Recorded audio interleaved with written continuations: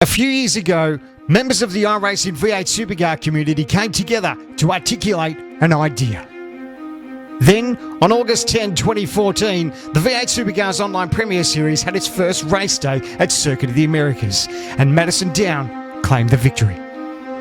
Madison Down, the winner. Phil Sells second, Hampstead third, your podium, and Sean Kelly not far off it in fourth. What a result, what a race. This first test season, however, would go to TTL's Richard Hampstead. 2015 was a defining year in V8SCOPS, the first year-long championship in iRacing V8 Supercar history. The season was filled with many highs and lows. Few drivers were triumphant, most faced heartbreak. Young gun Jared Philsell was crowned our champion. But in 2016, it's a new championship and a new opportunity for our passionate sim racers.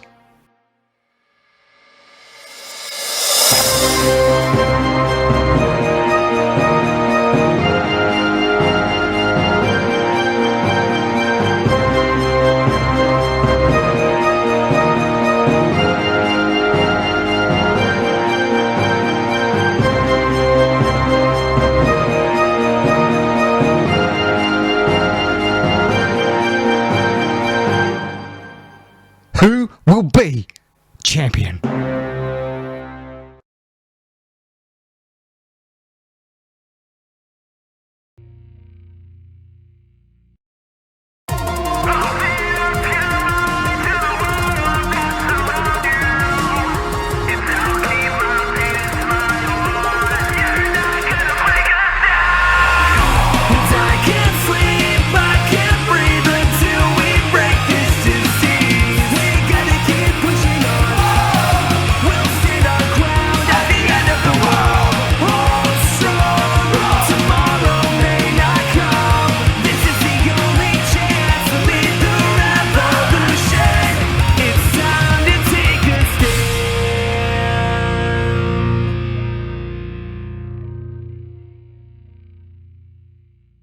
Hello everyone and welcome to V8sonline's live broadcast of the 2016 Lenovo V8 Supercar Online Premier Series. If you're watching this on iRacing Live, hello to all of you over there too. This is the Sunshine Super Sprint from the famous Sebring International Raceway. We've got a very good night of racing ahead of us. We've got a single split 2 race, and then the main game split 1, a short sprint race, and then a feature race after that with a single pit stop with some of the best sim racers in Australia at the wheel. But of course, first we're going to go to the second split, and taking you through that as before, we've got Sam Sutton and Jake Burton. Guys, how's it going? Yes, Reese, is going wonderfully. Good evening to all the viewers out there. It should be an exciting night tonight, Sebring. A very difficult track with the way the V8 handles bumps at the moment, but definitely a good night of racing. Jake, how you going, mate? Not too bad, Sam. Of course, Sebring International Raceway in Florida in America, as we should see later, I believe, in Reese's Fact File video. We'll learn a little bit more about Sebring, but what a racetrack, hey? Definitely one of the trials of this track is having to deal with the multiple surfaces. Obviously, turns 1 and the final few sections of the racetrack are actually rather on a bit of a concrete surface rather than tarmac. So how are these Split 2 boys going to be handling that in qualifying now, Sam?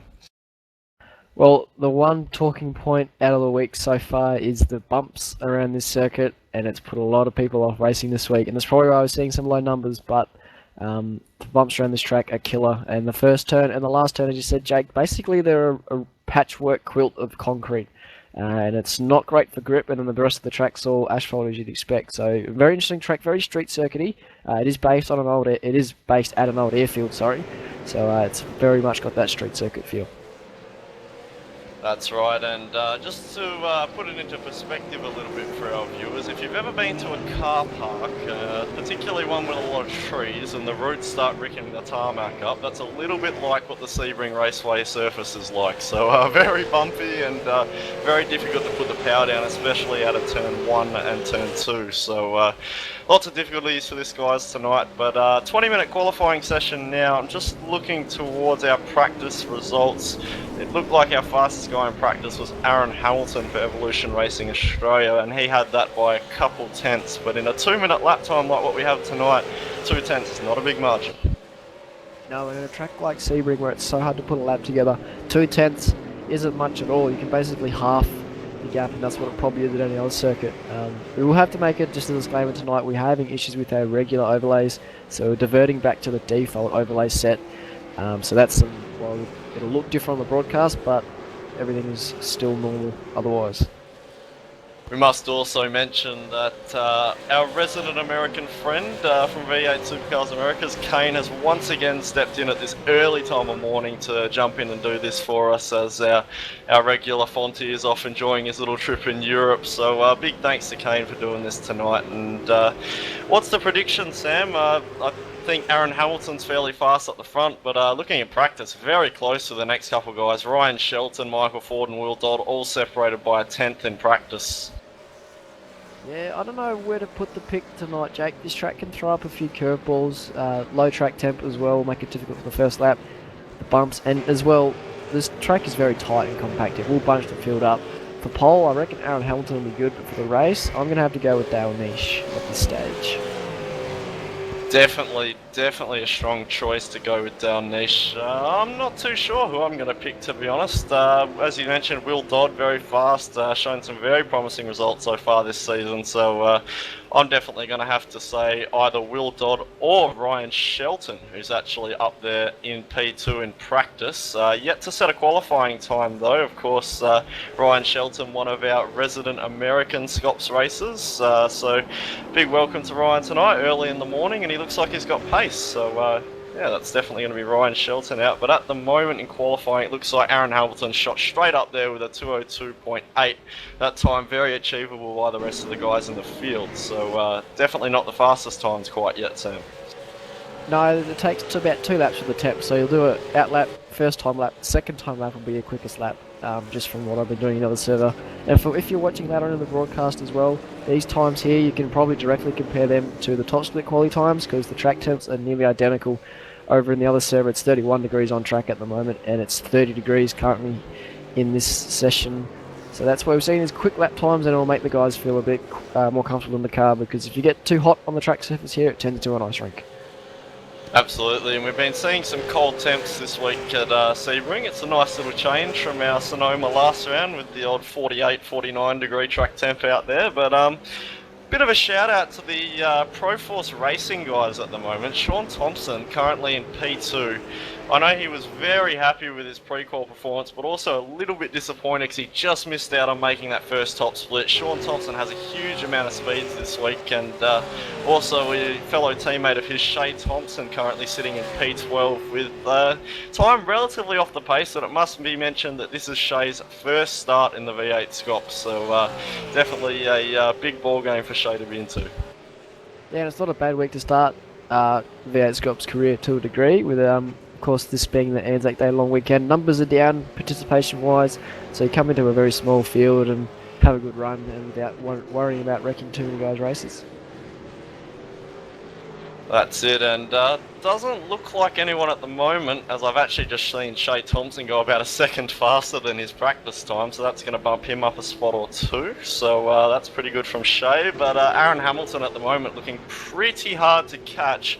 Solid 0.4 of a second over Sean Thompson, but we must mention this track obviously over 2 minutes in length, so just by the amount of corners that you have here to make up in time, 0.4 of a second is probably equivalent to 1, 2, maybe even 0.3 at any normal track, so fluke a lap here and you can pick up half a second. The other thing as well with that long lap time, Jake, is you're looking to only get about 2, maybe 3 runs in with the 20 minutes we've got, because you're going to do an out lap, then 2 quick laps to get the tyres up to temperature, and then an in lap. So that's adding up to about 8-9 minutes, plus then the transit time of the pit lane. Looking at 10 minutes per run, so unless you're a ninja, you're not going to get 3 decent runs in. That's it, and a bit of conversation amongst the top split guys has been about the dynamic track surface showing this season that generally the fastest time a lot of guys are doing in these sessions are their first laps out, and that obviously being due to the track heating up, and obviously we go a little bit faster on a cooler track, sidewall doesn't get too hot and go all melty and horrible, so Aaron Hamilton I think is going to be really hard to beat at the moment. Yeah, we're still waiting on Dale Niche to actually set a time. He keeps off-tracking the laps, I'm assuming, because I've just watched him do 2 laps and he hasn't set a time yet. So we're waiting on guys to set times. Michael Ford, Dale Niche, Henry King. Oh, sorry, they're all Henry King's the steward, so ignore that one. Waiting on them to set times, but I think this grid looks pretty steady at the front. At least the front row will be Aaron Hamilton and Dale Niche is my pick. But from Sean Thompson back, it's all pretty condensed. You've got Grant Filan, Daniel Trim and Ryan Shelton within 4/10 of him. So, and Will Dodd as well. And it just keeps going. We get to 10th places when we get outside of the second. As I say that, Bruce Keeley pops into second with a 2:03 dead. That's it, great time from Bruce Keeley there. Still needs a couple tenths if he's going to chase Aaron Hamilton. But speaking of Will Dodd, I've actually just seen he was on a flying lap and was actually balked by Jonathan Ben there. And as we said earlier, 1 or 2 shots you're going to get at getting a good lap. So that's going to be disastrous for Will Dodd. And he's actually backed off in the second half of this lap to try and maybe actually go for a third here. So maybe we'll take a little look at Will Dodd, see if he can pull something out in this next lap, because he's definitely one guy who needs to be further up that grid. We should absolutely pit this lap so we can get in and do that final run with 10 minutes to go, because we've got just about to cross 9 minutes 30 laps, so we're at that halfway point to a degree. Guy should be boxing, and no, he's going to go around again. So that's an interesting call. I would have definitely been in the pits that time to get some fresh boots and have a clean run at it again. That's right, Sam, but I think also it makes a big difference actually the style of driver you are. I've noticed this week that normally my first lap is actually my fastest, whereas other guys such as yourself, as we see Michael Ford has gone up to P1, absolutely demolished Aaron Hamilton's time with a 2:02.6 flying time from Michael Ford there. Yeah, that came from nowhere. It's 2/10 quicker than his practice time as well, so he's setting the pace, and maybe it's the dark horse we've not picked tonight, Jake, is Michael Ford. He's been up there in the previous rounds in Split 2. Had an unfortunate one at the first week. Had a bit of a rollover with Dylan Shepherd. But it looks like he's on the pace this week. Darren Niche as well has popped into third on a 2:02.9. So that's our top 3. Looks like that's where the battle's going to be at this stage in qualifying. That's it, and as we were distracted by Michael Ford, I was just saying that some people can actually, depending on their driving style, be fastest on their first lap, or maybe fastest on their second or third, depending on how they actually drive around this place. So Will Dodd may be thinking, you know what, I'll give it another shot, see if I can push this third lap, and then go out and do a really aggressive out lap and see if I can just clinch in a 1 or 2 lap flyer in the next run. But it doesn't look like he's going too much faster this lap. I think he may actually have aborted it earlier, but he's still pushing, so we'll see what happens.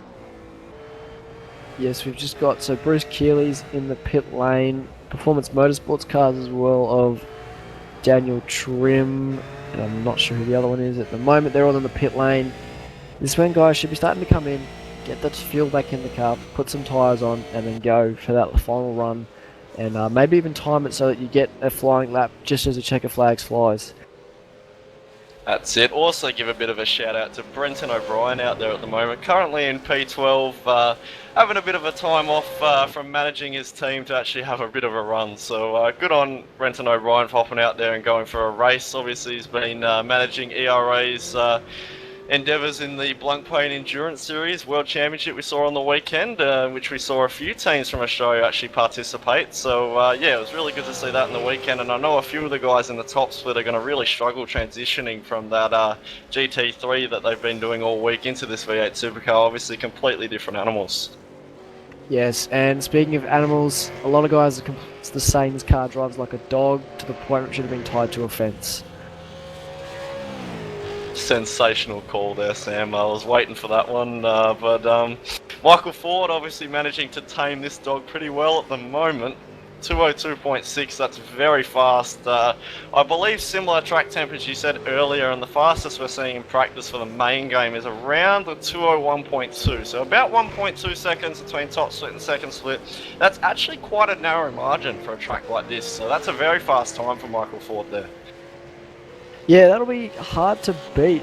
Aaron Hamilton is out on track and just on an out lap by the looks of it. Dale Niche as well, he's just set a flying lap. So he should be... Wait, I was on replay. Never mind. We must also mention that Will Dodd, as we spoke about before, did actually go out and finish that time and do a 2:03.4 on his third lap on those tyres. So, yeah, well done by Will Dodd. That's going to sit him in P9, but he will definitely pit this time, grab some fresh boots and head out for this last 6 minutes. It's going to be a hectic last 6 minutes as well. Everyone should be getting in the box, or if they haven't already, out there on their out laps, ready to set 2 flyers and then leg it back to the pits and get out for one final dash. You want to time it as late as possible, because if you can just get a banker lap in early, you can just kind of relax for the rest of the session. If you mess up your first run in the session, then the pressure's on to get that time out. So the guys who've got the good time in that first run can now afford to put it all on the line in that final run tonight. That's for sure, and as I ask you every week, Sam, left it a little bit late this time. How about we have a little bit of a talk about, from a driver and a setup point of view, what you actually need to be faster in this place. Obviously, from a driving perspective, it's a very difficult track and long track to actually put all together perfectly, and obviously with the bumps and whatnot, setup's difficult. So why don't you let us know what actually is required to be faster in here?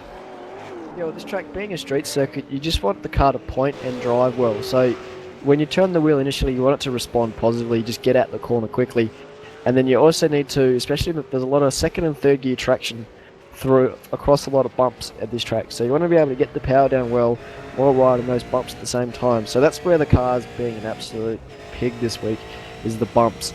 You get that sort of go-kart bounce where it just lifts up the entire car and there goes a lap time. So it's more, if you get the setup right, it helps, but it's also more about knowing where the bumps are on the circuit to avoid them, or how to take those certain bumps. So at turn 1, for example, if you can be really ballsy and hug that inside wall, you'll miss a pretty big bump, but then there's that risk of misjudging where the left side of your car is and collecting the fence.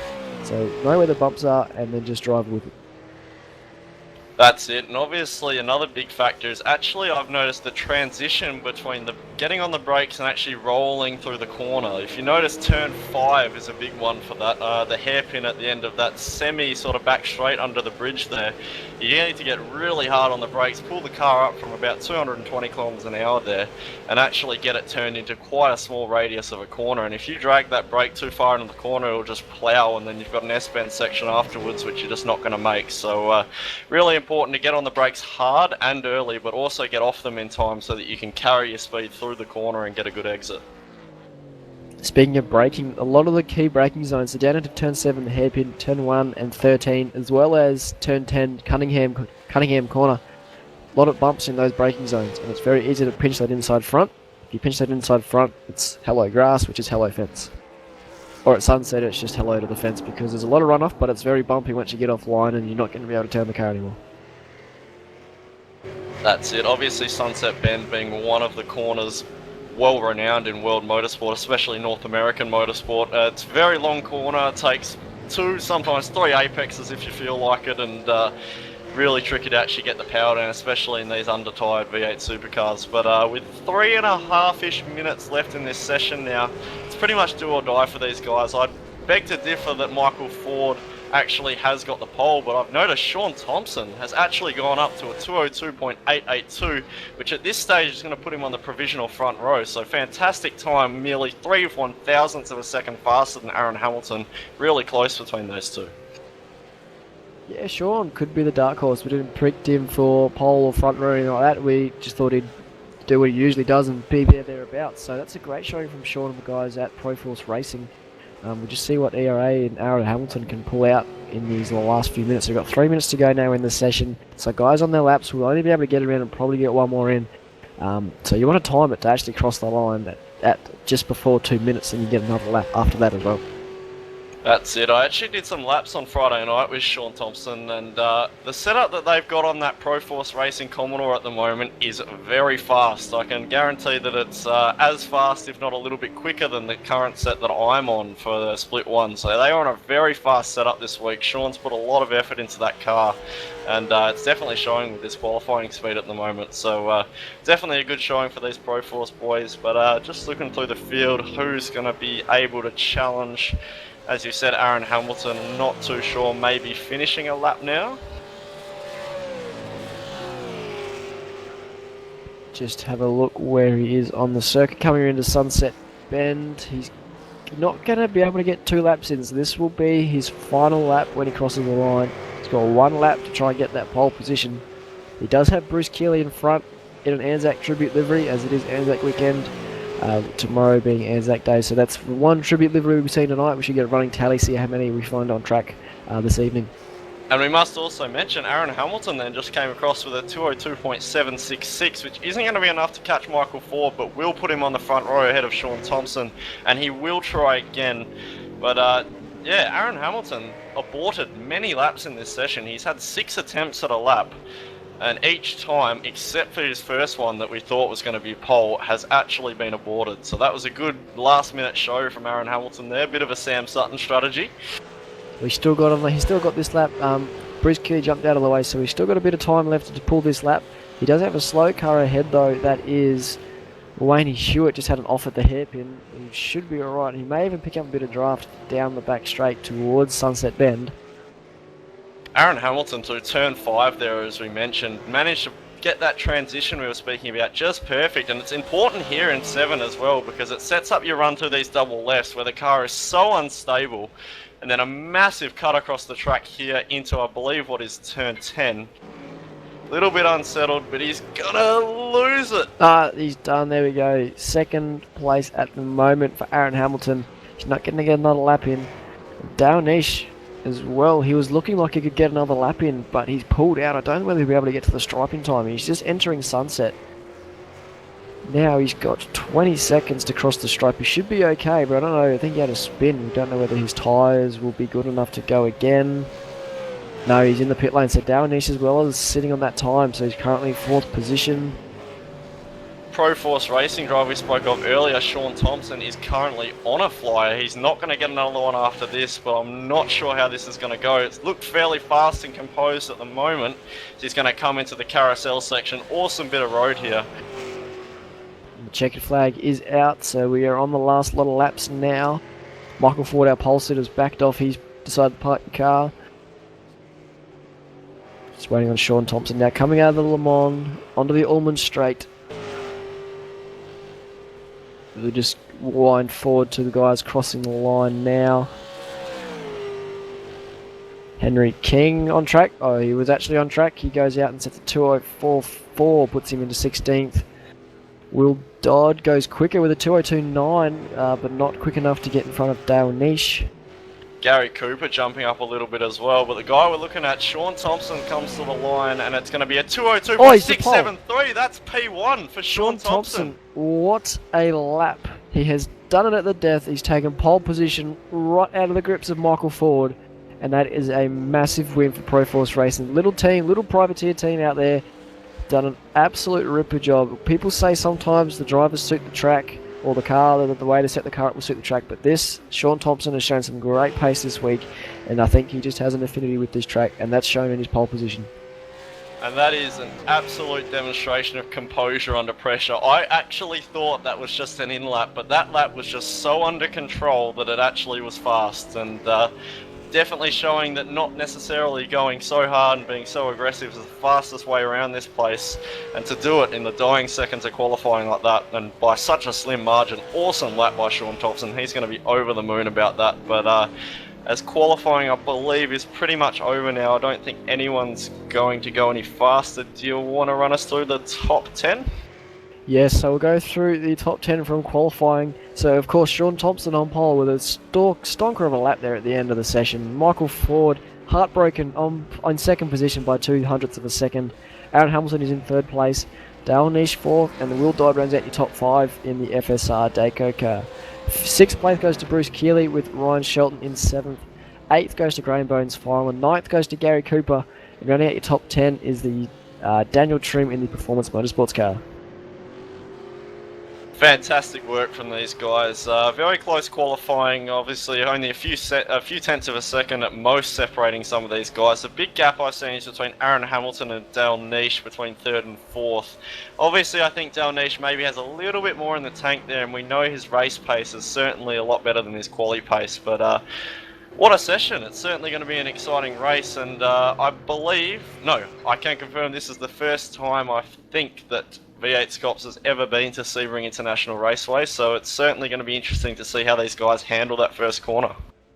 Yeah, and it's going to be on the cold tyres as well. We'll see who does the old Sam Sutton trick of grid at the last minute to keep the tyres warm, and that might give you the advantage in turn 1. But just a bit of a fun fact, 1st to 10th, 8/10 of a second in second split. That is a great showing for the amount of talent we have in this split at the moment. Might be a small field of 18 cars out of what we should have had about 28, so there's 10 guys missing, but still a great showing from that top 10. There are a lot of guys here who are knocking on the door of that top split, and those guys in the bottom of the top split are put on notice by these guys at the moment.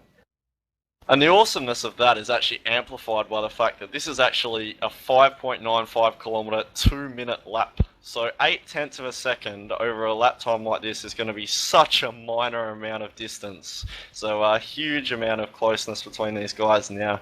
Obviously you're going to get a minute and a half to grid up. I remember back in, I think it was 2012 Season 2 was the last time that the V8sonline broadcast at least has watched the V8s go around Sebring, and that was actually at night time. That racing was awesome back in the day, so it's going to be awesome to see V8sonline return to Sebring, and definitely in the Lenovo second split of the V8 Supercars Online Premier Series. Now, as we're gridding, Sean Thompson's gone and committed the cardinal sin of gridding as soon as it lets you. I'll have to go and have a word to him afterwards. Maybe you will, Jack, considering you're helping them out now. Grid at the last minute. Helps your tyres out, but we'll see how he goes off the grid. So Michael Ford's doing the waiting game, Aaron Hamilton's already gridded, Nishi's waiting, and Will Dodd and the rest of the guys back getting ready to grid. So the guy we're going to want to watch off this start is probably Michael Ford and Dale Nish. They're the two guys who are going to have the pace. But of course, even if you do get the advantage of the warm tyres on the grid, the drop of that clutch can go all kinds of directions with this car. So it's always never going to be perfectly consistent, but the race of turn 1's certainly going to be interesting, and I'm honestly going to pick Michael Ford to be there first. Yeah, I'm going to go Aaron Hamilton for the win tonight. We do have 17 laps, so no stop required. These guys will be able to get there on the tank they have.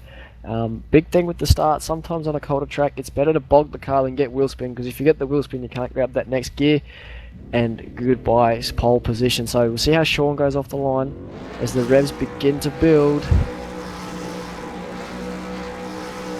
And that's going to be the green light as we are away in racing. Bad jump there from Sean. Bad Great start from Sean. Michael Ford. And Will Dodd. Will Dodd's going 3 wide with Aaron Hamilton and Dale Nish in turn 1. He's got the inside run though. Oh boys, remember cold tyres, it's not going to turn as well as you think. And Will Dodd backs out. Dale Nish way on the high line. Watch for Bruce Keeley up the guts. Aaron Hamilton all over the back of Sean Thompson into turn 2, but looks pretty clean through there so far. The section through turn 2, 3 and 4 here, lots of curb can be used, a variety of different lines. Sean running it nice and wide here. If he actually gets the power down nice, he could have a bit of a run, but doesn't quite get it down as well as we expect. And Aaron Hamilton now, he's the one with the run. He's got to be careful not to outbrake off line, but I'm going to guess he might have a look here as he sticks the nose out and he's just fakes. Done the cheeky feel the mirror there. All line of stern back in the pack. Actually Graham filing down the inside of Bruce Keeley. Gets it done nice and clean. Or Bruce Keeley gets loose, but nothing major comes of that, and they fall back into line. So great start there from Michael Ford. Excellent initial jump. And just that second phase of the start for Will Dodd gets him up in front of Dale Nish. So Will Dodd's in 4th. Oh, a bit of a rear locking there from Aaron Hamilton. Michael Ford's offline. Michael Ford is very slow through that double left-hander. He's vulnerable here to Sean. Sean's going to stick the nose into tower turn. That is a brave move, Sean, but he gets it done. That is a brilliant move, Sam. That is such a tight bit of racetrack. There's literally one line through there, but Sean Thompson proving you can make 2 as they head into the carousel section. Sean Thompson will be in front.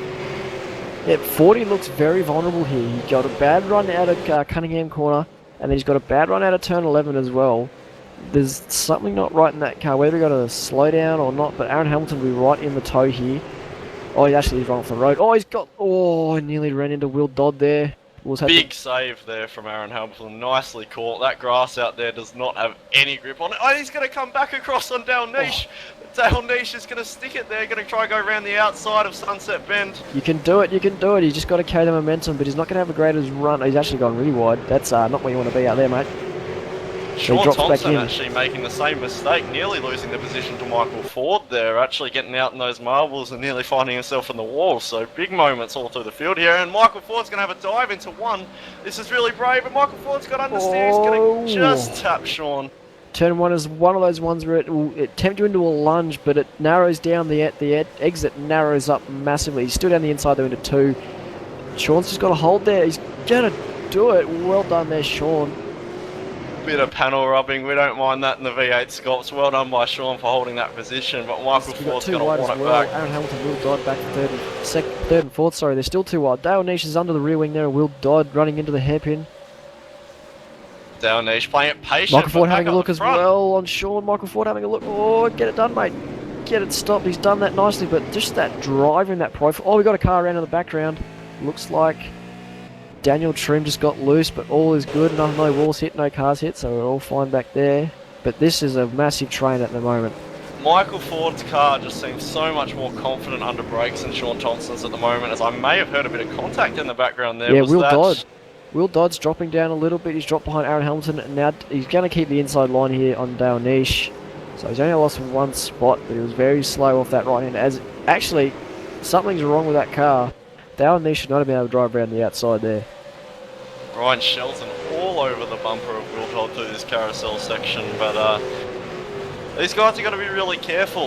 We love seeing this door-to-door action, but if they get in the corner panels a bit hard, we'll see one go around in big trouble. So this guy's got to be careful. Ryan Shelton with a lot of speed over Will Dodd at the moment. Ryan, I presume, is going to use this draft and maybe have a look into Sunset Bend.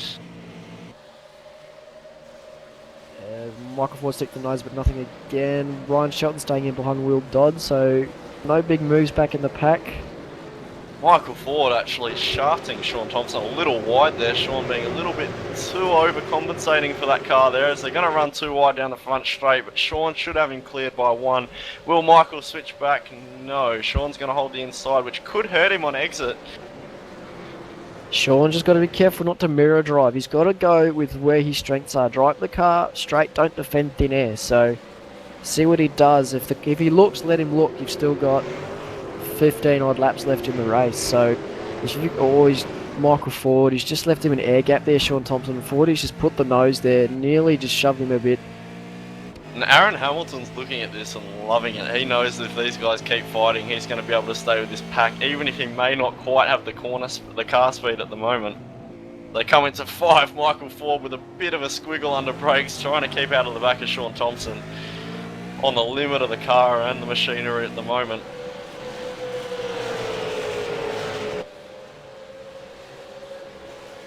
So it's all one astern as well, back in the pack. Will Dodd settled down from his little mishap last lap round.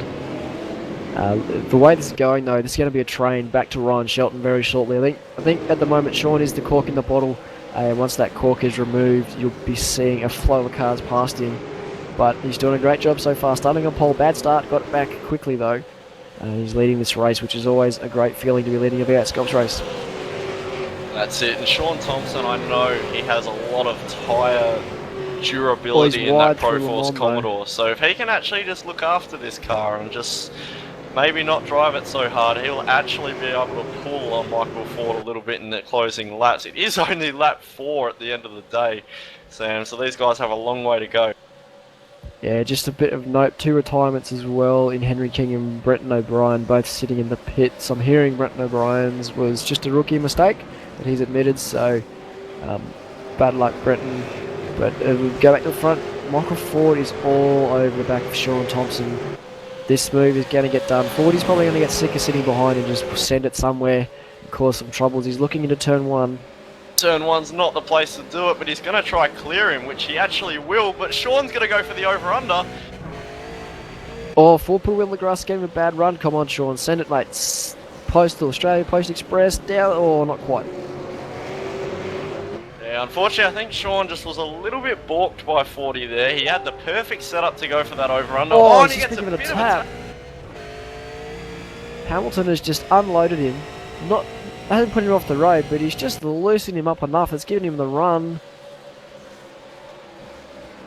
Sean Thompson under brakes though is almost going to have him cleared. He should have the drive as well. He's a great driver. No, he's not going to get it done. Let's keep Dale Niche in the equation now as well. Yeah, I'm not too sure that was really on by Aaron Hamilton there. Could have been a bit of netcode involved, but on these Aussie servers, I doubt it. Seemed to get into Sean a little bit too hard there, but they Sean's both left the overdone wrist. it. Oh, they've both overcooked it. Dale Nish going around the outside through the double left-hander. Nishi, you're crazy, but not that crazy, mate. Tuck back in. He's going to have a look here at the tower. Thinks better of it. Just looking a little bit further back in the field to see if we can see any action. Definitely Ryan Shelton still trying to get around Will Dodd. Will Dodd obviously not feeling too bad about that Commodore at the moment. Seems to actually have decent speed, but he's just run it preposterously wide into 13. Ryan just can't make anything of it.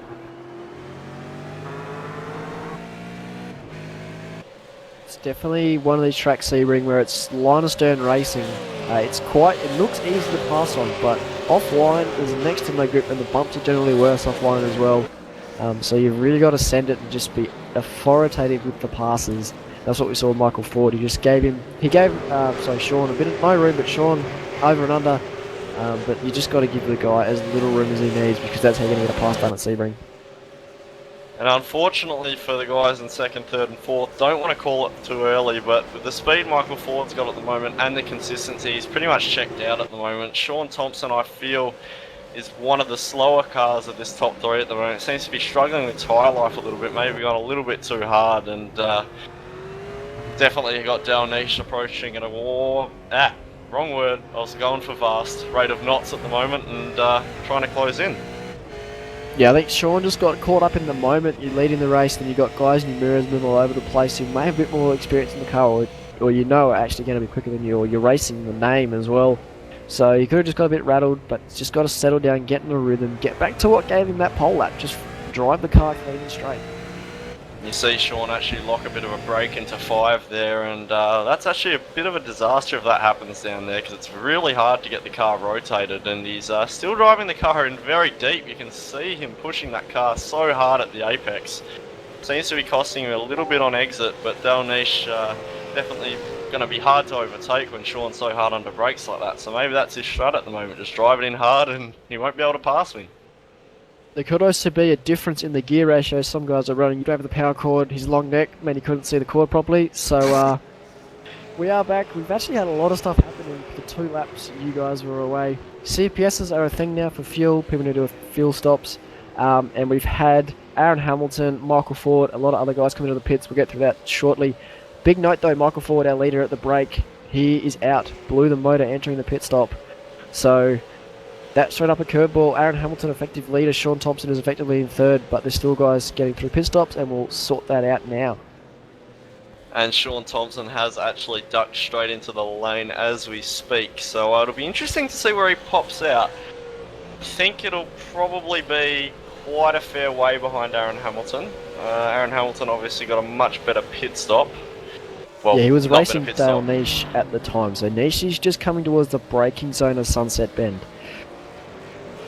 As we say, we're a little uneducated about this. We didn't actually know there'll be a CPS, so we've got no idea how much fuel they actually had to take, so... Well, it's looking about 12 to 15 seconds. I'm going with about 7 to 10 litres of fuel. Yep, and, Sorry, 20 and odd Will litres of fuel. Dodd has actually jumped Sean Thompson in the lane, which is rather unusual. Sean maybe got a poor stop. Ryan Shelton comes out right behind Sean Thompson and causes a bit of a hoo-ha on the radio. So just the guys who stopped at the moment: Aaron Hamilton, Will Dodd, Sean Thompson, Ryan Shelton, Dale Nish, Daniel Trim, Wayne Hewitt, Graham Fineland, Jonathan Bend, and Gary Cooper are all the guys who've done their actual pit stop. Michael Ford's in the lane with the blown motor, of course. So Aaron Hamilton is the effective leader, and that air gap you're seeing now between Aaron Hamilton and Will Dodd is actually the gap from first to second. So Dale Nish has dropped. Oh, Sean goes very wide. Shelton gives him a tap. Dale Nish is effectively in 5th place. This is double frustration for Shelton, because before we had our technical issues, Shelton was all over the back of Will Dodd, and Sean Thompson's effectively come out and perfectly split these guys, and they were close. So this is really poor timing for Ryan Shelton at the moment. I think Ryan, especially with the ping, has had a lot of speed, but just hasn't been able to do anything with it around Sebring. So yeah, this is looking very good, this battle for 2nd, 3rd, 4th and 5th. Sean nearly rear ends Will Dodd. He's compromised his run. Here we look, Ryan Shelton into Carousel. Will he have a dive into Le Mans? No, not going to happen. Ryan Shelton giving Sean Thompson a bit of a bump draft there. Maybe playing a bit of an intimidation factor at the moment, just trying to get Sean out of the way quickly so he can have a crack at Will Dodd again, because at the end of the day these guys do only have 8 laps left in this race, so you're going to want to get this done fairly soon. There's not many places to pass around this track unless you're overly ambitious, so definitely going to have to get up on his high horse, Ryan. As we've got Shea Thompson and James Bell in the lane. Last car to pit now is Bruce Keeley, so he'll inherit the lead, or he actually has the lead already. So he's going to just lead some laps just to get the numbers up to look good on the stat sheet. But at some point he's going to have to pit, and it's going to be about 35 to 40 seconds in the lane. He will lose, popping out around about Wayne Hewitt in 10th. Shea Thompson not quite going to be able to jump James Bell in the lane, but it's going to be close as they exit. It's actually back to Sean Thompson, Will Dodd. Sean down the inside at 2, struggles to pull it up. He's going to hold the outside into 3, or he's looking into 4. Can he get it done? He's down the inside. That's Very well brave. done. Good racing. Oh, Brian Shelton's in the mix now as well. A bit of a bump off the exit there.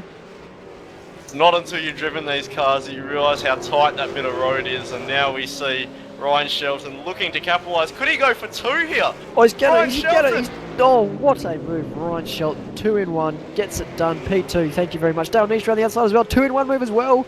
Dale Nish up to 3rd. Will Dodd and Sean Thompson are probably kicking the firewall thinking, what were we doing there? Yeah, Will Dodd just could not get that power down, and Dale Nish has just driven away with that one. Great move by Ryan Shelton, though. I'd call Sean that sends move of the it. season so far. That was heads-up racing there from Ryan Shelton, and anything usually happens in V8 Scops, and that just proves it. 2 cars in 1 corner. Very nice move from Ryan Shelton, and him and Dale Nish are clearing off. Will Dodd, Sean Thompson are still going out there. I'll send it on you now. You send it on me. Style of racing. Yeah, Ryan Shelton, of course, has obviously had huge speed throughout this race. I've just looked up to the leader quickly and seen Aaron Hamilton sideways Van Gisbergen style in the grass there. So, Aaron Hamilton, obviously, pretty much our leader of the race. It's going to want to be careful he doesn't do that too much more, or Ryan Shelton will be all over him. Aaron Hamilton's actually pretty comfy at the moment. He's got about 6 odd seconds, probably 7 now after that move. And Adam Zeidinger, yes, that was committed, as you will ever see. Whoever the Scafie quotes are dying in the V8 Scops com booth at the moment. Falcon versus Falcon, though, for effective P2, Dale Nish and Ryan Shelton. Bruce Keeley's going to come out in the middle of this, or probably not. No, he's going to drop in behind Sean Thompson. So yeah, that's Bruce a very Keeley. good gain there for Bruce. He's up into 7th place. He actually was very conservative leaving the pits, though. He could have made that an even bigger gain if he was very committed there. Maybe even got in front of Sean Thompson. But yeah, difficult pit exit here, because as we say with the bumps, being out there, it's quite scary when you put the power down, especially on cooler tyres. So you got to be careful. But Bruce Keeley will be very happy with a couple laps led and consolidating P7. I'm going to say it'll be. Yeah, it should be P7. You'll surely slot in between the Thompsons of Sean and Shea, and Dale Nish as well up in 3rd is filling the mirrors of Ryan Shelton. He's moving all over the place on the straights. Don't imagine long before he gets to go. We're on lap 11 of 17. 7 to go, sorry, so 6 when we cross the stripe. Yeah, Ryan Shelton and Dale Nish, these boys are 2 fierce fighters and they will not let each other have it. So Dale Nish is going to make this move as soon as he can, and Ryan actually drops a wheel there a little bit. So Dale Nish has definitely got the faster car at the moment. Yeah, it's all. You might have the faster car, but it's all about applying that speed, and it can be hard to do here at Sebring, because if you get behind someone, you've just got to drive their line and their braking points. It's a lot harder to actually get the move done. And just a point as well, Ryan Shelton is also streaming his own onboard view on Twitch, so check that out. The link is on the V8 Scops forums on iRacing, but I don't know if we'll be able to get a link for it for you guys to check out in the chat, but this will be an interesting view to watch after as well, Ryan's view of this entire thing.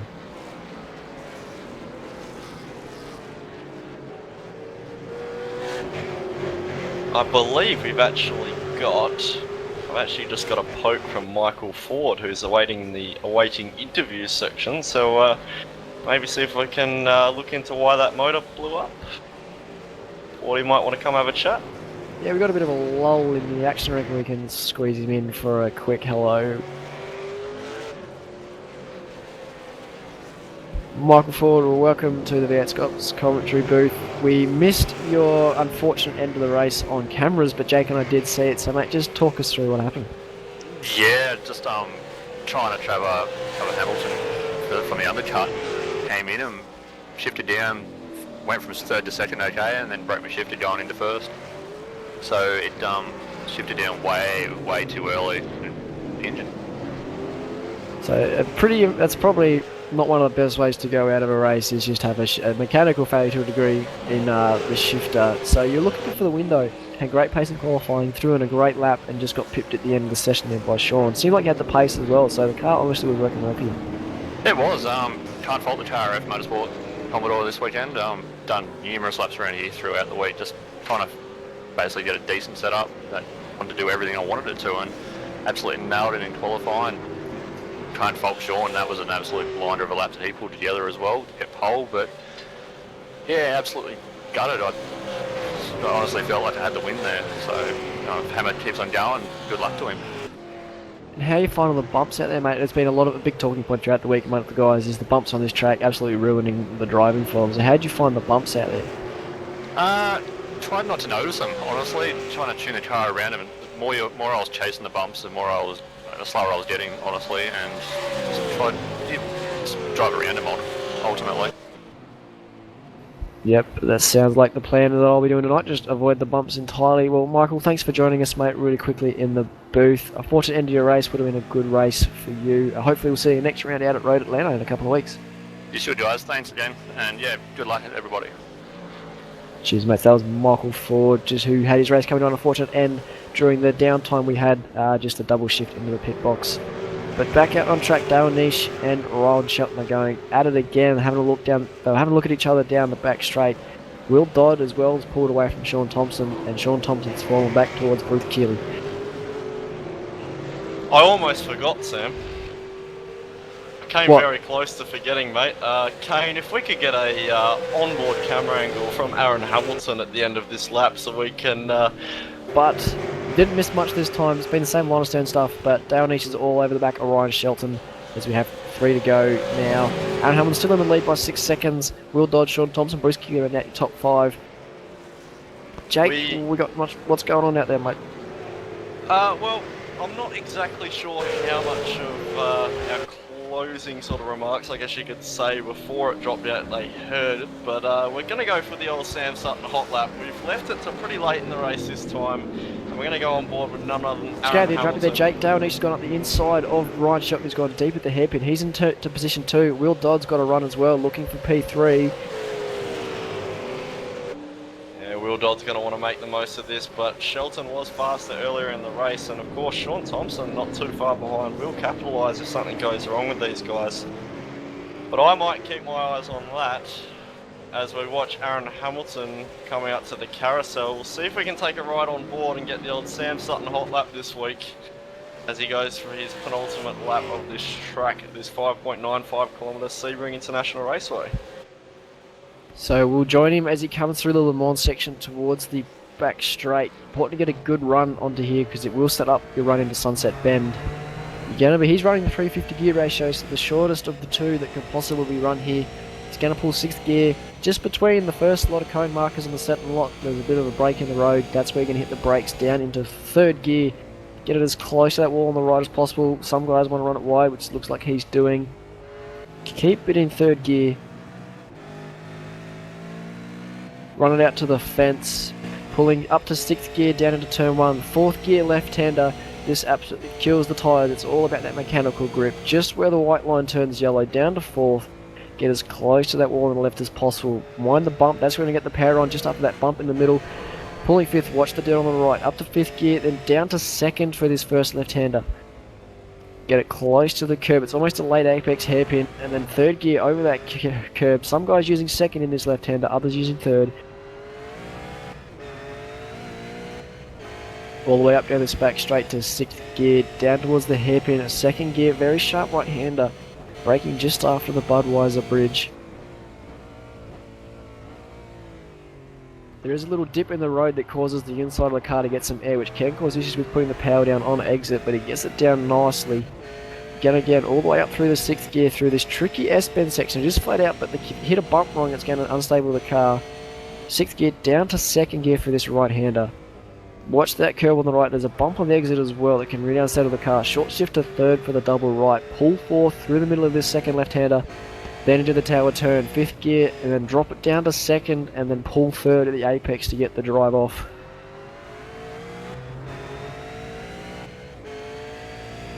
And here we go through the carousel section, 5th gear flat out.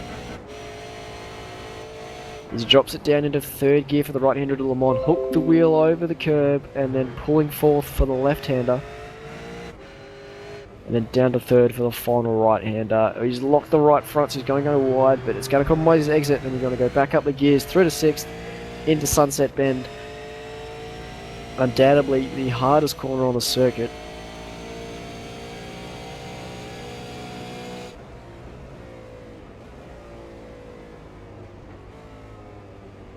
Keeps it nice and tidy through there. Just got to watch the bumps and the exit with the power down. Gets it down nice and smooth. Run it out to the wall. And that is a lap with Aaron Hamilton. And that was a 2-minute 4.3. And we are on the final lap now as well. That's exactly right, Sam, and thanks to that commentary and run through for a lap once again at Sebring. It's a nice contrast from last time we were here at Sonoma, where you were speaking like an auctioneer and a horse racing announcer to quite a few breaks on this track. You get a nice couple of straights to take a break, but Aaron Hamilton going to try and close out this last lap. He's pretty much got this race in the bag, provided he keeps it on the road, but looking back to P2, 3 and 4, these guys have separated, and looks like it's pretty much going to be line of stern to the finish. Sorry, we're just going to have to go back down. He's just actually had an off exiting Sunset Bend. He was in P2. What he's done is he's hit the wall on the exit. He's rotated the car because of it. Yeah, he's absolutely collected the wall. Ryan Shelton's gone through, flipped him. Will Dodd as well. So Downish is down into 6th position. Ryan Shelton into 2nd, and Will Dodd is up into 3rd. Yeah, that's incredibly unfortunate, losing all those positions literally as the start of the last lap here.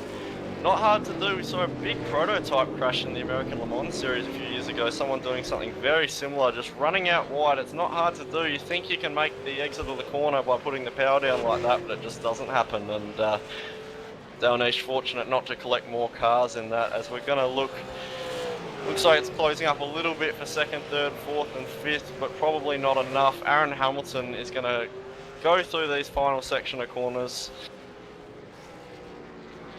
and approach Sunset Bend for the final time. Ryan Shelton looks pretty safe in 2nd, Will Dodd in 3rd. Sean Thompson, not Sean Kelly, and Bruce Keeley behind him. They've closed up as well. Nothing major looks like it's going to happen though between those guys. The top 5 looks pretty safe, barring any hitting the fence in the final turn. Aaron Hamilton though. You go, Jake. He's going to take the win. He's going to be weaving the tyres, maybe even have a bit of a loose moment. He's going to take the win here at Sebring, and he's going to have a major spin. Well done, probably Aaron on a couple penalty for that as well. Unfortunately, can't celebrate until something in the rules, and he's done it too early. But anyway, winning there for Aaron Hamilton, 2nd place for Ryan Shelton and Will Dodd in 3rd. Sean Thompson starting from the pole, grabs 4th place, and Bruce Keeley crosses the line in 5th. Dale Nish, heartbreak in the final lap there, finishes 6th. Danny Trent from Performance Motorsports, 7th. James Bell, 8th. Shay Thompson on debut is 9th. And Graham Fineland is coming down the back straight to round out our top 10. Quite an interesting race there, Sam. A few things going a little bit unusual, including the unknown compulsory pit stop. But yeah, obviously we talked about it when we saw Aaron Hamilton pump that lap out straight away in the beginning, that he was going to be one to catch in this race. Obviously, if you can put that time out straight away, it really shows competence in this car. Even though he may not have had the outright speed, he obviously had the consistency and the competence to win this race, and that's exactly what he did. So well done to ERA and Aaron Hamilton on the win in this 2nd split of the Lenovo V8 SCOPS. As the rest of the guys are just crossing the line, Ash Lear in 11th, Graham Fineland 10th, Jonathan Ben 12th, Wayne Hewitt and Gary Cooper are bringing you home 13th and 14th. Goku sounds like he's actually out of fuel. So well done to all the guys tonight. Congratulations to Aaron Hamilton. He threw away a win earlier in the year at Montreal. He picks one up at Sebring. Ryan Shelton, great work there for KRF. And Will Dodd, FSR, Dayco, well done to him. That's right, and Simon Black just providing some closing remarks in the server. So these guys are going to bring it on in and get ready for us to hop out in qualifying. So split one of the Lenovo V8SCOPS. Obviously have to be a big shout out to our American friend Kane for putting on that show and dealing with all the dramas that he had go down. And obviously big thanks to Lenovo, and big thanks to you, Sam, for commentating that race with me. But I think we've got some qualifying to do. Yes, time for us to put the race suits back on, put the headsets down and let the pros take over. Sandman and Reese, they're going to take you through split one qualifying and both races tonight. So over to you, boys.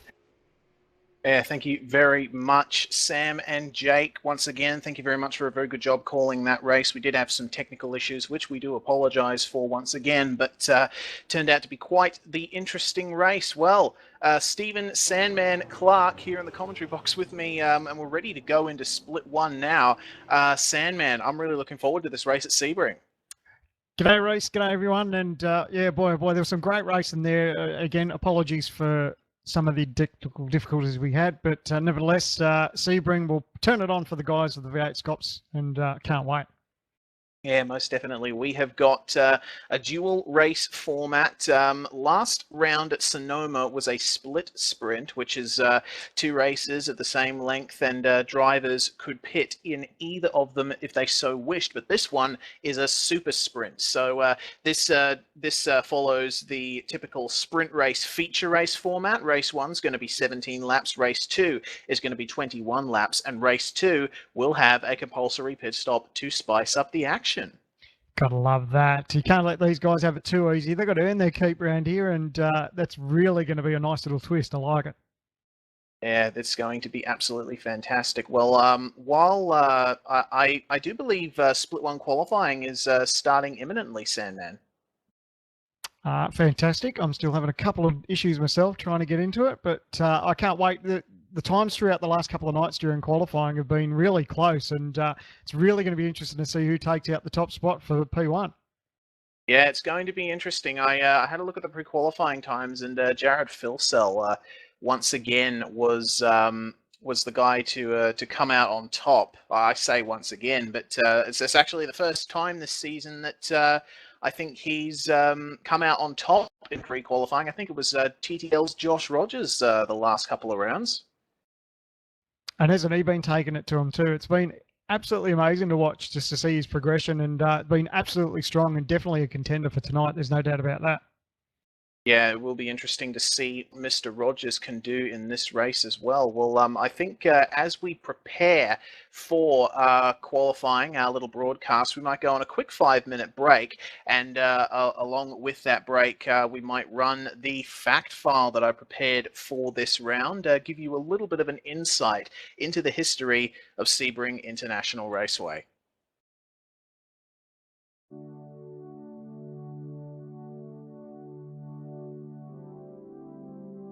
In the center of the US state of Florida, just outside the town of Sebring, a piece of motor racing history sits proud.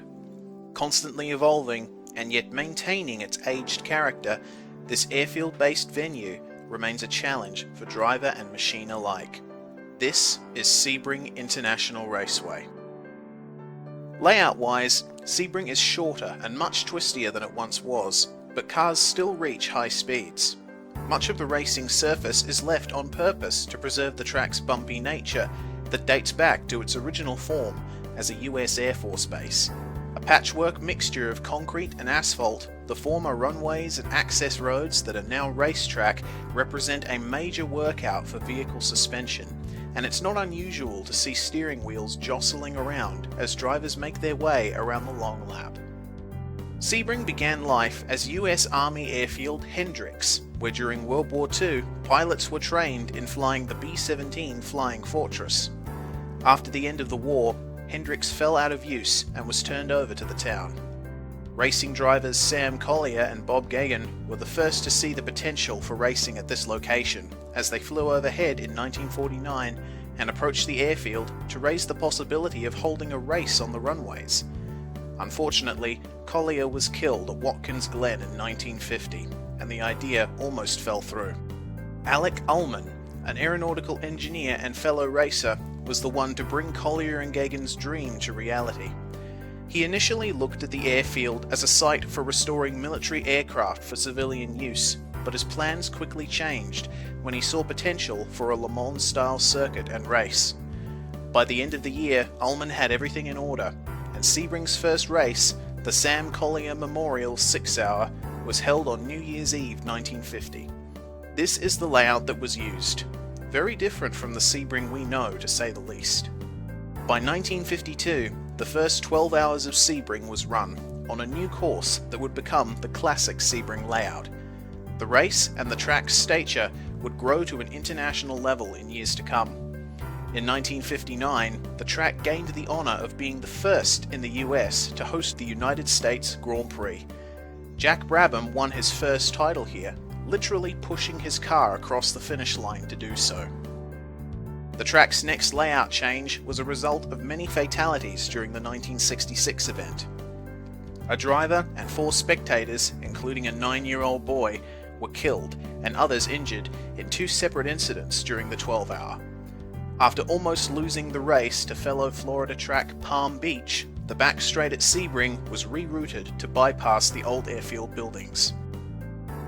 Despite safety upgrades, Sebring was still a primitive circuit. There are many stories from the early years of drivers getting disoriented and having to retire simply because they got lost on the runways and access roads and couldn't find their way back to the track. The airport Sebring originates from has remained operational all this time, and starting in the 1980s, an effort was made to separate the track from the airport to accommodate growing air traffic. Eventually, the track was removed from the main runways entirely in 1987, becoming a permanent circuit and starting to resemble the track as it is today for the first time. Finally, during the 1990s, new sections were progressively added, making the track twistier. The last major modification to Sebring was moving the hairpin back and turning it into something of a chicane. With that, the track is now as we recognise it today. Sebring is one of the oldest continuously operating racetracks in the United States and is a very popular venue. The 12-hour endurance race is a fixture on the World Motorsports calendar. IndyCar has run test days at Sebring, and the Skip Barber Racing School also operates here. For us, Sebring is a long-lost foe making a comeback. In the early days of official racing, Sebring's short club layout was a fixture on the calendar, but after a long absence, this is the first time that much of our field have driven a V8 supercar on the full layout of this historic venue. The Sunshine Super Sprint at Sebring International Raceway, Round 4 of the 2016 Lenovo V8 Supercar Online Premier Series.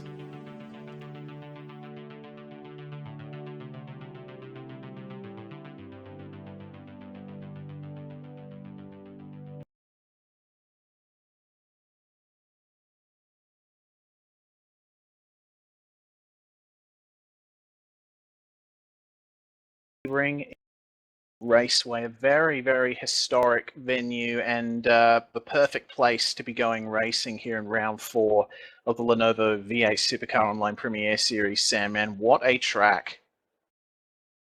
It's definitely got a lot of history, some great racing around here, and I tell you what, every time I tune in to watch the endurance races here, and I mean, it's a great race. It's got a little bit of mix of everything too. It's probably not one of my favourites to race on, but definitely love spectating from here. Yeah, it's a very, very good track. Also interesting, as Sam and Jake mentioned in the Split 2 broadcast, this track is this particular layout of Sebring is quite recent.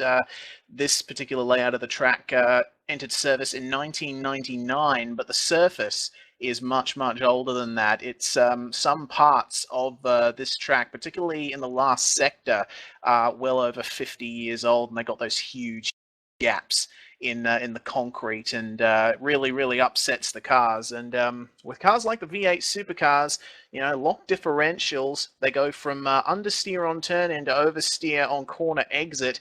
It's going to be quite a spicy combination. Oh, it's the end of it, mate. We don't want to make it too easy for those blokes. It's all about car setup. We heard about the boys in the earlier race talking about, setting up the car, whether you want to chase it for bumps or whether you want to get something smooth, whether you want to get some power down and get some pace out of it all. But it really has got a little bit of everything, and you don't get an easy race around here, that's for sure. You really have to earn it. Yeah, it's an incredible track, one that's very hard on the driver and the car. And we're going to be going racing for a grand total of 38 laps tonight, 17 and 21 split thus. Who's your pick for the race win, Sandman? Oh, geez, mate. Mate, I don't know. It's how can you count out Phil Cell? He's been so strong this, obviously last season, but this season as well. So, but then of course you look at the timesheets for the moments for practice. Madison Down currently top of the timesheets, but wasn't all that quick in qualifying. He had duties elsewhere, obviously, but different ballpark when we start talking about qualifying and racing. So, in a nutshell, I'm not sure, mate. But I guess if I was put in a corner, I'd have to say Phil Cell. Yeah, well, you can never count out Josh Rogers. Of course, I do apologise. I did make a bit of a mistake earlier. Jared Philsell did not top pre-qualifying in this round. It was indeed Josh Rogers once again showing his supreme one-lap pace. Philsell second, Sutton third, Ethan Griggold in fourth, and Bo Cubis rounding out the top five. SDC Motorsports, I have to say, they've had an incredibly good season so far. Top 10 finishes in, I believe, every single round of this season, and just keep going up. So I'd put them in with a chance at the very least a podium, but for the win, who knows?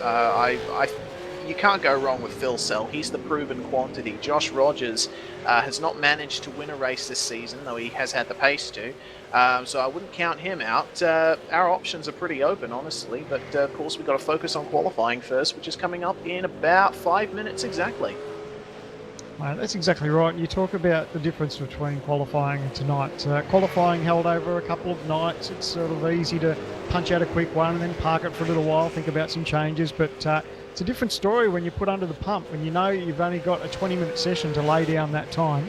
Although it's been incredibly close over the last couple of nights. But the real pace will be to see who can put out that time in the 20-minute session that we have.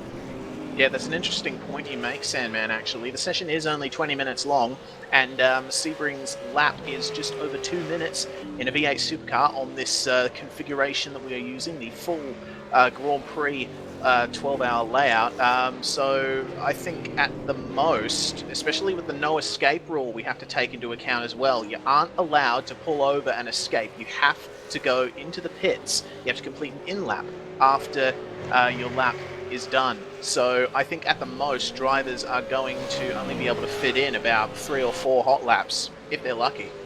Mate, I love that. I love that about V8SCOPS, how we've got the no escape rule. It really does bring that sense of realism into our championship and puts these guys under just that little bit more pressure. And of course, that's what they're here for. They're here to race against the best and to be put in that pressure situation. And it's good to see these guys coming out on top. And I love the uniqueness of that no escape rule. It's fantastic. Yeah, it's been definitely a very, very good addition to the series ever since we've been running it, and it's really spiced it up. Taking a look at the timesheets coming into qualifying. My apologies. In this practice session, I'm noticing a guy very high up that I wouldn't have expected to see is Mitchell Cialak in 6th place. That's a very good showing from him. Obviously driving for ANZ Motorsports with that SimWorks sponsored Holden Commodore. Haven't seen him around this pointy end of the field recently, so that's pretty good to see. Yeah, definitely impressive times there. Just trying to shoot down the sheet to see whereabouts he was in qualifying leading into tonight, but where have we got him? Can't find him on the sheet at the moment, but yeah, great to see him up there. 2014 for the session so far. He's point nothing off being the fastest in practice so far. Yeah, it's interesting point you raised there as well. The times are definitely quite close, especially in the top 10. We've only got, 6/10 separating the top 10 guys. And further down, we're seeing the slowest time, Mitchell Abrahall on a 2:03.8. That's still just under 2-3 seconds separating all of these guys. That's 35 guys that have set times. So, all things considered, that's still some pretty close times. Yeah, my apologies to Mitchell too. Mitchell is 4th fastest coming into this session, so Wow. Looks like he's quite suited to Sebring. Looks like he could be a pretty strong contender, because if you look at the times, the fastest one coming into tonight was a 2:07:06, and Mitchell put out a 2:0894. So again, absolutely nothing in it, and it's good to see some different names up the top of the timesheets. Yeah, it definitely is. Sebring is one of those tracks that you've really got to be feeling it in order to be good around here. It's a very, very twisty track, though it wasn't at one point. It's practically a go-kart track compared to the layout as it was in the 60s and 70s. But it does take quite a toll on the vehicle suspension, and as I mentioned, in a car like the V8 supercar, you're finding the car the whole way around the track, literally the whole way around.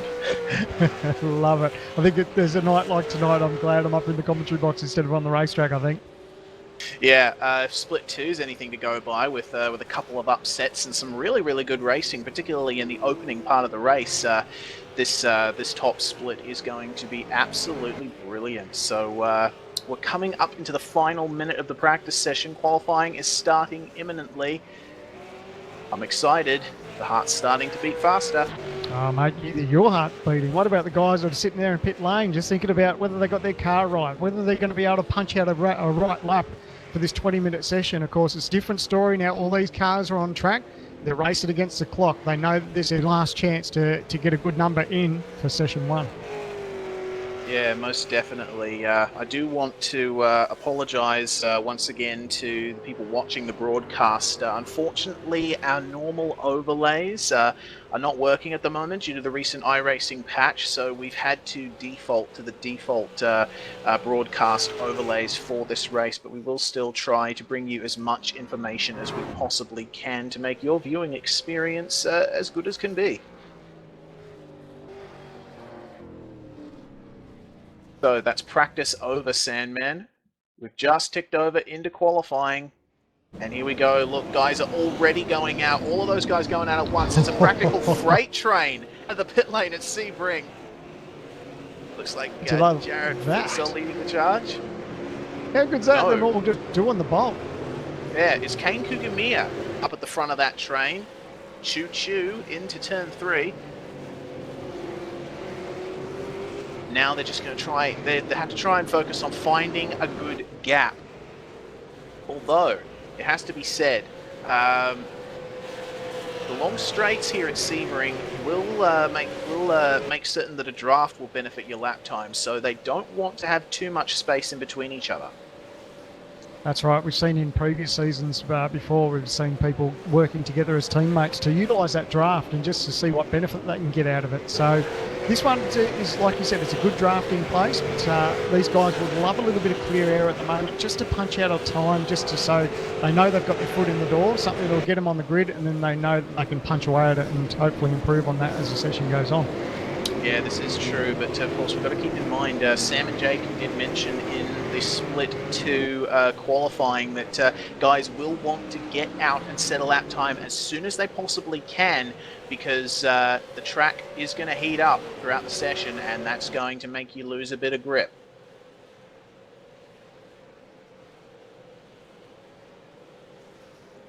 So it looks like it's ANZ 125, actually. We've had a couple of TTL cars scything their way through the pack, trying to get near the front of that. That's Sam Sutton and Josh Rogers there, 3rd and 4th in the train. Down the back straight they go. Kane Kugamiya is going to be the first guy to start a lap here at Sebring, going through Sunset Bend, turn 17, one of the most difficult corners in motorsport, real or virtual. Here we go. He starts his lap. Let's see what these guys can do. It's interesting, you touched on it before, Reece, coming into this session. We're already almost 2.5 minutes already into this session, and half the guys are still half a lap away from starting their hot lap. So time is going to be very crucial around here. 2.5 minutes gone. Be interesting to see who can... Oh, Kane, hold on to it, mate. Careful. Wiggle there. Man, and that is it. That is one of the worst places on the track to lose it too, because there never is the perfect line through that section, and if you lose it through there, you got to try and find your place on the track all over again. Especially hard through there, especially with those very high curves. But Kugamiya has managed to recover somewhat. Best thing he could do is just get on with it. Just finish this lap. He knows it's probably not going to be a pole lap, but just put in a bank. That's the most important thing. He'll be kicking himself that the car got away from him a little bit. At the end of the day, lay down a banker and then improve on it. Yeah. But look behind Kane here. We've got a little bit of a stitch up here. Mitchell Sealak and Sam Sutton and Josh Rogers are really looking a little frustrated. Oh, Sutton there. Little bit of a moment there coming out of Tower Turn. That would have messed his lap time up. As long as he didn't get off track for that, he might be okay. Might be able to utilise the draft. Really close. Oh, it can be pretty distracting though when you're trying to punch out a time and you're so close to someone else around you. So, be interesting to see how these guys bounce back. They're towards the last part of the lap. Yeah, here we go. Coming into the final turn. Once again, Kane Kugamiya is going to come around underneath the bridge and out of the final turn. Let's see what kind of time Kane Kugamiya will set. He has a little bit of a wiggle out of the final turn. Kane Kugamiya sets a 2:02.227, and Mitchell Sealak immediately smashes that, as does Josh Rogers and Jared Philsell. Philsell on a 2:01.716. That is your current fastest time now. Oh, as we're seeing some guys off around the Sealak Sutton area. Yeah, looks like Hammond back there. He's off onto the grass. Madison Down sets an initial time at 2:02.246. That's down in 9th. That's not where he'd want to be. He did lead practice. Hampstead to second on a 2:01.785.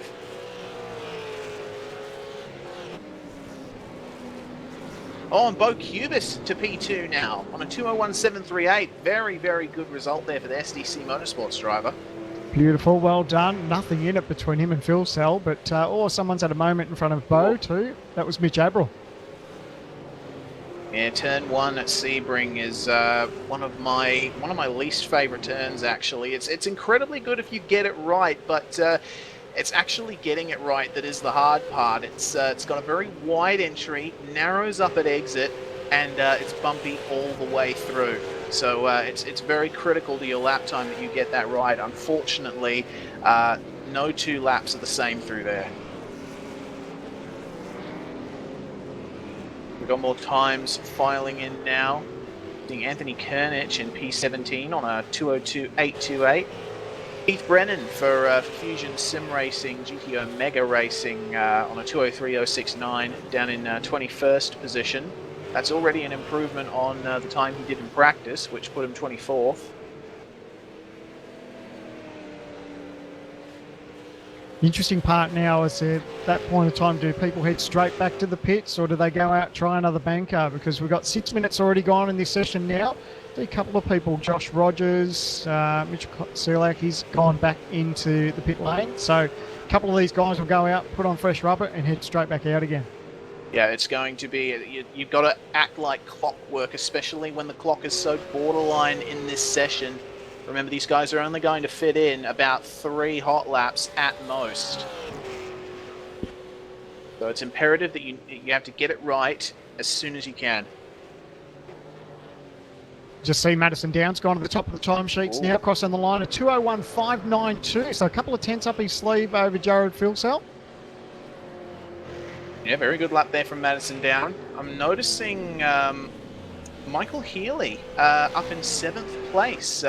Haven't seen him in the top 10 very much lately. 201.86, very good job there from the Trans-Tasman racing driver. He's going to be pulling into the pits after setting that lap.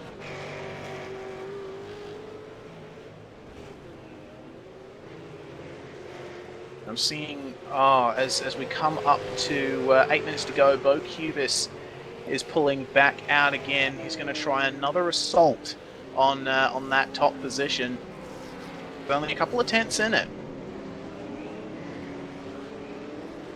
So we'll quickly run through the top 5. It's Madison Down over Jared Filsell, Bo Cubis, Richard Hampstead and Josh Rogers, your top 5 at the almost 8 minute mark of this 20-minute qualifying session. Yep, and it's just a thousandth of a second shy over 2 tenths separating those guys, so there really is nothing in it.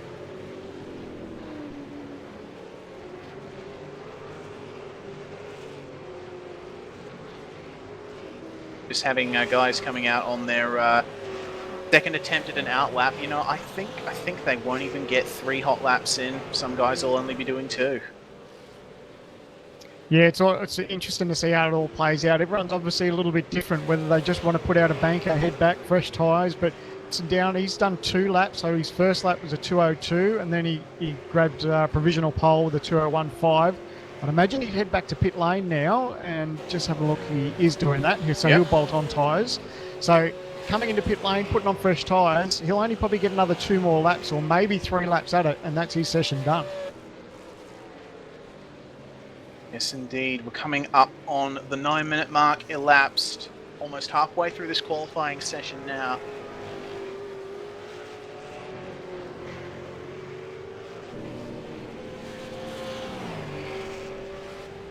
Things are a bit static right now.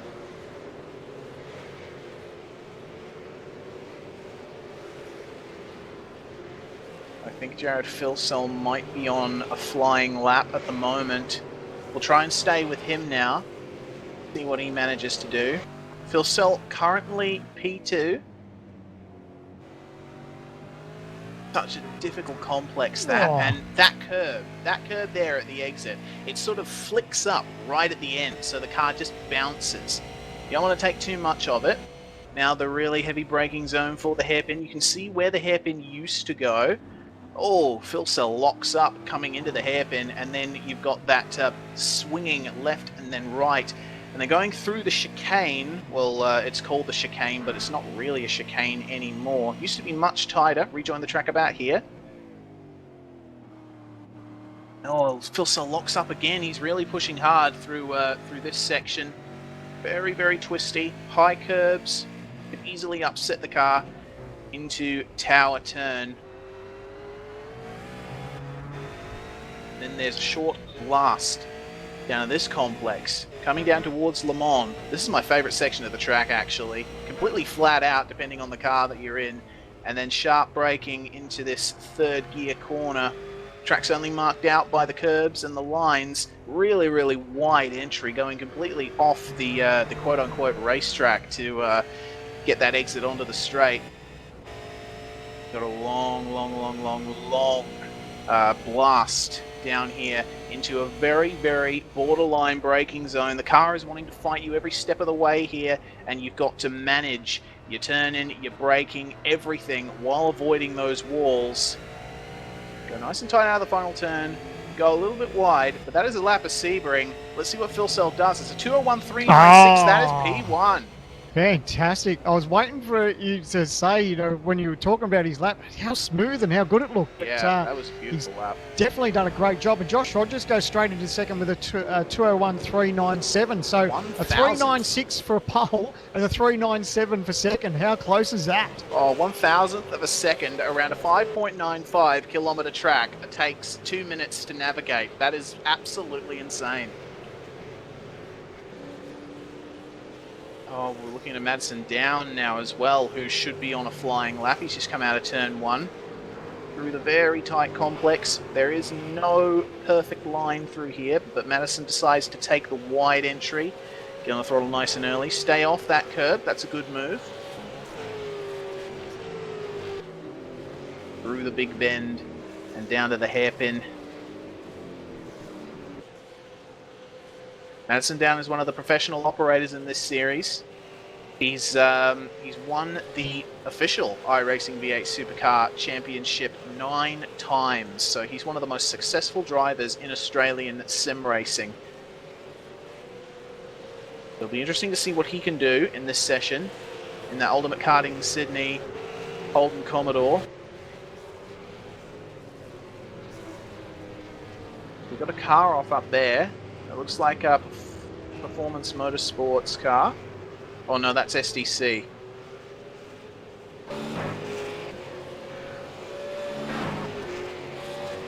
He's not afraid of the curbs around here, is he? No, he's not, especially considering that this particular iteration of the V8 Supercar on iRacing does not like curbs very much. That's something that guys have had to factor into their setups and driving. So if you see someone attacking the curbs like that, that's a sign that they're really comfortable with what their car is doing. Either that or they're just crazy pushing, trying to get the best out of it. Being as it's Madison Down, I think I might go with the former as he comes into turn 17 now. Keep it nice and tight. Smoothly out of the throttle. Let's see what Madison Down can do. Another very smooth lap. Looked a lot like Phil Sells. Let's see if the time is similar. That's a 2:01.398. Oh, check that out! Are A 396 for pole, a 397 for second, and a 398 for third. All you can do is laugh. That's insane. Excellent. That's fantastic stuff right there. 396, 397, 398. You can't write that. Oh, you man. love it, don't you? That's fantastic. That is brilliant.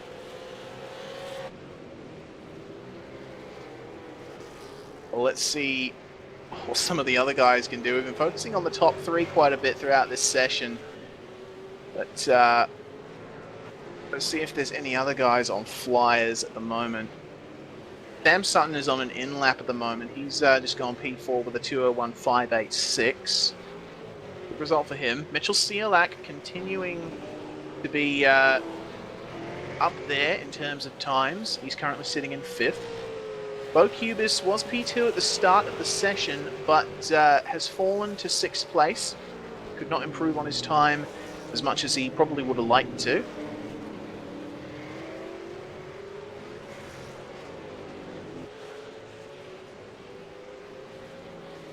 So approaching the 15-minute mark.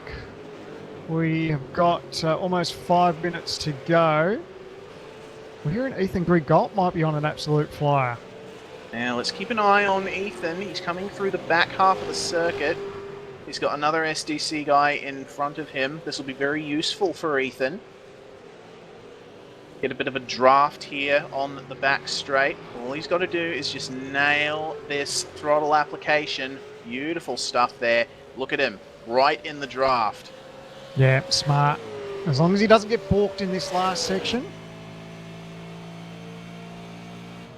We go to the outside. Taking a very Good. conservative line. The bow just moved out of the way, just gave him the corner. So that was a nice bit of sportsmanship there. So Ethan currently in 9th place with a 2:01.8. Was a 1,000th slower than his fastest time. That is going to be very frustrating. And it's actually dropped him to 9th now. So Ian Ford's in 8th, Hampstead 7th, Cuba 6th, Celiac in 5th, Sutton 4th, Madison Down 3rd, Rogers 2nd, and Jared Filsell, your current pole sitter at the 16-minute mark. Yeah, we've only got 4 minutes to go in this session, so if a guy goes out now, he will only have one opportunity to set a flying lap. I can't get over the gap at the front though. That's incredible. I keep looking at the timesheets and thinking, how did that happen? It's crazy, isn't it? It's unbelievable. And just to see that these guys will be kicking themselves as they miss pole by maybe 1,000th or 2,000 of a second. Yeah, as we see, Kane Kugami has gone to 7th, 2:01.746. He's just starting his in-lap now.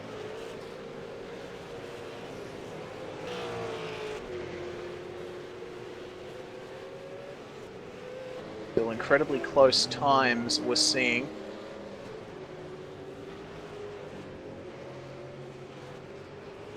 I'm having a look at Kurt Stenberg, currently down in 19th position. I have a feeling he might be on a flyer. Kurt Stenberg in the black and yellow Fusion Sim Racing Dayco Motorsport machine. Denny's not had the best of luck this season. In previous seasons of V8SCOPS, he's seen better days, to be sure. But he's still plugging away at it. Still running times that will be up there with the best of them. A little bit frustrating in this session for him, though, as we approach the 18-minute mark, because this is his 6th lap. He's only put down 2 time laps, and one of them was the good one, and the other one wasn't that great. So he'd be hoping to improve on this one. He's only got the last section of the racetrack to go, and he'd love to see him catapult up a little bit. 19th place on the grid is a little bit tricky for a short race round here. Yeah, it definitely is. But of course, top 20 in Split 1 and V8SCOPS is no slouch, especially in the competitive field that we've got. So props to anyone who can make it into these races anyway. As Stenberg goes into the final turn, car backfiring all the way through there. Gonna stick it tight out of the exit. Let's see whether he starts or finishes a lap here, and if so, what time he does. The 2:02.564, that is slower than his fastest lap. Frustrating. Yeah, he's got to make these last minute and a half count now. He just needs to keep pushing on regardless of how the car is. No time to pit for tyres or anything now, just push on. There's a car in front of him. He may be able to sniff just a little bit of a draft possibly, but just needs to push on with it. He definitely does. Looking at Mitchell Cielak now as well. He seems to be on a flyer as well.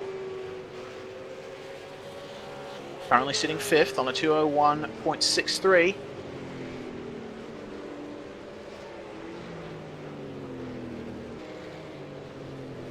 He comes into the slow but flowing middle section of the course.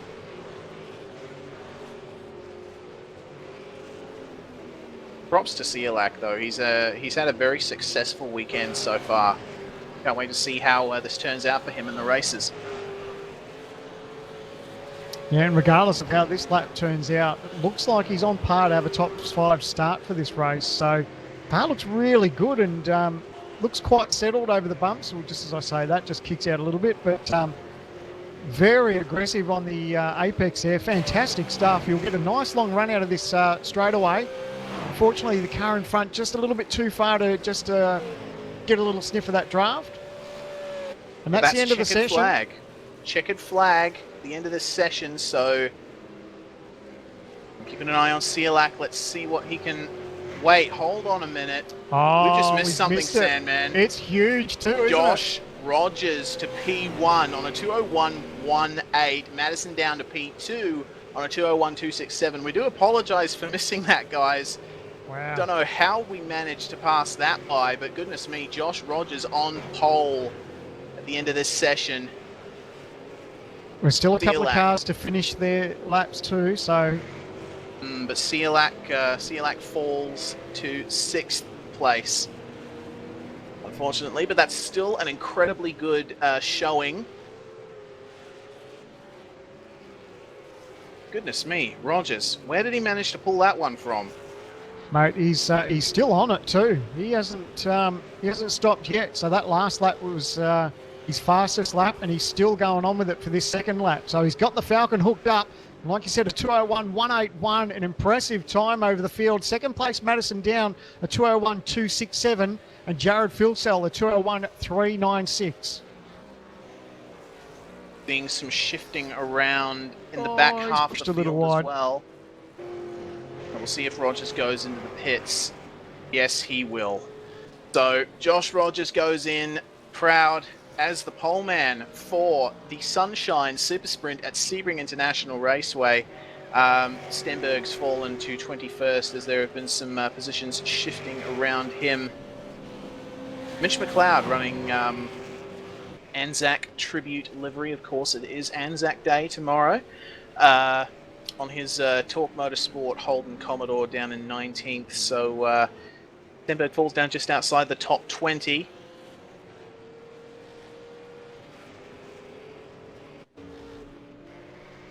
Ethan Grigg-Golt has not managed to improve all that much, but he's in 10th place.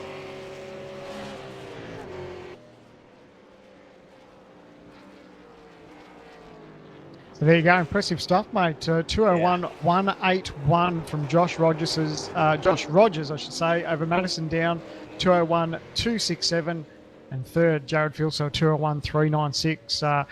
Unbelievable. It was tight and all the way through that session, but wow, that was a great lap. Yeah, most definitely. I cannot wait for the race now.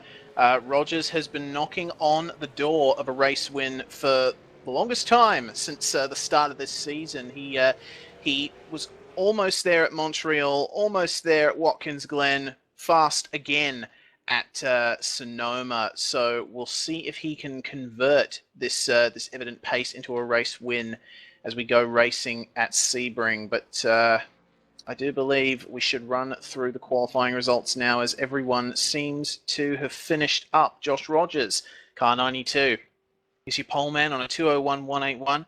Madison Downs, second, 201.267. Jared Filsell, 201.396 in third.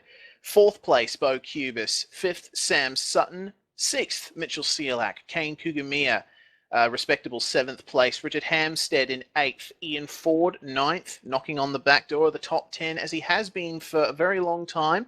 Ethan Grigg-Golt in 10th place. And we check out 11th in Michael Healy, in 12th, Jake Burton, Jake Blackhall in 13th, Lee Ellis a long way back in 14th, Brenton Hobson in 15th, Corey Preston in 16th, Sean Kelly, probably a little bit further back than we'd expect for Sean too, back in 17th place, Ross Munro in 18th, Mitch McLeod in 19th, and Jason Bentz in 20th. 21st is Kurt Stenberg. Anthony Kernich lining up in 22nd place. Heath Brennan, 23rd. 24th is Paul Gorrell. Michael Hammond, 25th. Jason Hyde, 26th. Performance Motorsports, Forzan El Nabi in 27th. John Latham, 28th. Tony Klusterman, 29th. Rounding out your top 30, a bit lower than we would have expected him, TTL's Jake Maloney. And the last 7 drivers to punch out a time, Richard Arwood in 31st, Senja Dalalik in 37th, Mitch Abril in 33rd, Jeff Gooch in 34th, Craig Jones in 35th, Luke Harvey in 36th, and Todd Parks in 37th position. There you go. That is your field right there for the Sunshine Super Sprint Sebring International Raceway in Florida, United States. Palm trees everywhere, nice hot temperatures, and a really bumpy former airport. This is going to be fantastic. Yeah, bringing on these guys will be certainly excited. We've seen some great times in qualifying. The action is not that far away for Split 1. Most definitely is not. So we're just going to take a quick break, I think, while the race server goes up. We'll be back with you very, very soon for Race 1 in Round 4 of the V8 Supercar Online Premiere Series presented by Lenovo.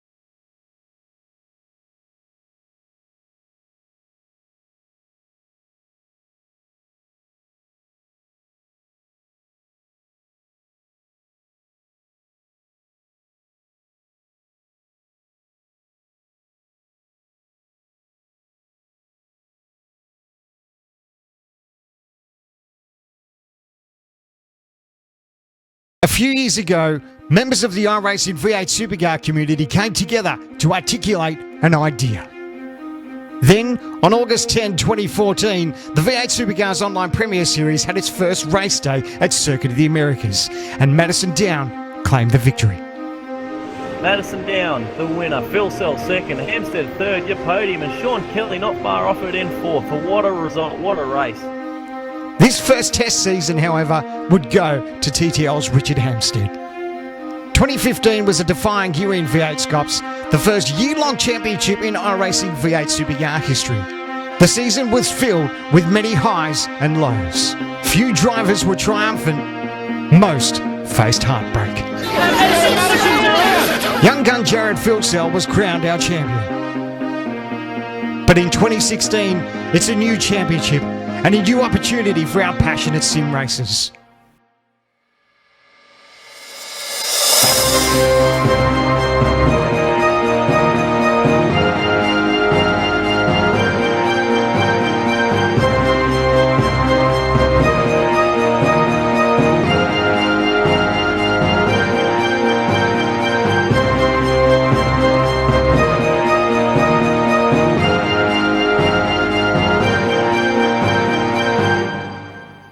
Who will be champion?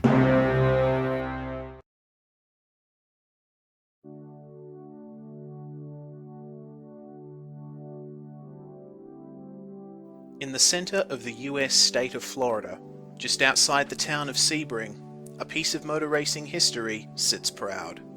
Constantly evolving and yet maintaining its aged character, this airfield-based venue remains a challenge for driver and machine alike. This is Sebring International Raceway. Layout-wise, Sebring is shorter and much twistier than it once was, but cars still reach high speeds. Much of the racing surface is left on purpose to preserve the track's bumpy nature that dates back to its original form as a US Air Force base. A patchwork mixture of concrete and asphalt, the former runways and access roads that are now racetrack represent a major workout for vehicle suspension, and it's not unusual to see steering wheels jostling around as drivers make their way around the long lap.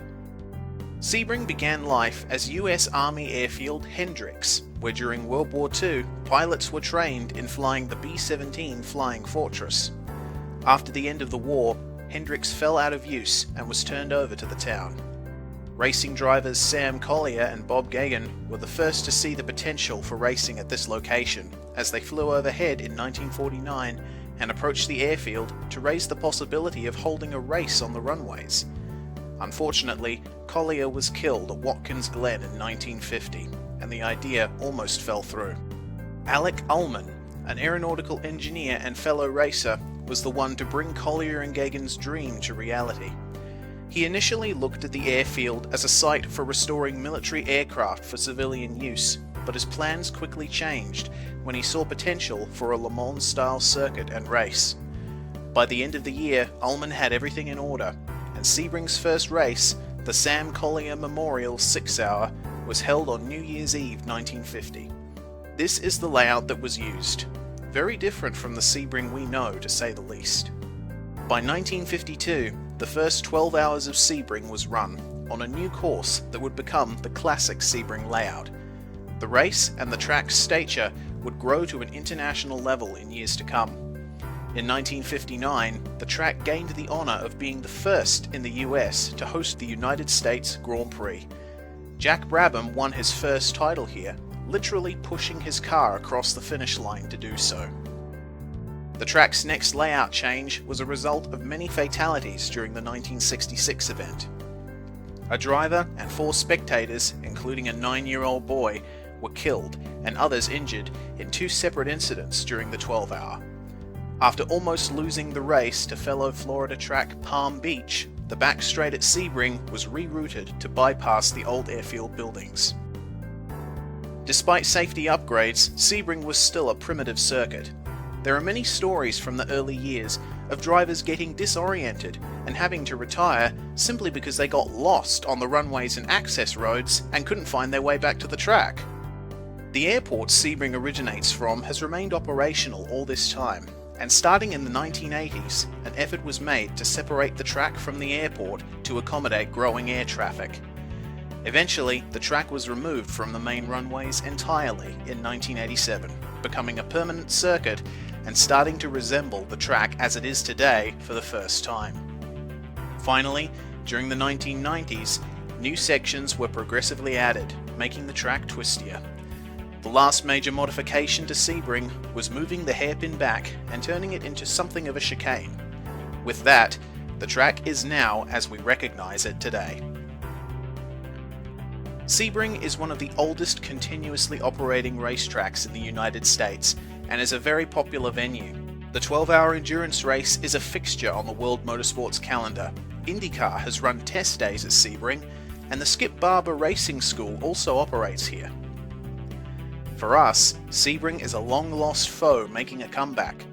In the early days of official racing, Sebring's short club layout was a fixture on the calendar, but after a long absence, this is the first time that much of our field have driven a V8 supercar on the full layout of this historic venue. The Sunshine Super Sprint at Sebring International Raceway, Round 4 of the 2016 Lenovo V8 Supercar Online Premiere Series.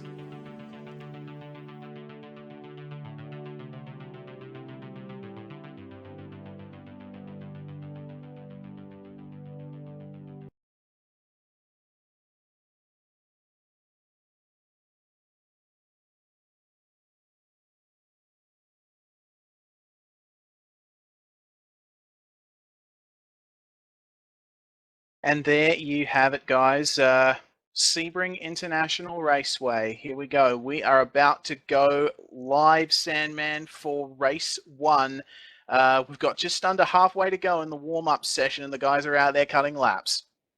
Yeah, it'd be interesting to see how many actually think about some last-minute changes to these cars, because these guys are always thinking, and this racetrack has got, let's call it character. It's got plenty of character, and you're always thinking about how you can make these cars better, and the bumps and the undulations that we've spoken about in this racetrack, just the joins in the concrete makes it so special, and these guys will be trying to chase every advantage they can and make whatever changes they can in the last dying minutes. Yeah, Sebring is one of those tracks that you never stop working on a car for. There's always something else to be done. I definitely know when I was racing in the Australian Endurance Championship here a couple of weeks back, we were experimenting right up until the last minute with stuff to do for the car to try and get it to ride those bumps better. But of course, Sebring is a track of compromise above all else. Do you want a smooth car? Do you want something that's fast through the fast turns? Do you want something that's gets to a nice top speed on the straights? It's one of the ultimate track tests. There's a reason that up until the United Sports Car Championship came about, a lot of European teams tested for Le Mans by running in this race. Yeah, exactly. You can see just how tough it is for some of these cars and drivers, and surprised, well, actually I shouldn't be surprised with the level of talent we've got in V8SCOPS, but it's great to see how some of these cars are real settled. Like they actually look and flow really well. Could be a different thing from the driver's seat, but sitting from the commentary box, so that these cars actually look quite tame around here. Yeah, definitely. You probably wouldn't see that on the old car, the car that was before this next gen V8 supercar that we have now, because this particular version of the car has adjustable dampers, so the drivers can really fine tune how the car behaves over the bumps and in the entry, mid, and corner exit. You couldn't do with the old car, of course. Very, very basic suspension on that. But of course, these cars still have the locked differential, which means that there is no sort of compromising with your throttle application. It's either on or off.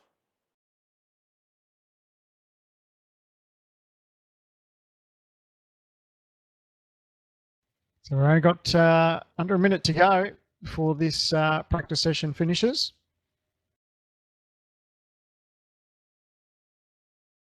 Well, we've got just over 30 seconds to go in this session as Administrator Simon Black is just communicating last notes to the drivers.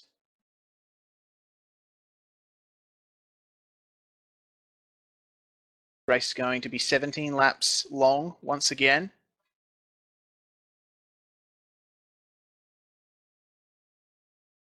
Start area at Sebring is very low grip, has to be said.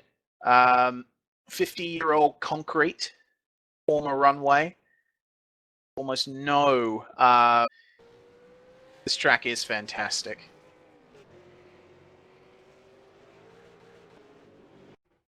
So that's it. Warm-up's done. Now it's time to get serious. These guys will start thinking about that charge into turn one. The last thing anyone wants to see is carnage at turn one. 17 laps for these guys. Going to be an absolute perler. Yep, it's going to be fantastic. We have we have Joshua Rogers, lining up in first place. Madison down second, Jared Filsell third, Bo Cubis in fourth position, Sutton fifth, Ciolak in sixth, Kane Kugamiya in seventh, Richard Hamstead, previous champion, in eighth, Ian Ford in ninth, and Ethan Griggolt is rounding out your top 10 for this race as the guys are going onto the grid right now.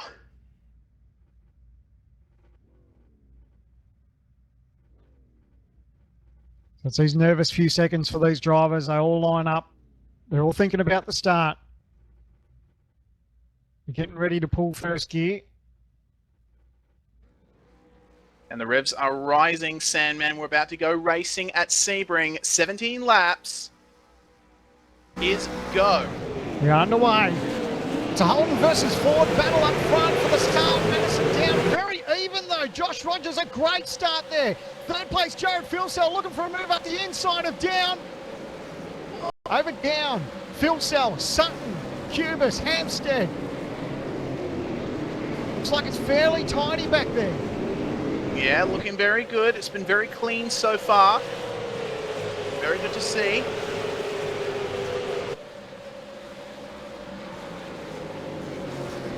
Coming to the next heavy braking zone, we see Bo Cubis going up the inside of Sam Sutton there. The dive of all dives. Goodness me. Oh, got cars jostling there. We got Corey Preston and I believe Lee Ellis going side by side in the tower.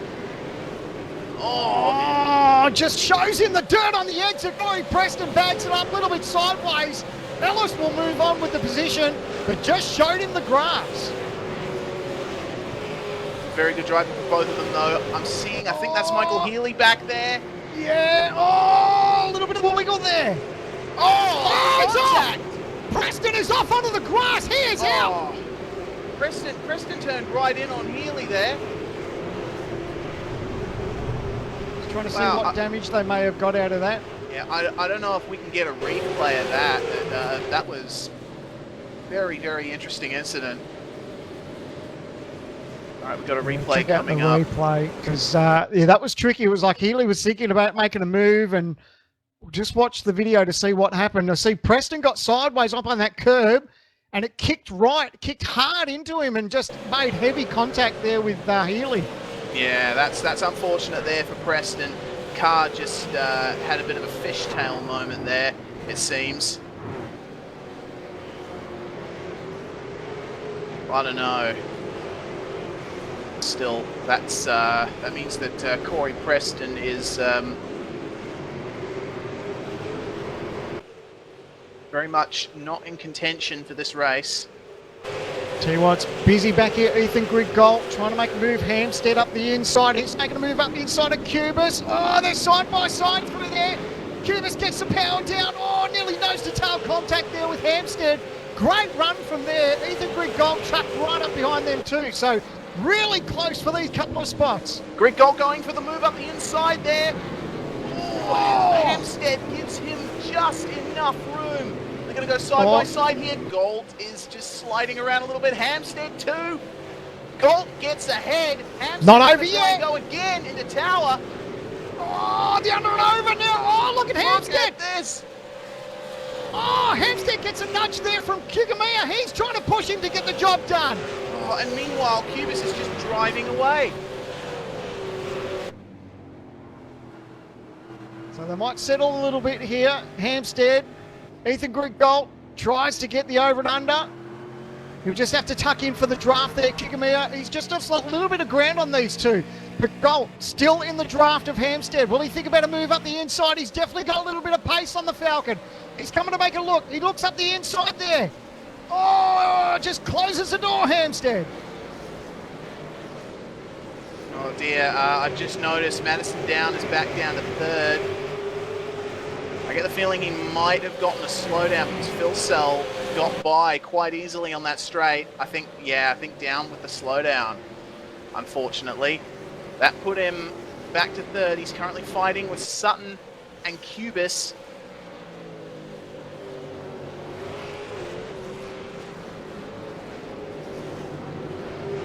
Oh, such good racing here in the opening laps, though.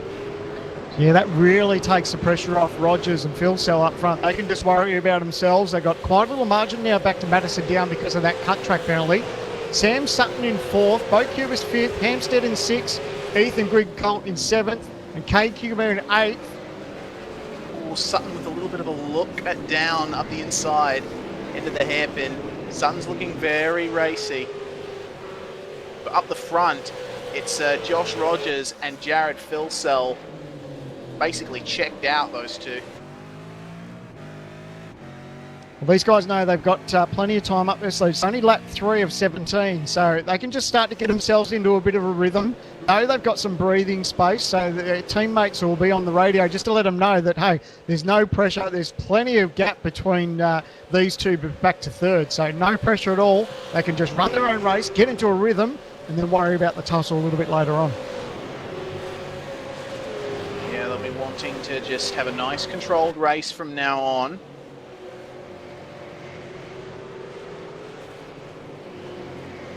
As we look further back, oh, Sutton just... Oh, Cubis has got a penalty. Oh, yep. No, Cubis with the slowdown. He had to roll out of the throttle. He's going to lose a spot here to Hampstead as well. Kane Kugamiya is right behind. Oh, Cubis is going to try and cover Hampstead, though.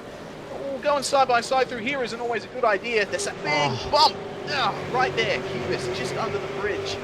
Huge bump that really unsettles the car. Gets onto the grass just a little bit. Just avoids the tyre wall.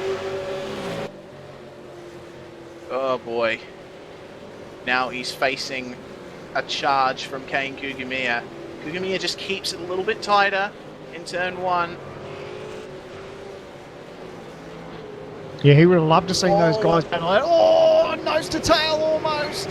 He would have loved to have seen Cubis and Hampstead just battle out a little bit more side by side because Kane would have jumped big time, but nevertheless, he's still right there in the battle. Yeah, so the guys are getting a bit single file now, although we might be seeing, oh look, Cubis on Hampstead again. Yeah, here he goes, inside move. Oh, he's still on exit, he hasn't cleared him. Oh, there's a little bit of contact there. Hammer was still there alongside. He didn't clear him, but Bo just tried to move over. Lucky that Hampstead just got out of the throttle a little bit, but that leaves him open now because Kane Kugamiya will look for a move up the inside. Oh, there's contact. Hampstead's gone. He didn't clear the front nose, and there was contact. Hammer's off. Oh, wow. Richard Hampstead will not be happy with that. That was a very, very bad set of corners for him. To the issue being, in that section of the track, when you come down to that hairpin, it's all well and good trying to go side by side through there, but you've really got to put trust in the other car when you're going through there, because not only is the track very narrow through there, it curves a little bit as you're trying to go flat out through that section of track. So, that's very unfortunate for Richard Hampstead. Yeah, just checking out that video, it looks like Hammer just tried to close the door, but Kane was there. So Kane had every right to have his nose there alongside. Hammer just tried to shut the door, and there was no way he could shut it. Well, it is what it is, unfortunately, and Richard Hampstead is going to have to do some work to get back up there. Oh, sorry, up front, Josh Rogers, Jared Philsell. Oh, coming into turn one, Rogers is closing the door. Oh, they were side by side just coming onto the front straight. Look at the two different lines here. Philsell's going to put it, he's going to have the run to the inside too. Up into the left-hander up here. He's got track position. He'll get the job done. Jared Philsell moves into first place. Rogers won't be having that. He's going to try and go up the inside from here. You just said Rogers won't have any of it. No way. He puts the Falcon back in front. Brilliant stuff. And that was a very, very smart move by Rogers there too. Oh, He has to cover. Phil Sell. Oh, Rogers sits in the middle of the track. Ooh, even a little bit of blocking going on. Phil Sell up the Turns in. inside. Yeah, he'll get the job done. It's all about power down now. Phil Sell has got track position up the inside. He has to be careful though. They're going to run side by side now. Rogers has got the inside. Oh, what fantastic racing. Rogers going to try and cover. Phil Sell stays behind. Just takes a little bit of a tighter line in that corner. Is Phil Sell going to have a try at Tower? You'll think about it inside? No. You know who's loving this though? Madison down in from this battle now. Yeah, that's really brought Madison up. And I was going to say about that move that Rogers did on Phil Sell, counter move into that turn before the big sweeper. That's a very smart move to do because one of the typical lines that people take through there is they go out wide and then they come back in as the corner radius decreases. So he saw that gap as Phil Sell went wide to take it and just slotted it up in there and got the job done. Very nice driving from Josh Rogers there. Love this battle up front. Your traditional Holden versus Ford battle right here for V8SCOPS Premier League. It's a battle up front. Phil Sell locks him up, trying his hardest not to make contact with the back of Rogers. That was a major slide from Phil Sell there. He locked him up. You could hear it slide, and he did a great job to hold on to it. But the battle will continue. It's lap 5 of 17. And of course, the guys don't have to pit in this race, so it's going to be 17 laps right to the end. Hopefully the guys stay together. This is fantastic. Yeah, Down and Sutton have closed right up now. Rogers still holding station as best he can. How's the times though? With Rogers and Phil Sell, they were battling to a 203s. Down chasing him down was a 201. Oh boy, this is going to be interesting. I did see though, Jared Phil Sell went off track at the exit of that corner there. He wouldn't have wanted that.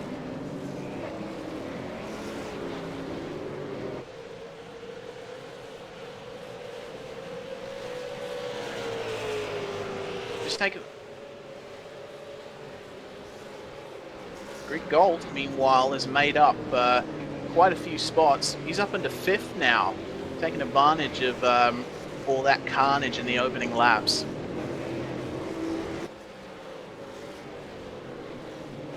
He's done a great job because he's opened up a bit of a gap over Cubis, who's behind him, and now he's slowly closing in on Sam Sutton. So looks like Ethan fairly comfortable with that car at the moment.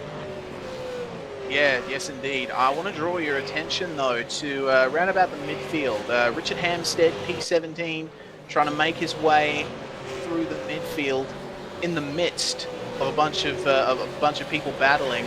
We've got a car going slowly there.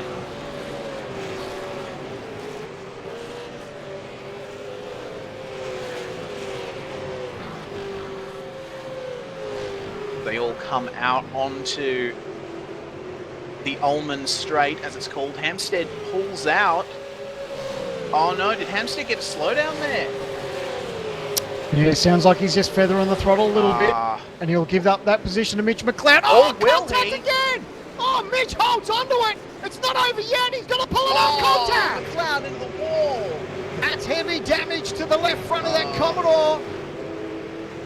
Wow, that's happened a couple of times tonight. Richard Hampstead just still had the nose alongside there and made contact with Mitch McLeod, and at that point of the just let McLeod go and then resumed the chase up the end of the straight. He did have the pace to do that.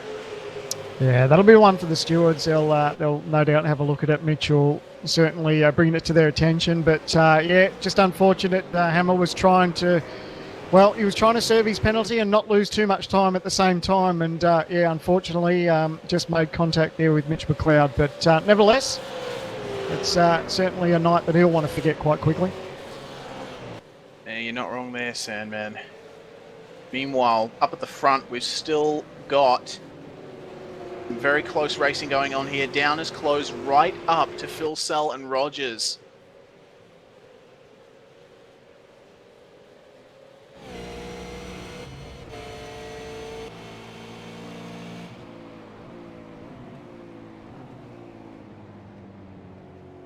These guys are going into turn 17.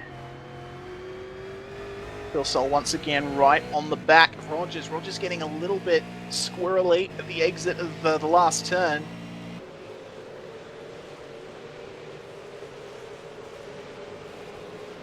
Geez, Downs impressive, a little bit under brakes there. He definitely made up a nice chunk of time there.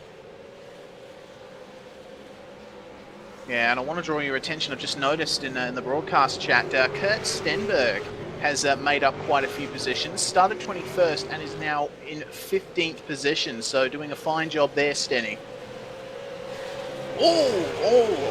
Almost dropped it though, as he had a little bit of a moment at the exit of turn 1. That's one of the worst places to go off the track. It's one of those turns where it's always better to sort of take the tighter line at the exit, because if you go wide and the car just unloads at the wrong time, then you're gone pretty much. Well, up front, it was inevitable. We've got a 3-car train now. Down is right in the back of Philsell. Philsell now knows that he has to put a little bit more pressure towards Rogers, because if he doesn't forward that pressure, it's going to come from Down. So these guys, nice little 3-car train here for first, second, third. Oh, yeah. Madison Down and Jared Philsell really nose to tail now.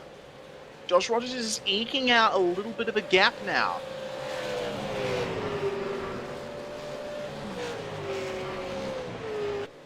Oh, nice and close. Love it, love it. Down just took a tighter line through there. That will have compromised his exit slightly, perhaps, maybe. We'll see by the end of the straight.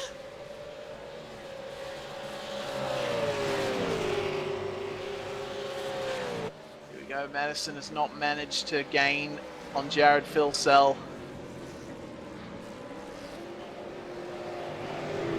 This battle is fantastic. Oh, mate, I'm just in awe. I'm just sitting there staring, watching, loving it, just waiting to see who will make that little mistake first. Who's got the advantage? Who's struggling with grip? It's a guessing game at the moment. Down looks strong under brakes, but again, Philsell, he knows he just needs to... Oh, he's just a little wiggle on exit there, so you know he's pushing, but he needs to work out where can he get past Rogers. Has he got enough? Is he struggling with his car? Because he knows if he doesn't hurry up and do something about it, Down will pounce. Yeah, as they come on to the back straight, Rogers is just keeping it controlled at the moment. He knows that Philsell will be... Oh, Philsell! Oh. A little bit of a slide there. But he knows that Philsell and Down battling is going to give him the advantage in this situation. Down just... One thing I was just going to say, I like how Down's moving around a little bit just in Philsell's mirror, just to let him know that he's there. Of course he knows he's there, but he just wants to throw him a little bit, move around. Just make Jared have a second look in that mirror just to see what Down's doing. Yeah, oh, and Jared's just gone off a little bit there at Tower Turn. Rogers is just driving away at the moment.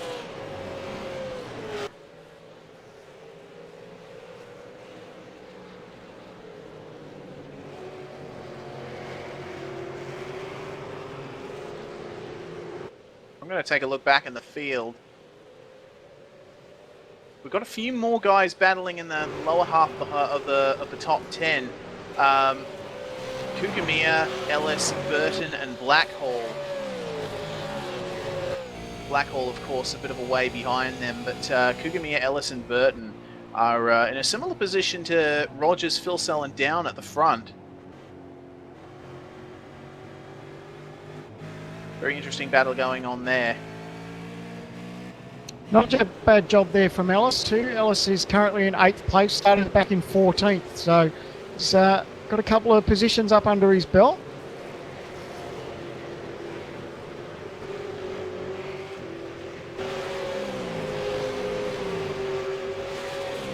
Another battle we should be looking at is Richard Aylward and Forzan El Nabi down in P18, P19.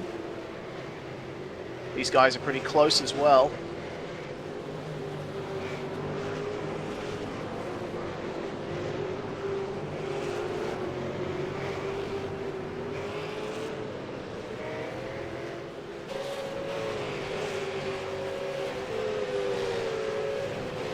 Tell you what, it's hard to look away from the front.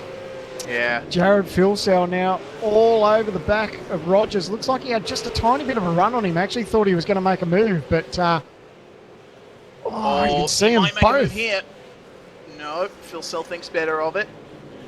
I mean, we did see Sean Thompson fire it up the inside at Tower Turn, which was a very brave maneuver, but I think in Filsell's situation, you wouldn't want to do it, as he's squirming around. He's saying, let me buy, let me buy, let me buy.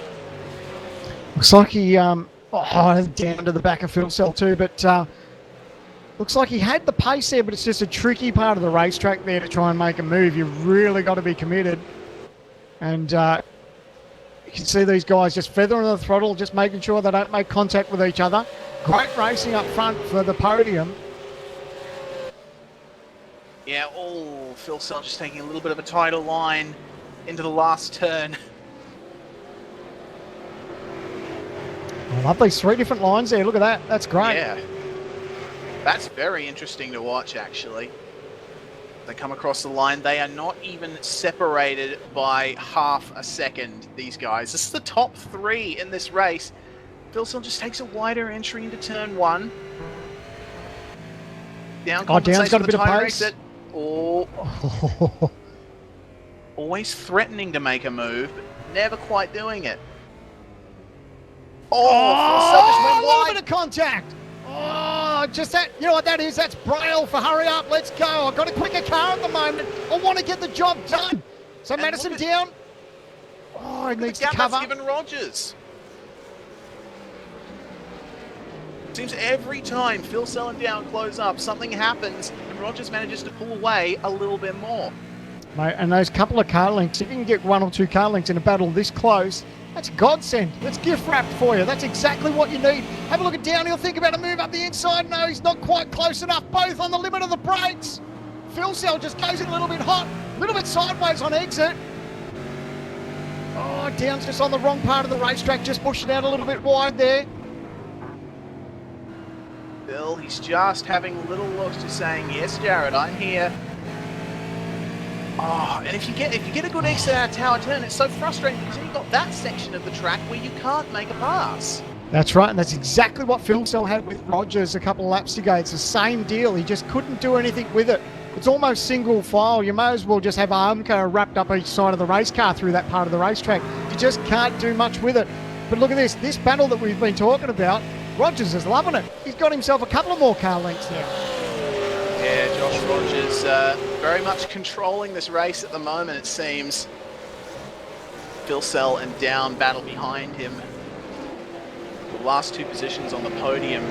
Sam Sutton, though, is holding station nicely in 4th and even might have gained on them a little bit. You'll be looking at this battle thinking, what can I do before the end of the race? We've just ticked over lap 12 of the race. Madison Down's alongside. Sorry to cut you off, mate. It's side by side. Filsell Down. This is a battle for second. Down will have the inside move here. Gets up on the curb. Nice car control there. The ultimate car, Sydney Commodore, moves into second place in front of Jared Filsell. Filsell is just, did I see a bit of oversteer from Down there? Not too sure, but Filsell is a racer at heart. He would want that position back, but he knows that he'll have to hold back ever so slightly because now we're coming up to a part of the racetrack where going side by side is not the best idea. Well, what Filsell can do now, he can just capitalise on this. He'll just sit back, just follow Down and say, all right, if Down can chase down Rogers, then he can use that draft just to be dragged along a little bit. And that may help him just that little bit just to help get back in this 3-car battle because as it is at the moment, Rogers has just skipped away with Down and Filsell battling. But now they've sorted that out, maybe he can just follow on and see if he can follow maybe Madison Down. If he gets a pass done on Rogers, he may be able to follow that through. Let's see what happens.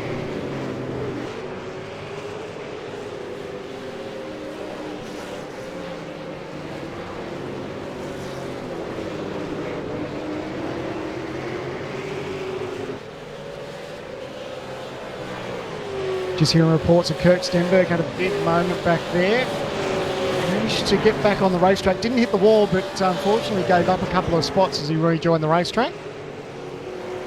Yep, still a very good showing from Stenny. Improvement from his starting position.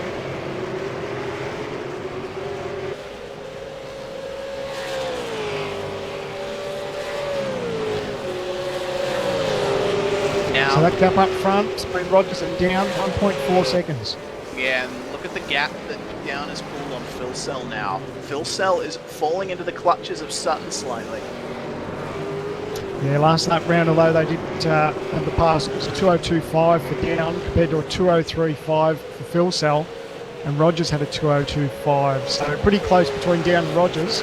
Interesting to see how this next lap pans out.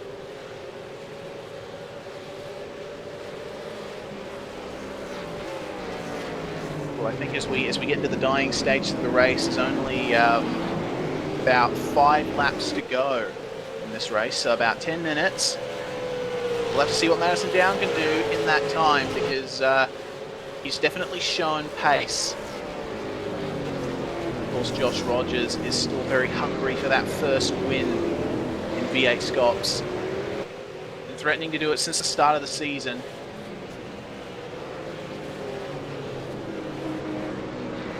Nothing worse than trying to chase down your first win, and then you got Madison Down, who's got well, he's got that many wins. I think he's just run out of ink in his pen to write them all down. But like you said earlier in the broadcast, a 9-time series champ, and he isn't given up.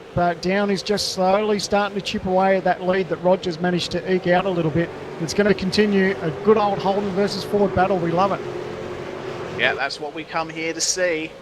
Some of the best sim racers in Australia driving the most iconic of Australian cars in the modern age.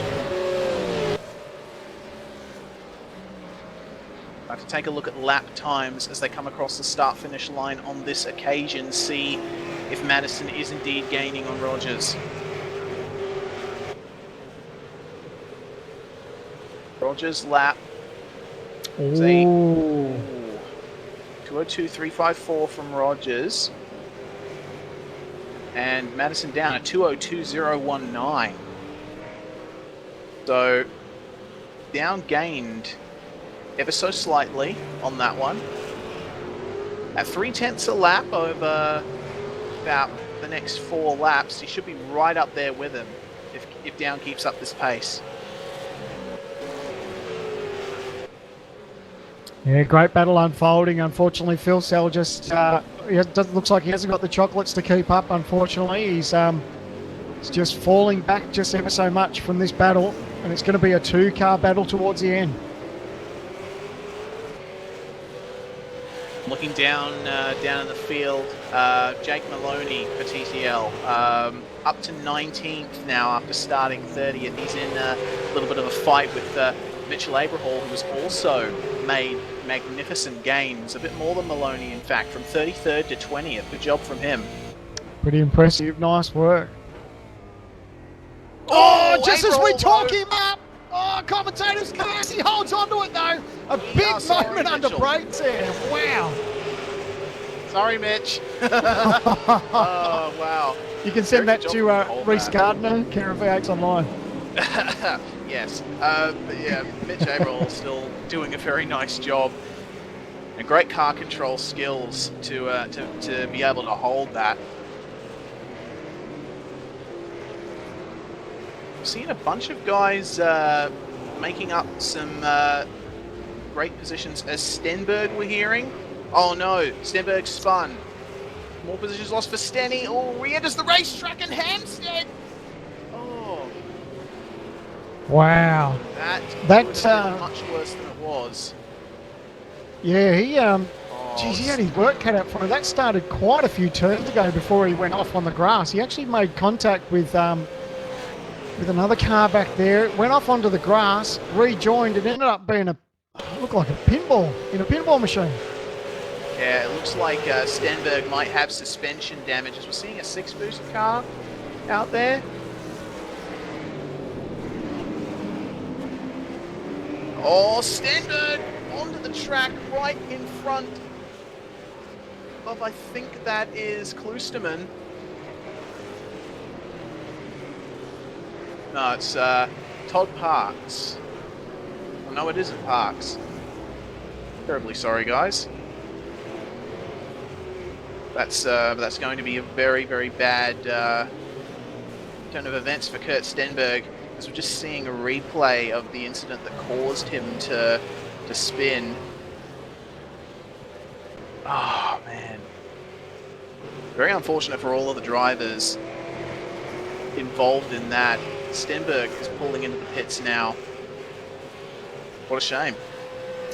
Yeah, it's never good when it happens, especially when you're only a couple laps from home. But yeah, that was a right old mess, and it looked like to be going on for quite some time too. So it's a shame, but wow, checking out this battle up front, I reckon Rogers is looking pretty good to snag his first win. Yeah, that's what it seems. Coming up to the final couple of laps now. It's going to be the penultimate lap, next lap.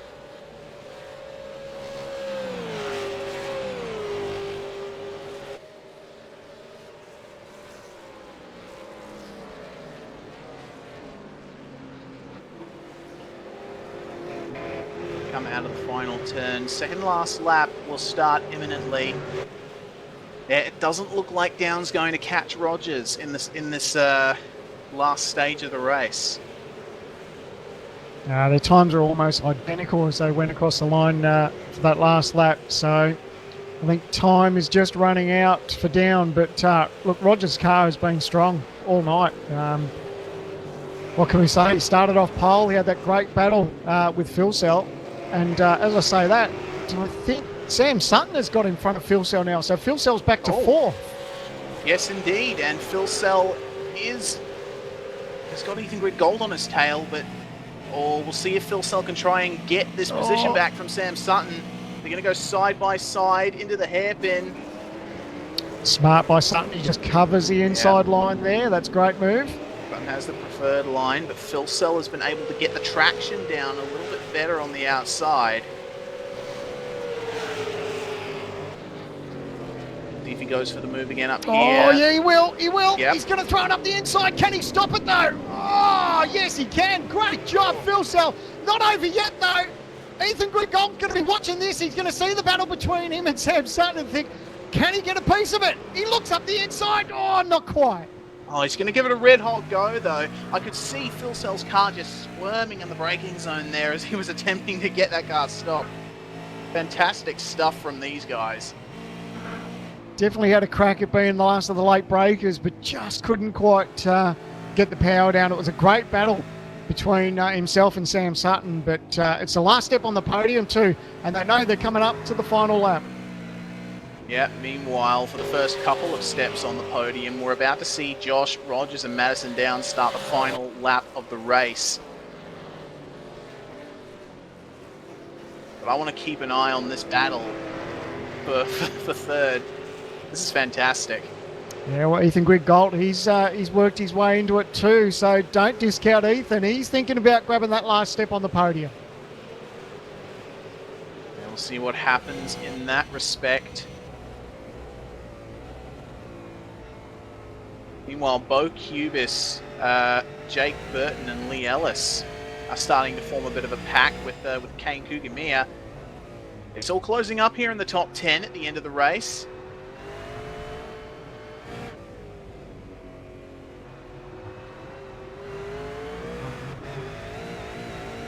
Oh, how's Ethan? That car moving around for Ethan. Sorry, mate, go for it.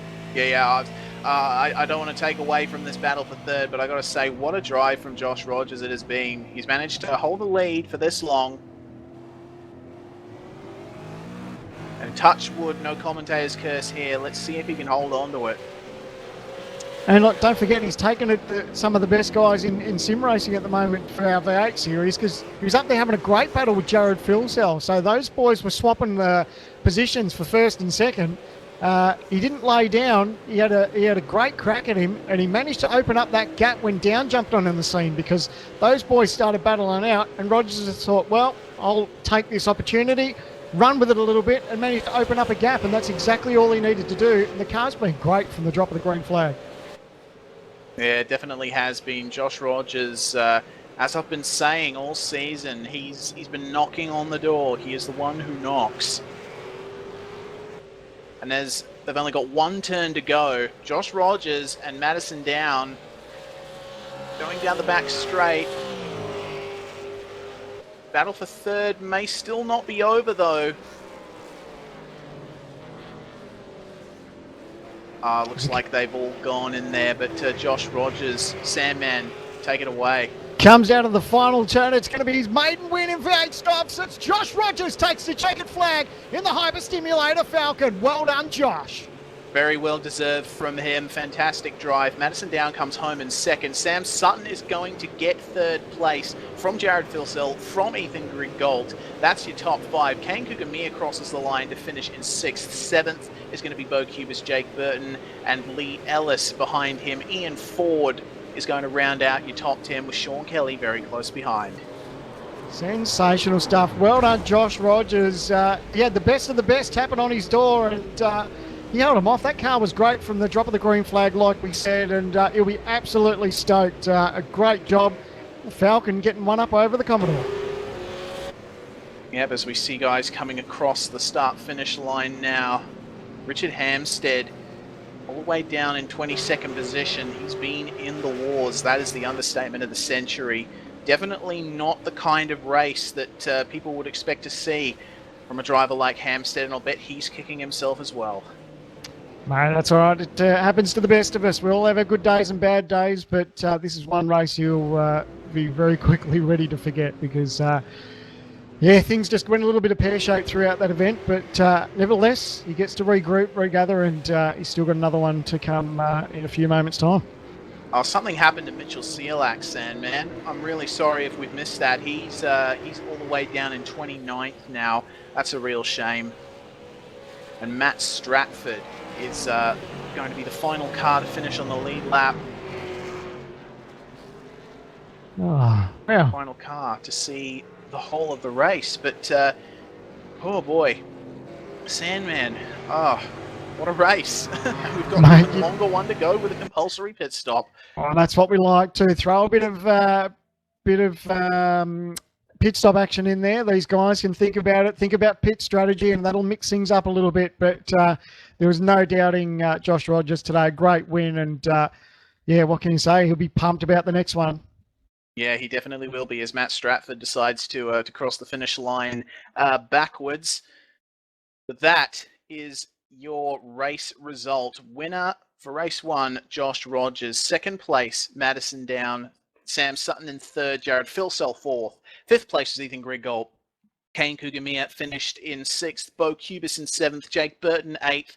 Lee Ellis ninth. Ian Ford is your 10th place finisher for race one. We'll go through the rest of the field. 11th place, Sean Kelly. Jake Blackhall in 12th. Michael Healy in 13th. John Latham in 14th. Richard Harwood in 15th. Jake Maloney in 16th. Mitch Abril in 17th. Fawn and Nazabi, sorry, I haven't got that right. He's in 19th, for the looks of it. And Heath Brennan in 20th. 21st was Jeff Gauchi. Richard Hampstead way down in 22nd.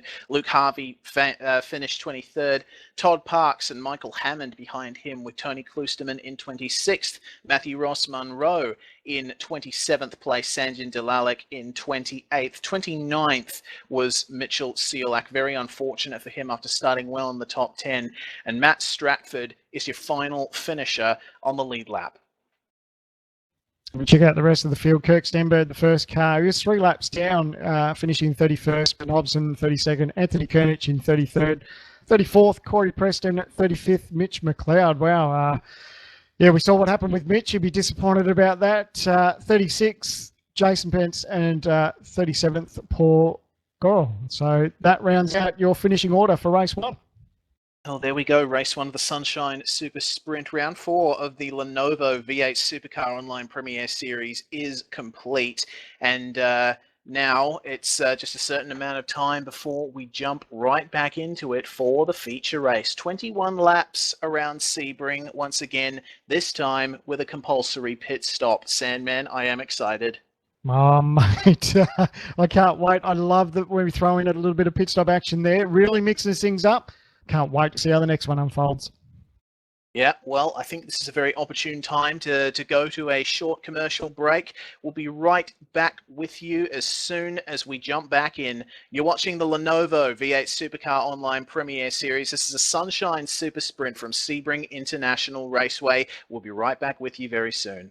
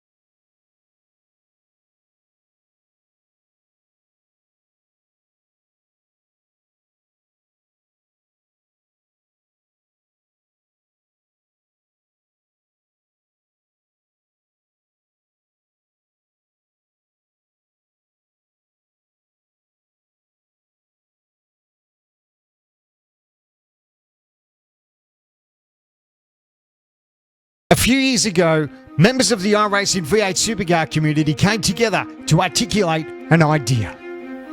Then, on August 10, 2014, the V8 Supercars Online Premier Series had its first race day at Circuit of the Americas, and Madison Down claimed the victory. Madison Down, the winner. Phil Self second. Hampstead third. Your podium. And Sean Kelly not far off it in fourth. What a result. What a race. This first test season, however, would go to TTL's Richard Hampstead. 2015 was a defying year in V8SCOPS, the first year-long championship in iRacing V8 Supercar history. The season was filled with many highs and lows. Few drivers were triumphant. Most faced heartbreak. Young gun Jared Filsell was crowned our champion. But in 2016, it's a new championship and a new opportunity for our passionate sim racers.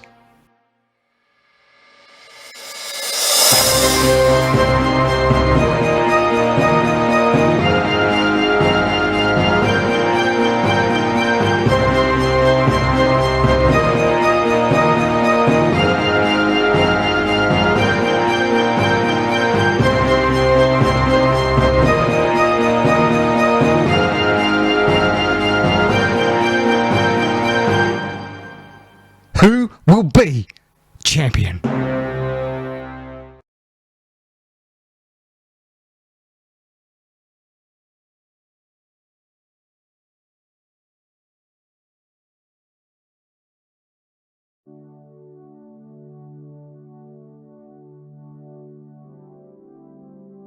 In the center of the US state of Florida, just outside the town of Sebring, a piece of motor racing history sits proud. Constantly evolving and yet maintaining its aged character, this airfield-based venue remains a challenge for driver and machine alike. This is Sebring International Raceway. Layout-wise, Sebring is shorter and much twistier than it once was, but cars still reach high speeds. Much of the racing surface is left on purpose to preserve the track's bumpy nature that dates back to its original form as a US Air Force base. A patchwork mixture of concrete and asphalt, the former runways and access roads that are now racetrack represent a major workout for vehicle suspension, and it's not unusual to see steering wheels jostling around as drivers make their way around the long lap. Sebring began life as US Army Airfield Hendricks, where during World War II, pilots were trained in flying the B-17 Flying Fortress. After the end of the war, Hendricks fell out of use and was turned over to the town. Racing drivers Sam Collier and Bob Gagan were the first to see the potential for racing at this location, as they flew overhead in 1949 and approached the airfield to raise the possibility of holding a race on the runways. Unfortunately, Collier was killed at Watkins Glen in 1950, and the idea almost fell through. Alec Ullman, an aeronautical engineer and fellow racer, was the one to bring Collier and Gagan's dream to reality. He initially looked at the airfield as a site for restoring military aircraft for civilian use, but his plans quickly changed when he saw potential for a Le Mans-style circuit and race. By the end of the year, Ullman had everything in order, and Sebring's first race, the Sam Collier Memorial 6-hour, was held on New Year's Eve 1950. This is the layout that was used. Very different from the Sebring we know, to say the least. By 1952, the first 12 hours of Sebring was run, on a new course that would become the classic Sebring layout. The race and the track's stature would grow to an international level in years to come. In 1959, the track gained the honour of being the first in the US to host the United States Grand Prix. Jack Brabham won his first title here, literally pushing his car across the finish line to do so. The track's next layout change was a result of many fatalities during the 1966 event. A driver and 4 spectators, including a 9-year-old boy, were killed and others injured in 2 separate incidents during the 12-hour. After almost losing the race to fellow Florida track Palm Beach, the back straight at Sebring was rerouted to bypass the old airfield buildings. Despite safety upgrades, Sebring was still a primitive circuit. There are many stories from the early years of drivers getting disoriented and having to retire simply because they got lost on the runways and access roads and couldn't find their way back to the track. The airport Sebring originates from has remained operational all this time, and starting in the 1980s, an effort was made to separate the track from the airport to accommodate growing air traffic. Eventually, the track was removed from the main runways entirely in 1987, becoming a permanent circuit and starting to resemble the track as it is today for the first time. Finally, during the 1990s, new sections were progressively added, making the track twistier. The last major modification to Sebring was moving the hairpin back and turning it into something of a chicane. With that, the track is now as we recognise it today. Sebring is one of the oldest continuously operating racetracks in the United States and is a very popular venue. The 12-hour endurance race is a fixture on the World Motorsports calendar. IndyCar has run test days at Sebring, and the Skip Barber Racing School also operates here. For us, Sebring is a long-lost foe making a comeback. In the early days of official racing, Sebring's short club layout was a fixture on the calendar, but after a long absence, this is the first time that much of our field have driven a V8 supercar on the full layout of this historic venue. The Sunshine Super Sprint at Sebring International Raceway, Round 4 of the 2016 Lenovo V8 Supercar Online Premiere Series.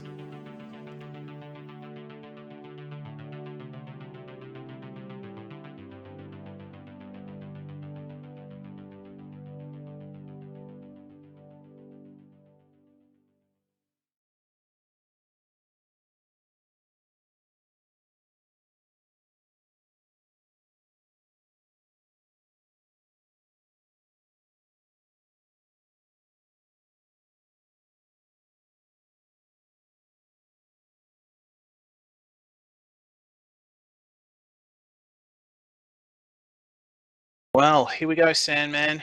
We're just waiting for the Race 2 server to come up, and then we'll be ready to go racing at Sebring once again. Yeah, plenty of great racing action. Sebring really turned it on. I know myself personally as a driver, I can't quite get my head around Sebring. It's just one of those technical racetracks that I probably haven't spent enough time doing laps on, but every time I've tuned in to watch a race, or whether I watch one race there in real life, it certainly turns it on. And yeah, it was great to watch V8SCOPS there. Yeah, it definitely was. That was a 17-lap sprint race that you guys just saw, and it's going to be a 21-lap feature race with a compulsory pit stop. Now, compulsory pit stop are our favourite 3 words at the moment, aren't they, Sandman?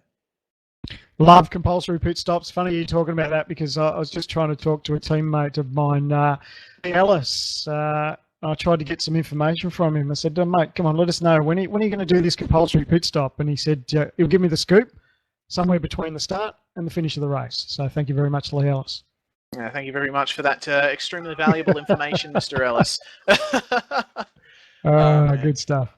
Yeah, very good stuff. Well, has to be seen whether Josh Rogers can maintain that winning form that he's shown he can finally do, as he demonstrated in race 1. And Jared Filsell will be looking to capitalise on a few things as well, especially after the race kind of went belly up for him in the last stages, with his tyres just getting a little bit too worn to carry on at any rate of speed. So it's going to be interesting to see what they can do. Also, Mitchell Cielak. I do believe there is another qualifying session for this race, so we'll see if Mitchell Cielak can carry the qualifying pace into the race as he's showing that he can do.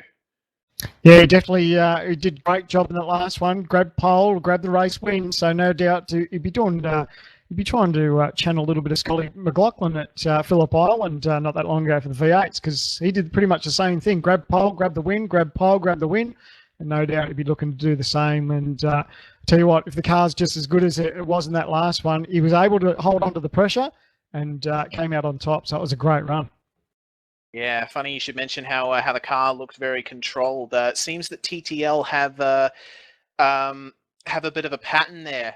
They're able to make their cars sort of handle bumps a little better than their rivals. In fact, I remember when this generation V8 supercar first came out, as we see from Brenton Hobson, the second best lap from the qualifying session is going to set the grid. So unfortunately, I wasn't keeping track of what the second best qualifying times were, so the grid's going to definitely be a surprise for me. Yeah, nice little twist. I wasn't paying attention to that either. So there you go, something different. Yeah, all good. We're going to see how that turns out. And where was I? When this generation V8 supercar came out, I was on Teamspeak with the Trans-Tasman Racing boys, and they were talking about how they could not get their cars to ride the bumps at Bathurst like TTL could. Remains to be seen if that is still the case, but TTR has always had pace, TTL has always had pace as well, and yeah, I'm running out of things to say because I just want to get going with this race. It's interesting to see how these teams take it on, because the bumps, like you said, they play a big key in all of these races, regardless of what racetrack we go to. And I tell you what, if there's people, we're lucky enough to have a couple of people in TTR that can actually can do shock absorber work, and they can work out the mapping on the cars to see, you know, what works with shock absorbers and what doesn't. I have absolutely no idea, and it's probably about the same amount of talent as I have at the same time, but I leave that to them because I have no idea about setting up a car as far as getting it to work with shocks, and that's a big advantage. If you can get your head around that, it certainly does pay dividends, especially in a racetrack like this.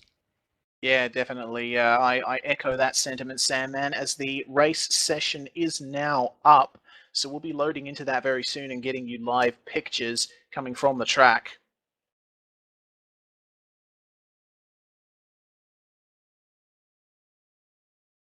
So it's a 65% fuel restriction for this 21-lap race. Of course, that means they are going to have to stop for fuel, but the question is, will they stop for tyres? I do know that the tyres were fairly shot by the end of the race, as Phil Sell has said. So, yeah, that'll be interesting. Of course, that's what we love about strategy, all these guys mixing it up, because, of course, everyone's car handles differently. Maybe looking after their tyres better than others, but like you said, it's a little bit of a longer distance race for this one, 21 laps. So, and do love that they throw in a pit stop there, because there's all that sense of mystery of whether people will take tyres and how these cars will behave as the laps goes on. So interesting to see who will go first, who will go last, and how, of course, how it all unfolds towards the end. Yeah, that is the truth. We've got cars going out now in the 10-minute warm-up session for this race. Who is your pick for the race win now? As we're seeing just now, Simon Black from OSR has come in and given us the grid for this race. Rogers is going to start on pole in this one as well, Sandman. Mate, it'd be hard to go past Rogers. His car was awesome in that last race, and the pressure didn't bother him. He had pressure from Phil selling down. So, mate, I'm going to go for back-to-back. I'm going to go that he's going to do a bit of a Scott McLaughlin type deal and take both wins. Yeah, that's. I have to say that as well. Honestly, I can't really fault Josh Rogers here at Sebring, and I'd tip him for the win as well. But of course, we can't discount Madison Down and Jared Philsell as well. They were right there with him for most of the race.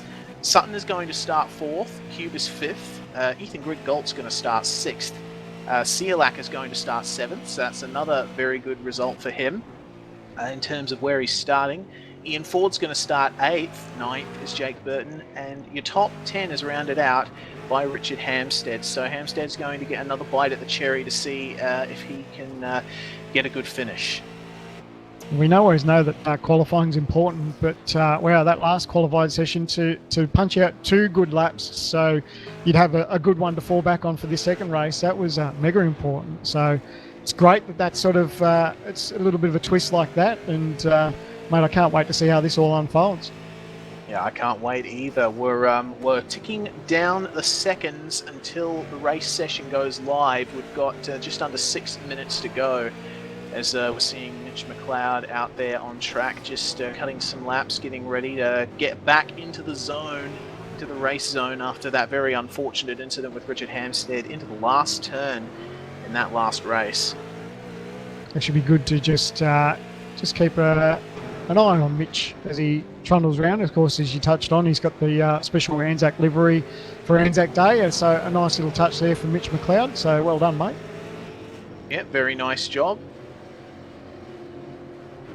And Simon has just come back in and given us the penalties. There were no penalties for Split 2, but oh boy, there are a few for Race 1. We were just talking about Richard Hampstead versus Mitch McLeod. Richard has been given a drive-through for that incident.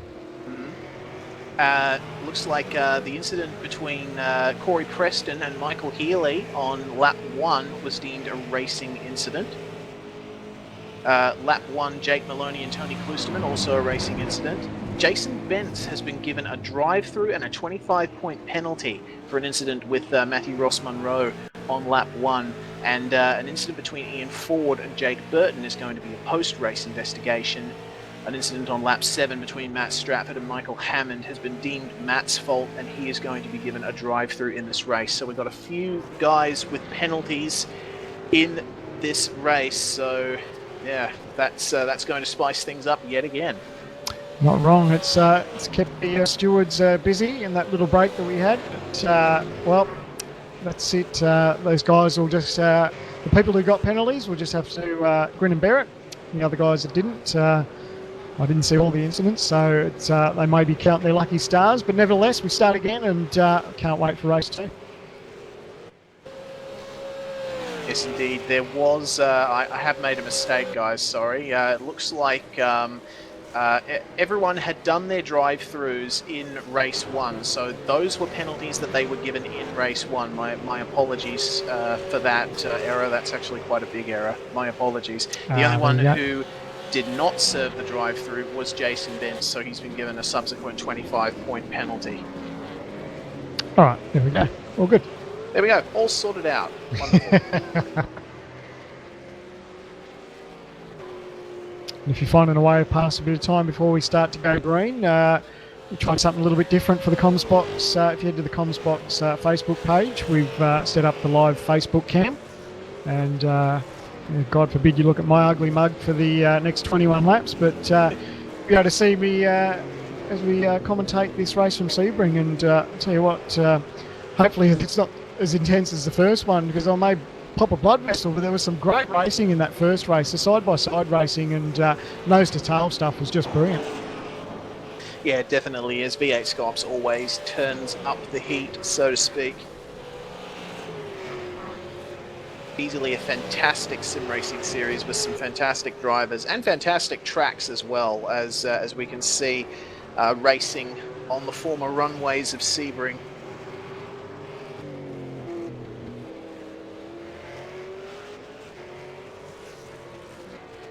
We're coming now to the last 2 minutes of the warm-up session.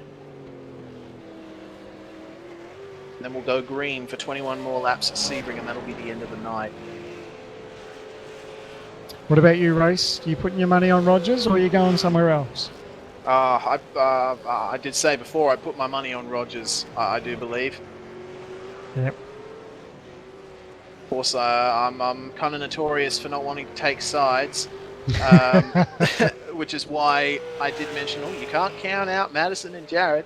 But yeah, I do think Rogers definitely has what it takes. I've got a double whammy going on, mate. I'm going against my team boss. I should be maybe backing Madison down, but I'm also going for that horrible-looking blue oval thing out there as well. So I don't want to talk too much about that. But anyone who knows me will know that I'm quite Holden devoted. But nevertheless, he can't take it away from Rogers. He did everything right. Car was beautiful. He ran strong, and he didn't fold under pressure. Yeah, too true. I am a bit of a Holden boy myself, but you know, you can't deny the skill of some of the guys in Fords. It's absolutely fantastic to see people mixing it up and not having a field that is completely dominated by one make of car.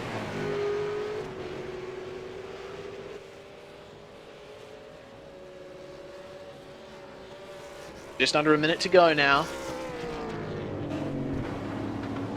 Pressure is mounting. At least for us in the comms box anyway. The drivers are probably just out there driving laps going, yeah, all right, let's go. Yep, we know what the car feels like. Yep, we know when we're going to pit. Well, I say that. Some people don't actually still know when they're going to pit. I know there's a couple of crazy clowns in TTR that sometimes leave it till the last minute, but nevertheless, everyone has some sort of idea of what they want to do and how the race may turn out. But tell you what, as soon as that green flag drops, everything's subject to change. Yep, too true. There we go, 10 minutes up. And now, going to switch over. Get ready.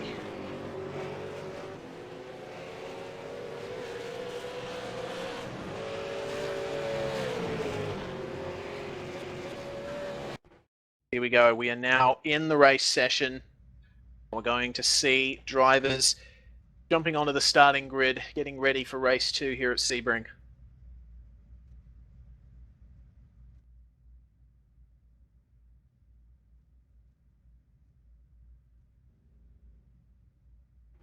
All that nervous energy now on the grid. Yeah, this drivers, is indeed the calm before the storm. Yeah, they're all thinking about the start. And of course the barrel into turn 1.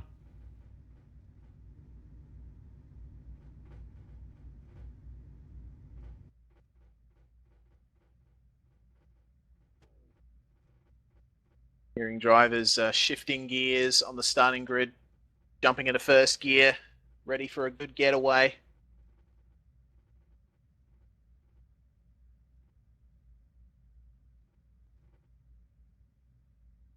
So we'll see now, can Josh Rogers hold on as the revs rise?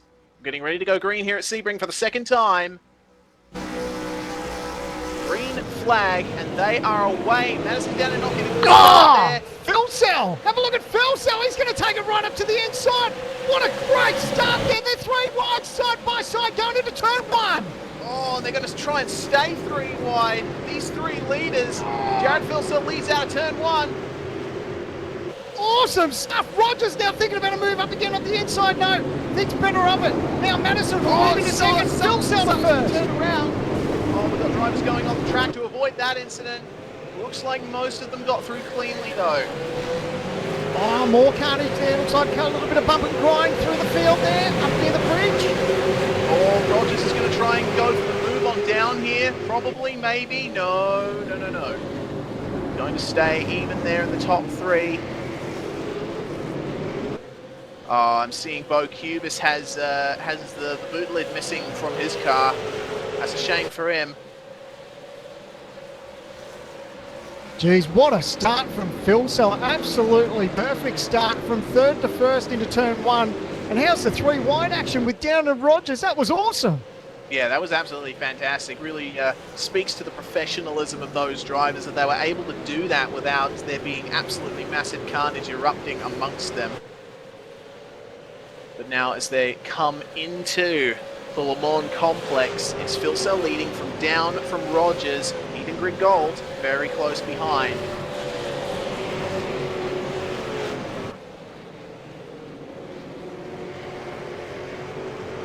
Geez, how's the field? They've really spaced out for these first 10 or so grid spots. It's unbelievable the gap that there is just because of that little bit of carnage that happened. It really threw a spanner amongst the works. Yeah, it definitely did. We're seeing some drivers going side by side up through here. I think that's Hampstead. Hampstead on Sutton.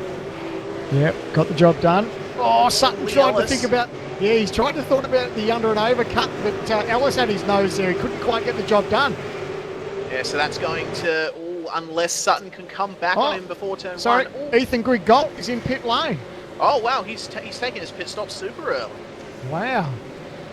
Oh, Ellis and Sutton very, very close through turn one. Sutton almost turned Ellis around, but got on the brakes just a little and held back. Good stuff. Such a tight corner through there. So there was that drive-through for Ethan. Just trying to work out what the go was there. Yeah, I don't know. I might have made the wrong call with him taking his pit stop.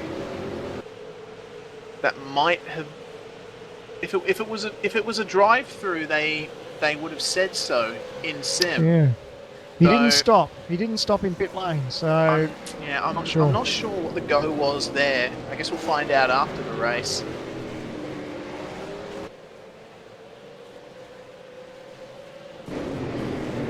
oh, Bo Cubis! Oh, Lee Ellis is off. He's nearly no. into the tyre barrier. Great save from Ellis. It's just like a little bit of contact between him and Bo Cubis just into that turn.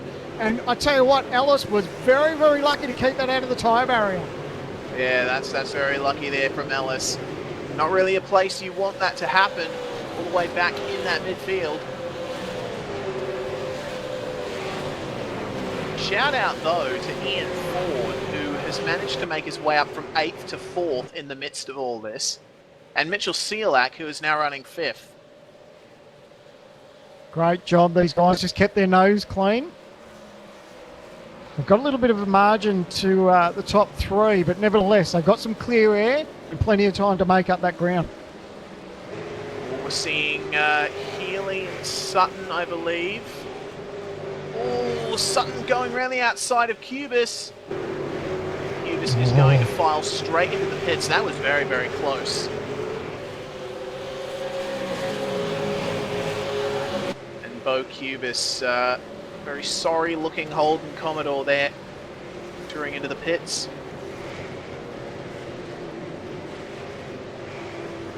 Meanwhile, the top three are together as they were in the last race. Except this time the order's a little different. It's Phil Cell, Down, and Rogers.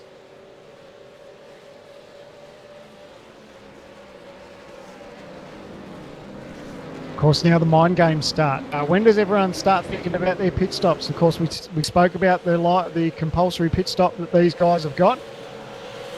The top three really close nose to tail, so these guys will be trying to second guess each other, whether they're going to see who's going to pit, who's not going to, and of course who may possibly even take tyres.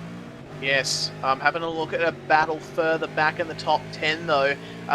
Jake Burton, Kane Kugamiya and Richard Hampstead, 6th, 7th and 8th here, battling very hard.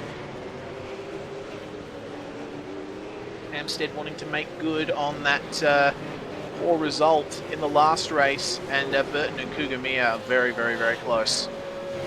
Yeah, no shortage of action for Hampstead in the earlier race, but he's also got a little bit of looks like left rear damage to the back of that Falcon, but shouldn't annoy him too much. As long as the front's clean, then he's happy. So good little battle here, like you said, between him, Burton, and Kugamiya. Yeah, very, very close. Within 0.6 of a second of each other last time by. Meanwhile, up the front, gaps are pretty even. I get the feeling they're not going to try any crazy moves like they would in the last race. They're just going to hold station and wait until the pit stops, and then the race will truly be on. Basically buying a ticket to the second half of the race. Oh, that's exactly right, mate. It's early days. You don't want to do anything silly or anything that could jeopardise yourself, even possibly getting a penalty. These guys will just sort of... they'll race it out. They'll just try and see how their car is compared to the guys around them. And, of course, they'll have some sort of idea of when they're going to pit. But, of course, now the battle that they're in, they'll be trying to second-guess when each other pit as well. And that's always fun to watch.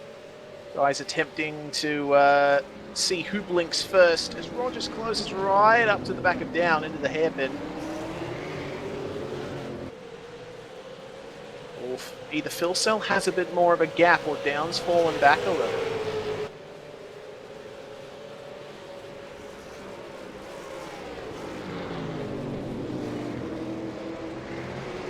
Orb looking further back in the field. Jake Blackhall fighting with Ellis here. They're going side by side.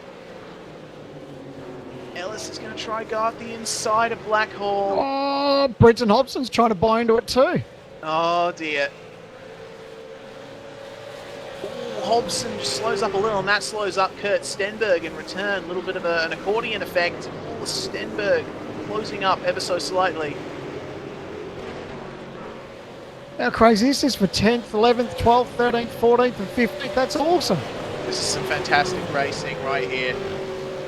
The action is not always up at the front. It's definitely down here in the midfield. Look at that train of cars. That's a magnificent long snake moving through Sebring. Oh, how's the run, Kelly? Sutton and Kelly. Kelly's got a run here. Nice run here. Going to move up the inside here. Oh, Kelly maybe... I mean, Sutton really probably should have held station. He had the inside line there and then sort of moved over and gave the run to Kelly. So that was a big thank you very much for Kelly. And now Ellis is trying to buy into it too. Yeah, of course, Ellis will try and go up the inside now into turn one. That would be the thing to do. Oh, yeah, here he goes. Yes, no, yes, no. Oh, great fight on the outside there from Sam Sutton. Yeah, good stuff. Just giving him a little bit of room, but then they go right. Oh. He's gone. Sutton's off. That's the TTR car off. He's up into the tyres. He saves it, Lee Ellis. A massive moment there. Oh, that's taken out a Performance Motorsports car. Not sure who that was. Massive contact there. Unbelievable. Forzan El Nabi got caught up in that as Sutton tried to re-enter the track. Honestly, I'm not sure whether to call that a racing incident or not, because Ellis didn't really give Sutton the room on the right-hand side of the track. Oh, and Ellis is in more trouble. Yeah, you're right. Just having a look at that video, he didn't quite clear him. It looks like the same things again. Oh, he's just made... there's nose-to-tail contact with... who? It was John Latham. Oh, man, what a shame, though. But it's something that we've seen all night. These drivers haven't been clear, and they've been shutting the door like it is clear. And of course, if someone's got their car alongside them or still got their nose there, they're entitled to leave it there. So yeah, we'll let the stewards work that one out. Yeah, and that's a very borderline section of track to be doing that sort of thing on, because the track does kink right just as you enter the braking zone. So you've got to be sure that you are in a good position to pass. Madison Down is in pit lane. Sorry to cut you off, Madison mate. Down is in pit lane. As we see cars really filing around the Sutton area. Ellis and Sutton out there, and it looks like, oh no, we're not going to have some guys going 3 wide to the last turn, are we? That's Mitch Abrahall, Forzan El Nabi, and Sanjin Dalalik all going tooth and nail through the last turn. Incredibly good racing. But I've got to say, Mitch Abraham's car is looking in a bit of a sorry state. So Down now rejoins the racetrack. Didn't quite get a stopwatch on how long. Oh, the only drama is for Down. He's in a massive load of traffic. That's the last thing he needs to see.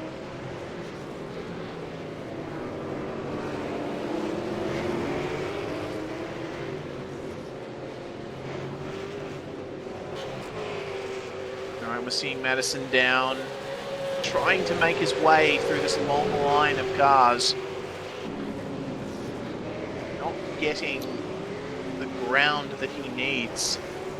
Oh, he's going to Sanjin. look up the inside of Sanjin. Oh, Oh, Sanjin at a moment. There was no touch there. It was close, but there was no touch. All right, good stuff from Sanjin to avoid that. I think that was just a rear brake lock up there.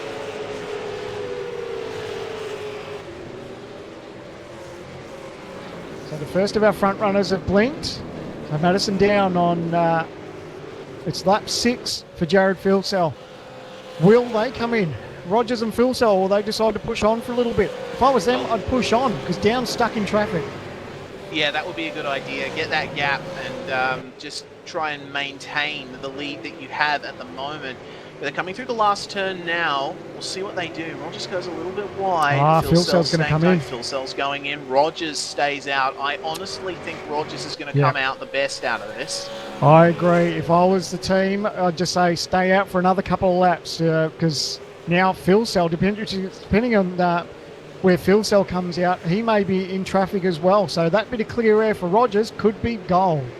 Yeah, we'll see what happens. Filsell is filing into his pit bay now as the field streams by.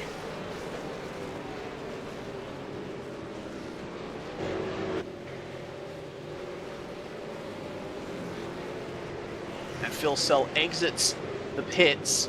Doesn't seem to be as much traffic around him as we thought there would be. Oh, and here comes Madison Down. Yeah. So Filsell's going to come out in front of Down. There we go. Oh, Filsell squirming around a little bit on the tyres. He's come out just behind Abraham.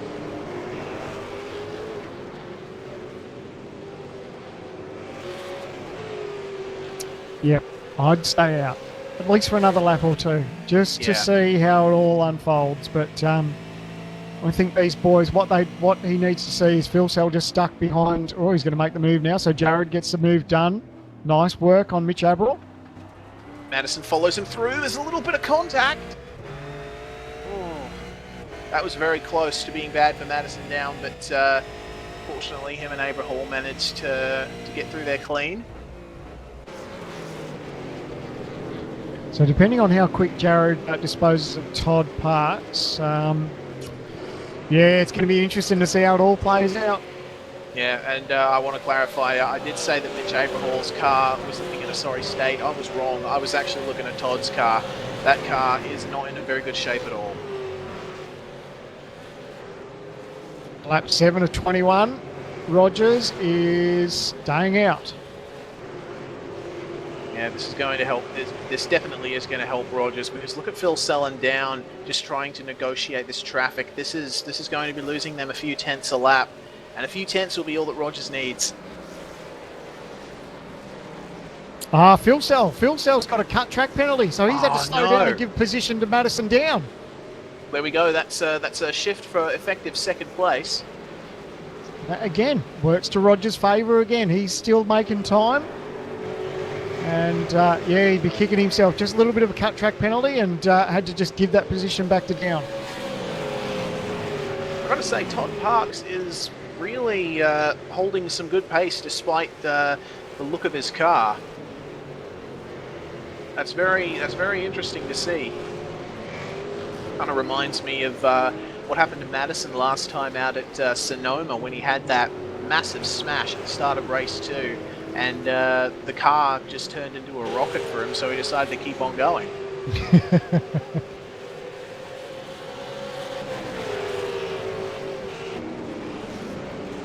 Looks like Down's got a bit of pace here. May get the job done on Todd Parks. Yep, straight up the inside. So now some clear air for Down. Meanwhile, up the front, not the effective front, but second and third on track at the moment, Ian Ford and Mitchell Ciolak are very, very close now. And don't forget, they're probably going to gain something out of this too. At the very least, they're going to close up to Down and Phil Cell once they take their stops.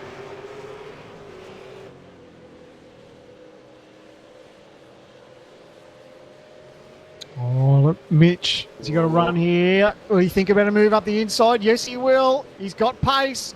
Gets the job done. Up the inside. Nice job. Just smokes that right front just a little bit. But Ian Ford is going to hang tight. He's going to maybe go to the pits. Oh, they're both going to the pits. No? Yes? Well, yes. Oh, okay. Very good job by both of them to avoid contact. Ian had me second guessing there. Wow. All right then. And again, Rogers stays out. Last lap for Rogers, a 2:02.1 for clear air. Let's see what Down's lap is as he crosses the start-finish line. Down and Phil Cell coming across the line now. 2:02.0. So just a fraction quicker. That's very interesting. And Phil Cell 2:01.9. So, yeah. Okay, so those guys still have pace regardless. Well, the benefit they've got now, they've got clear air. So they didn't have all that traffic, didn't hold them up too much. But I still think Rogers has done the right thing. Stay out. You probably want to start thinking about coming in now, though.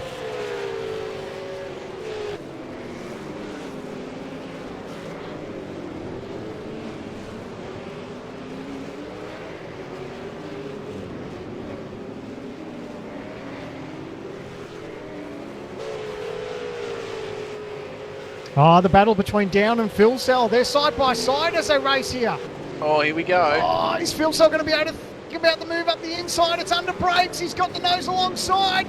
Oh, plenty of racing room between these two. Fantastic stuff between Phil Cell and Down. How's the respect they give each other? Just racing room, just enough. Well done, guys. That was awesome.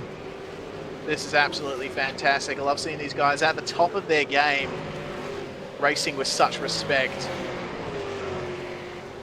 You don't see that kind of racing respect given much nowadays, it has to be said.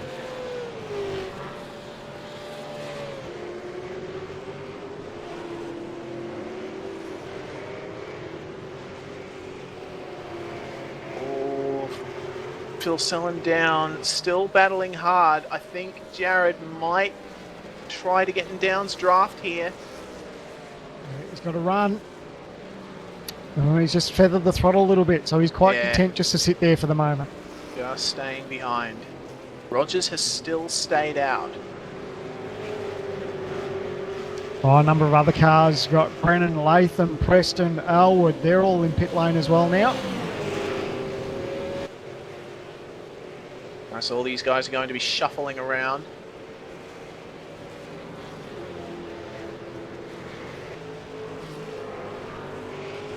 Ciolak and Ford are going to be picking their way through this field now. Ciolak and Sean Kelly currently battling into turn one at the moment. And that was Latham that just joined in front of them as well. Oh, looks like Kelly just went a little bit. Oh, I don't know if he's going to be able to hold on. No. Oh, close. Oh, here we go. Oh, Kelly shut the door. Now, Mitch has got a run here. Oh, yep, Kelly has to cover. He had to because Mitch had a run there. Has Kelly gone in deep again? Oh, he's going to leave a little bit of room up the inside. It's going to be a drag race. They're trying to get the power down. Look at them side by side up here through the S's. Fantastic stuff. Great stuff.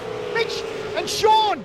Door handle to door handle, but Mitch is going to hold on. He'll have the inside run here to the right-hander. Yep, and I think Ian Ford's going to try and follow him through, but not if Sean Kelly has anything to say about that. Oh, big pitch there for Ford. That got sideways as it kicked up on the curb, but he held on to it. Nice job, Ian. Yep, and coming into this latter part of the circuit, he's going to get a bit of a draft from Kelly to aid in his pursuit of Ciolak.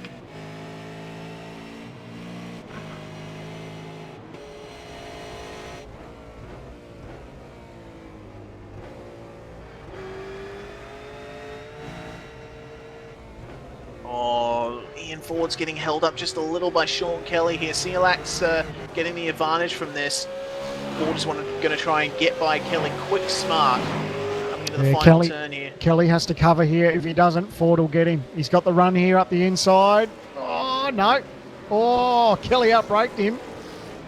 But Ford's still there. Oh, he's going to put up the inside. Nice tight line there for Ian Ford. Now two can get onto the throttle. They both wiggle. Kelly on the outside. It's a drag race to the start-finish line. Kelly had the run to the inside of the left-hander. As Kurt Stenberg and I think Lee Ellis now coming out onto the track in that area. Oh, Ford on the outside. Oh, well done, no, Ford. no. He's still trying to hold on to it. Kelly will try and outbrake so he can hold the inside line. Oy vey. Oh, a little bit of nose to contact there. Oh, and Healy trying to battle in as well. Has Kelly pitted yet? Is a question I want to ask.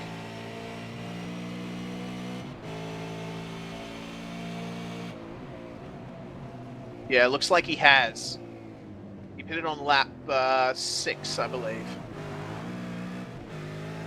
No, lap 5 rather. So he pitted quite early, did Kelly. So he's in a pretty good effective position here. Oh, Kelly under pressure. Oh. Oh, wow. Goodness me. And Josh Rogers, he has dived into pit lane. So he's now getting his pit stop over and done with. Okay, so Rogers left it until lap 11 to take his stop. We'll see how much of an advantage that has given him over Down and Phil Sell, but got to be said, his pace did not quite match them, so we'll have to see what happens. I've got the pit lane camera trained on Rogers. Well, Jared, Phil Sell and Madison Down are just coming onto the start-finish straight now. There they are. Rogers is down. Looks like he might come out just in front of them. Oh, no, All Down's of going them. to get him. It's got him. So he'll go back to third. Phil Sell will get him as well. There we go. But thing is, if they have taken tyres, I'm not sure if they have, but if they have, then Rogers is going to be on fresher rubber. And he's also going to have a bit of a lighter car, I believe, having pitted later.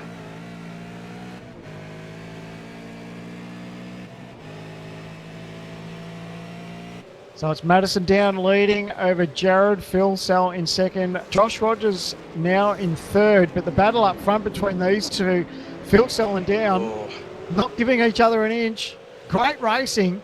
Of course, Rogers just needs to sit back and watch it all unfold because, quite frankly, I think he's got the better car out of the three. Yeah, kicking up a ton of dust as Phil Sell goes for the move up the inside on Down. Down's going to try and hold it, though. He's got the inside for that section. Phil Sell did not make it that time. Oh, and Rogers is going to be loving this. Look at how close he is now.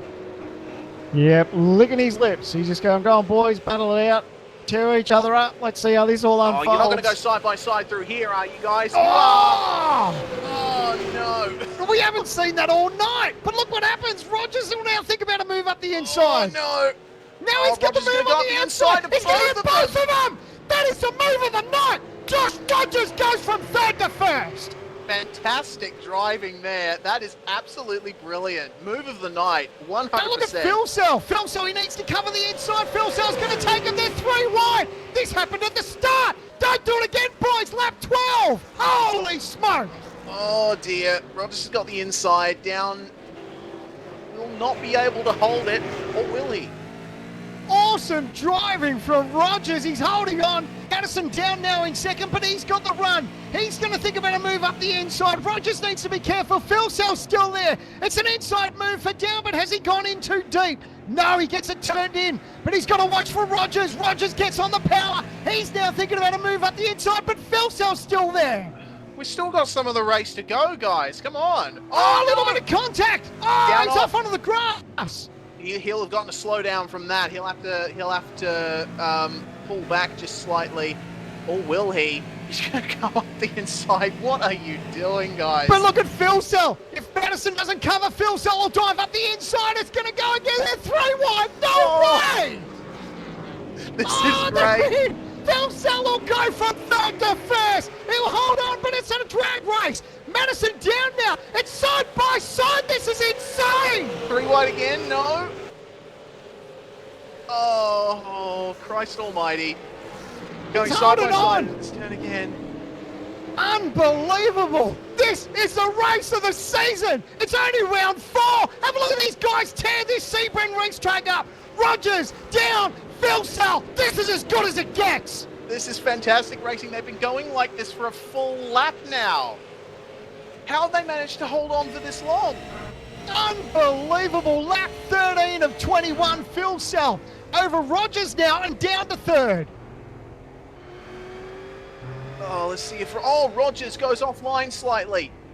That was a bit of a mess up from Josh Rogers there. It's going to leave the door open for Madison down to try and go down the inside into the He's got a final run. turn. Definitely got the run here. So Rogers will slip back a place here. Philsell needs these guys to keep mixing it up because they're side by side here. Unbelievable action here at Sebring. This is unbelievable. Madison down. Gets the job done. Oh, Josh bit of a Rogers, slide from down, though. Now Josh Rogers will get up the inside. Oh man, well, while you have your eyes on that, Sandman, I do believe we have a message from the stewards as they go side by side into turn 1. He'll get the job done because he's got the left-hander coming up here, so it'll benefit him. Down's going to be on the outside. Rogers will move into second place. They're still side by side. Down just needs to give up. Tuck back in. Oh, there we go. Resume the fight. Another corner.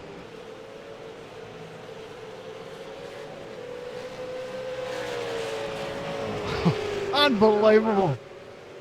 Okay, and I've got a bit of a stewards update now, Sam. All drive-throughs listed in this have been done. So there was an incident between Sam Sutton and Ethan Griggold. Ethan got a drive-through from that.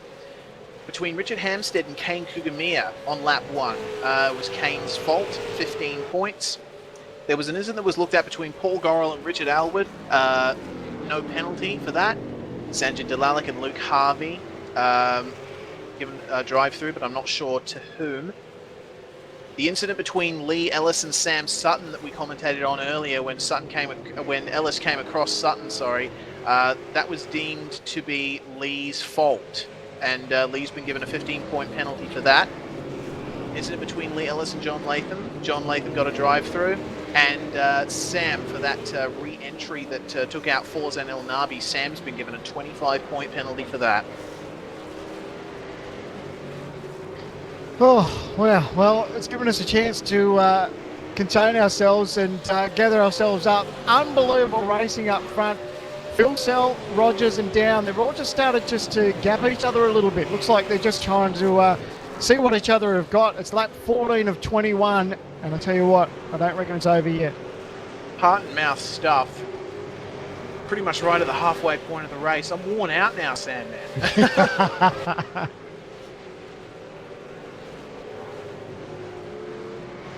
And meanwhile, further back, Richard Hampstead is up into 4th. Jake Burton 5th. Mitchell Sealack 6th. Ian Ford quite far behind him now. We're very close coming into the stop, but it seems that Ford has lost a bunch of ground there. Just checking out the fastest car on track is Josh Rogers with a 2:01.849. Yep, and we're hearing something from Corey Preston, I believe. Went to make a move. Right, it was a very... had a bit of a drift move, apparently, according to our director. Oh, yeah, I just went and checked it out. He made contact with Lee Ellis, and those boys were doing a bit of Tokyo drift. Yeah, Ellis missing the bonnet on his car. Ellis and Ethan Gold going at it here. I want to say Kurt Stenberg has managed to really capitalise on the pit stops. He's made his way up to 11th place.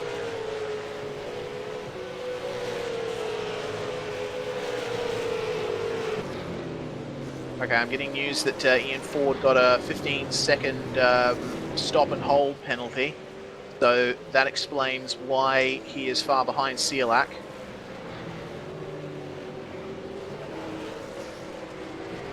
Tell you what, there's great racing here between Ethan Griggolt and Lee Ellis. Ethan looked like he was going to try the outside now, trying a bit of crossover, but Ellis is doing a good job. He's got a lot of damage to that Commodore.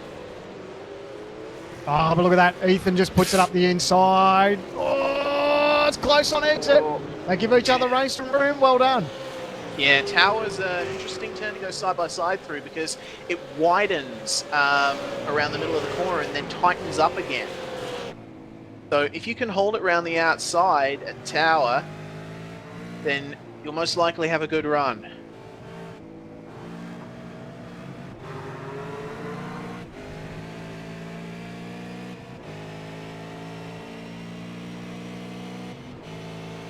Tell you what, it's getting close again up front. Josh Rogers, he's really harassing the back of Phil Sell. Fastest again by about half a second, Rogers. The 2:01.8 last time down to 2:02.3 from Phil Sell. So definitely got the pace in that Hyperstimulator Falcon. Yeah, it's going to be very interesting to see where they go by the end of the race. Actually, they have closed up quite a bit more now as Rogers has a bit of a slide coming out of the hairpin. That's a very important traction zone, that hairpin. It's interesting, if you can hold it round the outside in the hairpin, then you'll get a very good run into this turn here. May not seem that way looking at it, but once you're in the driver's seat and you manage to put the throttle down nicely, you can get a very good advantage as they go into Tower for the 16th time this race. I'll tell you what, we may have to apologise to everyone because if these boys start mixing it up again, Down is just slowly starting to close in again on Rogers and Phil Sell. But yeah, if it's, tell you what, Down just makes a little mistake.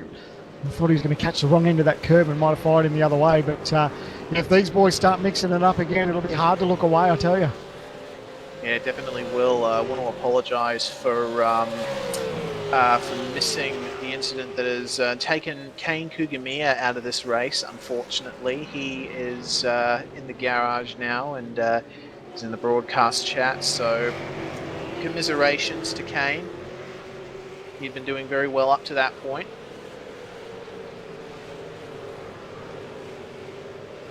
But Rogers and Phil Sell are very close now. Down's still hanging back a bit.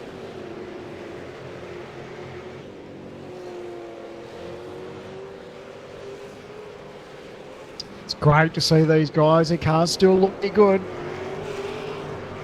Rogers really taking it, harassing the back of Phil Sell. That's exactly what he needs to do. Just apply as much pressure as he can. Even if he's not ready to make the move yet, just apply that pressure, move around a little bit in Phil Sell's mirror, and that'll have him second guessing when he's under brakes. Just because if Phil Sell just for one little bit of second gets distracted, that could be all that Rogers needs to get the move done. It certainly will. I'm looking back at Lee Ellis and Corey Preston. They've gotten very close now as Ethan Griggolt is up there in front of them.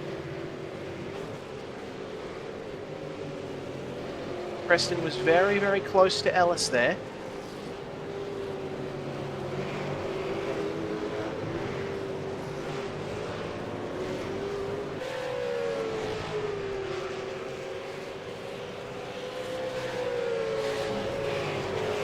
Lee Ellis still continuing on despite that very, very heavy damage to the rear end of his car.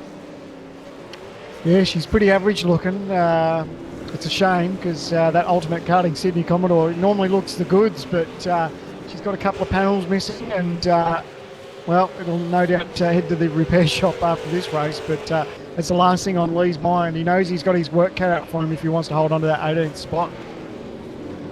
Oh, a moment there for Preston. Oh, a little bit of wiggle under brakes, but manages to stay on the black stuff, which is good. Yeah, very good. Oh, as he has a little bit of a slide again. That's very, very... That's one of the places on the track where you want a car that has good turn in, but also a stable rear end, because the turns are very flowing. You need to be able to keep that grip up. Oh, lap 18, back up front. Sorry, Rogers is looking for a move up the inside of Phil Sell. Oh, he just puts the nose in. Oh, a little bit of contact. Rogers made contact with the back of Phil Sell, but he held onto it. Nice job there from Phil Sell, and well done for Rogers for getting out of it. That was great. Yeah, very good stuff there once again. Oh, the battle between Phil Sell and Rogers is really heating up now. That's exactly what Rogers needs to do. Just harass the back bumper of Phil Cell because he means business. He knows the car's good. He was strong in race 1 and he's going to have a crack around the outside, possibly. Under brakes. They're side by side. Have a look at it. They're going to try the cross. Around the outside of the hairpin can be done, but unfortunately, Rogers couldn't make it happen that time. Next place he can try and put a move is this next right-hander. Phil Cell tries to cover the inside. Eyes to Phil Cell. Oh, I thought as he gone in too deep. It's exactly what Phil Cell had to do. He has to cover because he knows that Rogers is strong under brakes. That hyperstimulator Falcon is the goods here at the moment. Lap 18 of 21, all over the back of Jared Phil Cell. This is it. This is going to be one of the best finishes of the season if they can keep this up. Oh, he thought about a move to the inside. Phil Cell covers. Yeah, it's a good place to cover the inside, but of course it messes up your line all through this section of the track, and you've got to try and get yourself back online in time for the straight. Oh, does Rogers have a run here? It's a little bit too far back. Didn't quite get the run onto the back straight that he needed. That's all he needs to do. Just some smart, clean driving. Get the nose pointed in. If he can get that, get to the throttle on that back straight, he'll get the move done. But he knows he's still got a couple of laps up his sleeve. They're going to cross the line to start lap 19 of 21. Our apologies to the rest of the field. This is just too good. Here we go. He's showing it. This is why we're watching it. Rogers up the inside of Phil Cell. Now Phil Cell will try to cut. Rogers has to cover. If he doesn't hold that road, he's going to move to the inside. But Phil Cell can't quite get the job done, wiggling around under brakes. Rogers, well done. Rogers just came across a little in the braking zone and maybe gave Jared a little bit of a nudge. Some fantastic racing. We're not averse to a little bit of contact. These are touring cars after all. Hey, Rubbin's racing. We see it in the movies. We see it on the racetrack. That's fine. These guys have been putting on a heck of a show. Phil Cell trying to pull it up. Oh, close. Incredible stuff. And now Down's going to try and have a run on Phil Cell too. Look at him moving around the back. He's going to try and go around the outside perhaps. He's Up going to the look to the inside. Who knows? Outside. It is. Phil Cell covers. Down goes to the outside. He can hold on. Look at this. Look at the power down. Side by side, these guys. Look at them. Oh, contact there. Oh, this is great. Have a look at this. They're going to go side by side into tower too. Oh, down tucks in. Oh, hold your breath there, boys. Unbelievable. And now Rogers has got the gap once again. We saw this before, Sandman. Yep, let the boys fight and he'll just run off into the distance. That's exactly what he wants to see. Fantastic stuff up at the front, but I think I'm going to take a look back down in the field. I'm seeing a couple of guys that are very close together. Todd Parks and Forzan El Nabi down in the midfield. Just behind Corey Preston. These guys are fighting hard as well. Just behind them, we got Richard Elwood and Mitch Abrahall with Paul Gorrell just behind them.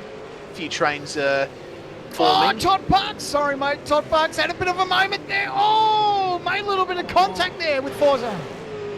But Forzan comes off the best as they go into this flat-out turn.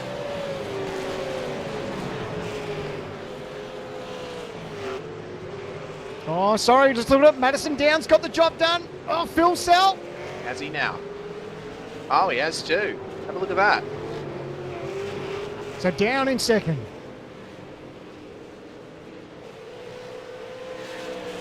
But Josh Rogers still maintains that gap. Goodness me.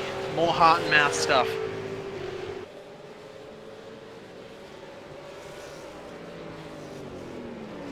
Thing working in Rogers' favour though, he's only got about a lap and a half to go, so all he needs to do is just hit his marks. Don't worry about looking back because Down's probably got a bit too much of a margin to make up, but well, a little bit of lap traffic, but great stuff there from Jake Maloney. Just moves straight out of the way for these guys.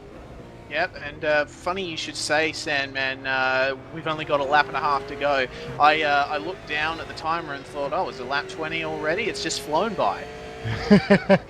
It's been easily happening when you see the action that Rogers, Down and Phil Cell have been turning on. these guys have just taken it from the start. We saw the 3-wide action. It's happened multiple times throughout this race. It's been unbelievable to watch. And I tell you what, looks like Rogers may be in this hot seat for a clean sweep here at Sebring. Yeah, it's a very, very good result on the cards here for Josh Rogers, especially after the bad luck he's had in the first few rounds of the season. To finally see him break his victory duck and possibly do it with 2 wins in a row, touch wood, it's going to be fantastic. Fantastic stuff and really lift his spirits. And the best part is, grab 2 pole positions along the way, possibility of 2 race wins, and he's had it with the toughest competition you could ask for. Jared Filsell and Madison Down, arguably the best drivers in V8 SCOPS, and he has been pressured the entire way. He hasn't faltered. He's done everything right. Everything has been perfect for that hyperstimulator Falcon, and all he's got to do is bring it home one more time for a clean sweep. Yeah, but I don't think Filsell and Down are done quite yet. They've still got a few opportunities to go to try and shift around these positions. One final time I'm going to look back in the field. Brenton Hobson and Kurt Stenberg battling very hard with Jake Blackhall and Mitch McLeod right behind them. Fantastic racing going on with these guys. We'll make sure to check up on them at the end. Stenberg has had a very good race here in 11th after starting 17th, especially after that very poor result in race 1. Back up the front, we should say, I think, Filsell's pulled back from Down a bit, it seems. Yeah, just had a little bit of a wiggle on exit, just locking up the right front there. He's just trying to have a real red-hot go. I think he's spent, the car's spent, the tyres are spent. The battle that these guys have been turning on for the last 20-odd laps, there's no doubt why. There's unbelievable racing action, and I think they just have to fold and roll over. It's Rogers who's going to bring it home with half a lap to go. Yes, indeedy. He's only got 4 turns to go. Now 3, now 2, and now 1. It's just that last stretch. The sun in Josh Rogers' eyes, the virtual sun. They're going to Sunset Bend, Down in Filsell, in formation behind him pretty much. What a fantastic result this has been for Josh Rogers after missing out on victory first few times in the opening rounds of this season. He's going to round the final turn and make it 2 from 2 here at Sebring International Raceway. Josh Rogers is your race victor for TTL. Awesome, awesome stuff. Congratulations, Josh Rogers. He clean swept here at Sebring, and Madison Down, Jared Filsell. You will not see any better racing action than we have seen tonight here at Sebring. Absolutely unbelievable stuff from the Prem Series. There we go. They form up and start doing the victory burnouts there at the first turn. Fantastic stuff there. All right, so that's Rogers, Down, Filsell, Hampstead, Burton, Ciolak makes good on his qualifying promises and finishes 6th. Michael Healy up from 12th to 7th. Great stuff there. Ian Ford in 8th, Sean Kelly 9th, Brenton Hobson finishes in 10th, just holding off Kurt Stenberg.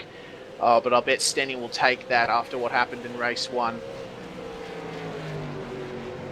As Stenberg and Matthew Ross Munro, teammates at Fusion Sim Racing, Dayco Motorsport, decide to do the victory lap in formation. Brilliant stuff. But Sandman, oh my goodness, what a race.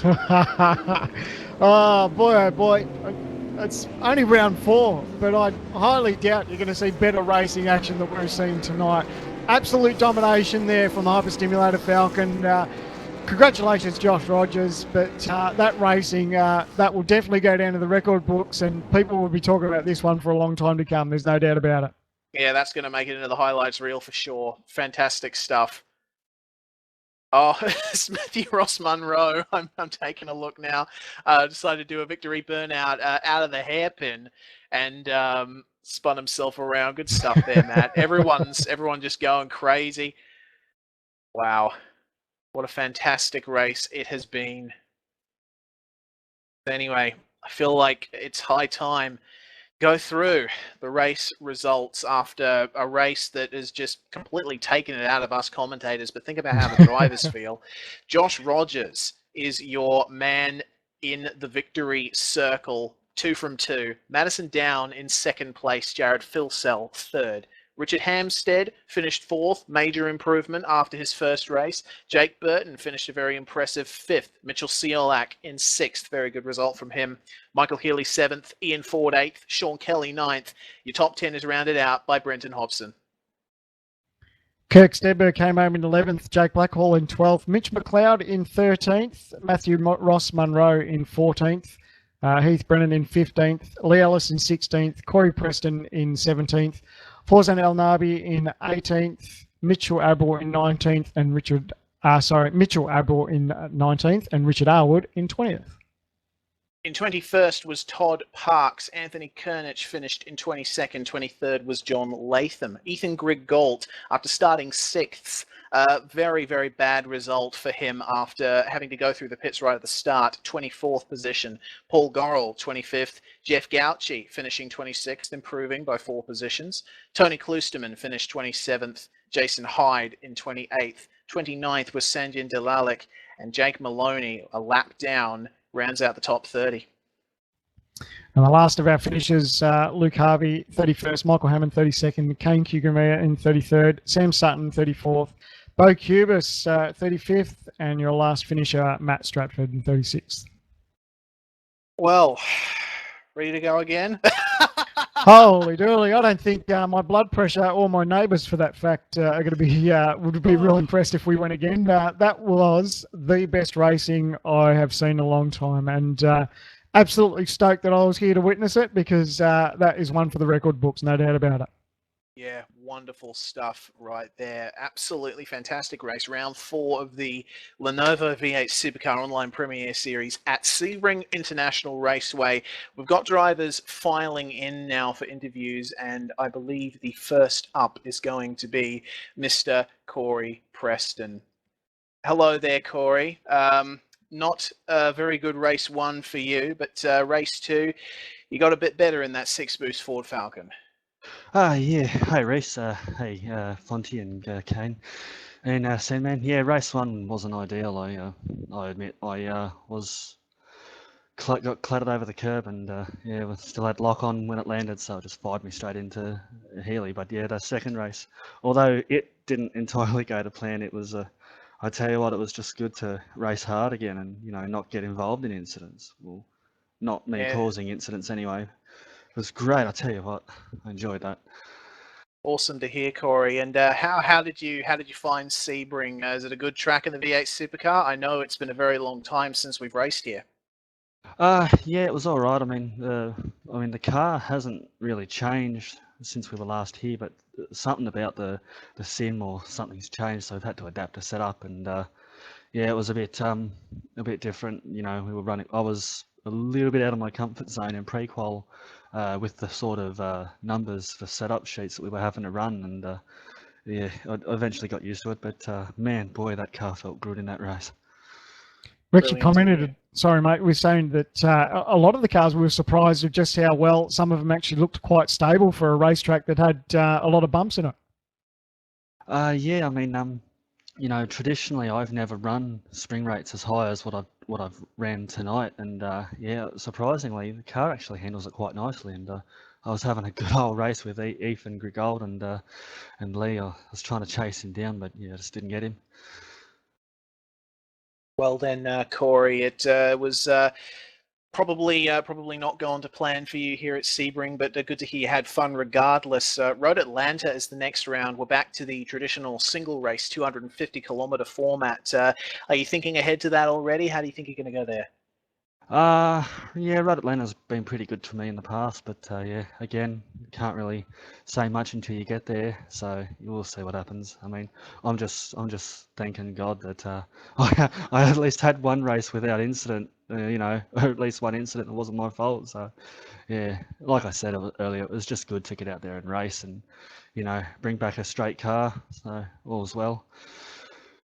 All right, then. Fantastic stuff, Corey, and I guess we'll see you at Road Atlanta. Thanks, guys.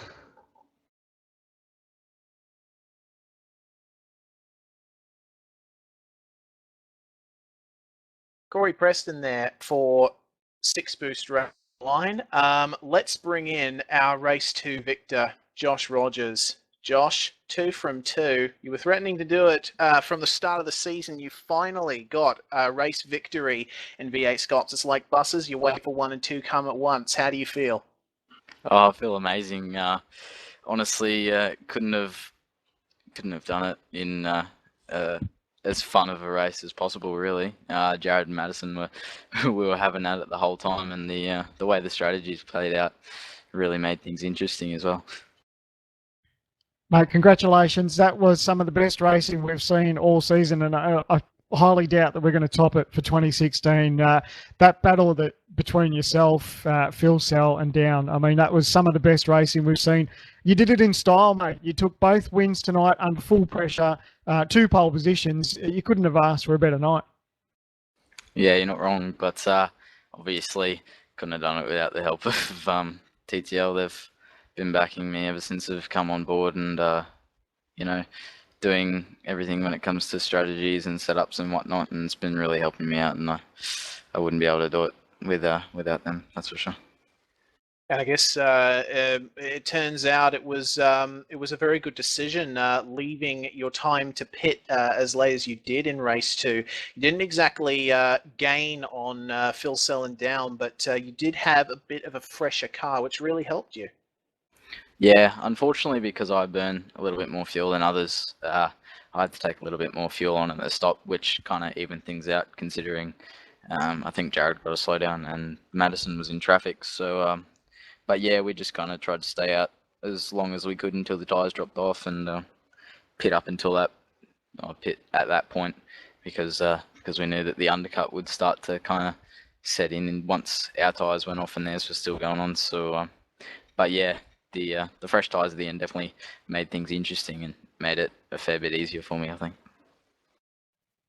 And before we let you go, mate, how was your confidence coming into Sebring? Because your times were good through the week, and of course, mate, tonight was just storybook stuff, mate. You did everything right, pole positions and wins along the way, and now you got the monkey off the back for that first win.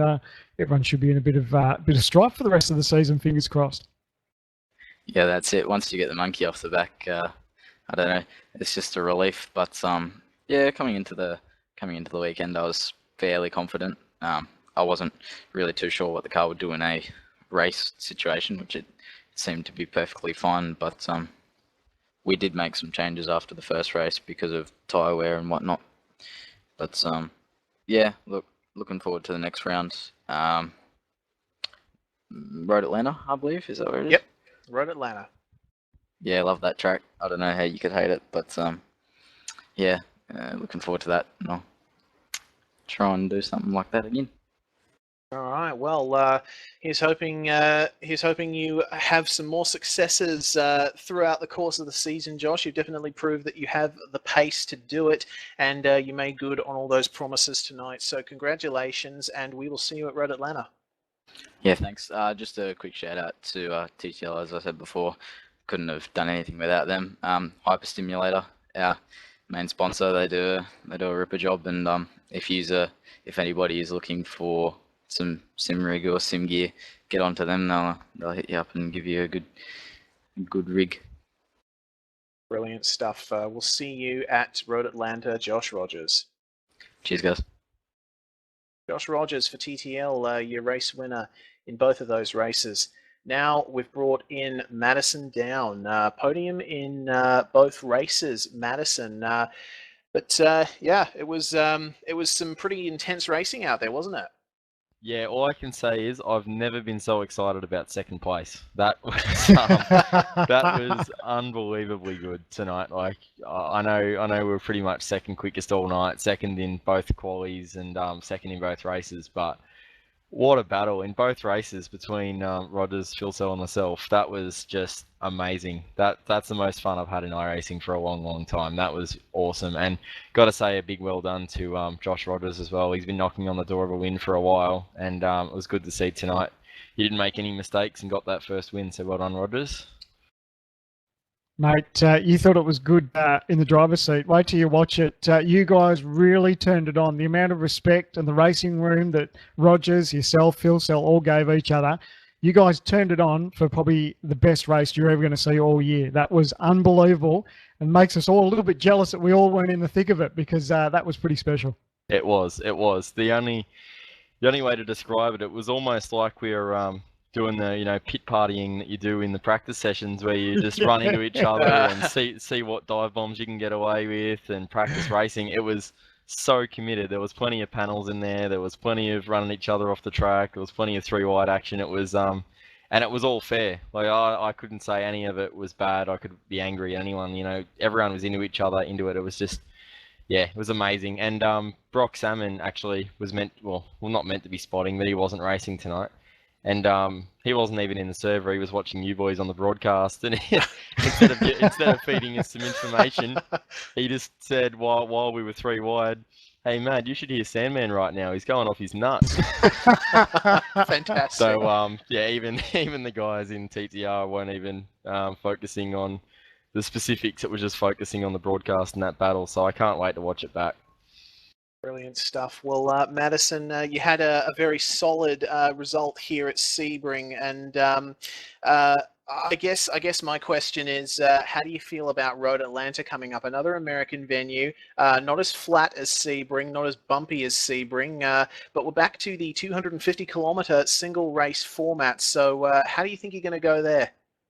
Yeah, Road Atlanta's often been a good track for myself and TTR in the past, so hopefully we're not too bad there. Sebring, again, is a strong track for me in the past as well, so hopefully we can get a reasonable result. We still haven't got a win this year, so need to get a win up there for Ultimate Karting Sydney. I think it's been pretty much a year now, so it's been a bloody long time. So, yeah, made inroads in the championship tonight, but still not a win, so hopefully Road Atlanta is the race for us.